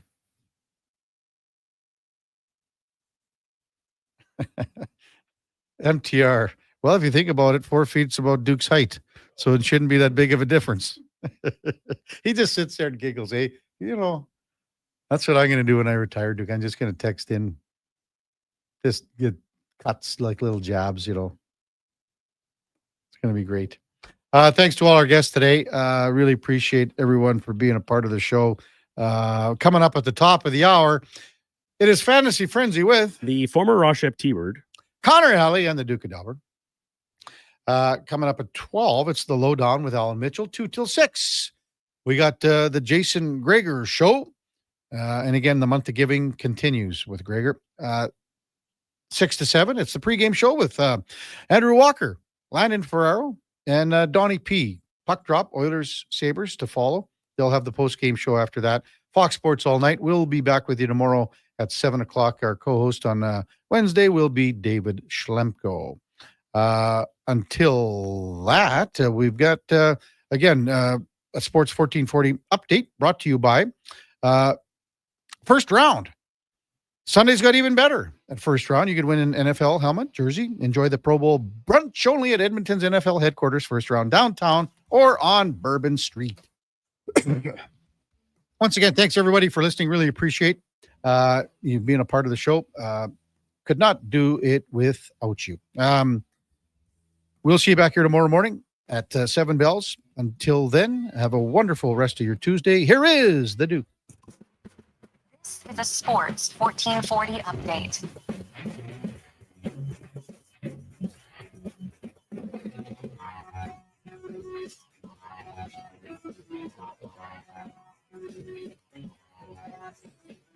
Game day for the Edmonton Oilers as they continue their current homestand, hosting the Buffalo Sabres tonight at Rogers Place. Stuart Skinner expected to get the start in net for Edmonton. Puck drop coming just after 7 o'clock. 9 other games around the NHL, including the Habs hosting the Lightning. Devils head to our nation's capital to play the Senators. Ducks are in Pittsburgh. Hurricanes taking on the Blue Jackets. St. Louis welcoming the Boston Bruins. Jets play the Stars. And the Colorado Avalanche, they're in Music City to take on the Predators. CFL releasing its schedule for the 2026 season earlier this morning. The Elks home opener going to be week number 3 when they host the Montreal Alouettes June 20th for a 2 o'clock kickoff. In the association tonight, just a pair of games. The Raptors are back on home court again, hosting the New York Knicks. Tip-off at 6:30. Other game has Orlando playing the Miami Heat. From the MLB offseason, winter meetings underway, and some more free agents off the board as Kyle Schwarber re-upping in Philadelphia on a 5-year, $150 million contract, sticking in Philly for the MVP finalist of last season. And the Dodgers reaching a deal with former Mets closer Edwin Diaz, reportedly 3 years, $69 million on that contract. Coming up on Sports 1440, it is Fantasy Frenzy with Hallie and Douglas. I'm Brandon Douglas. That's your Sports 1440 update.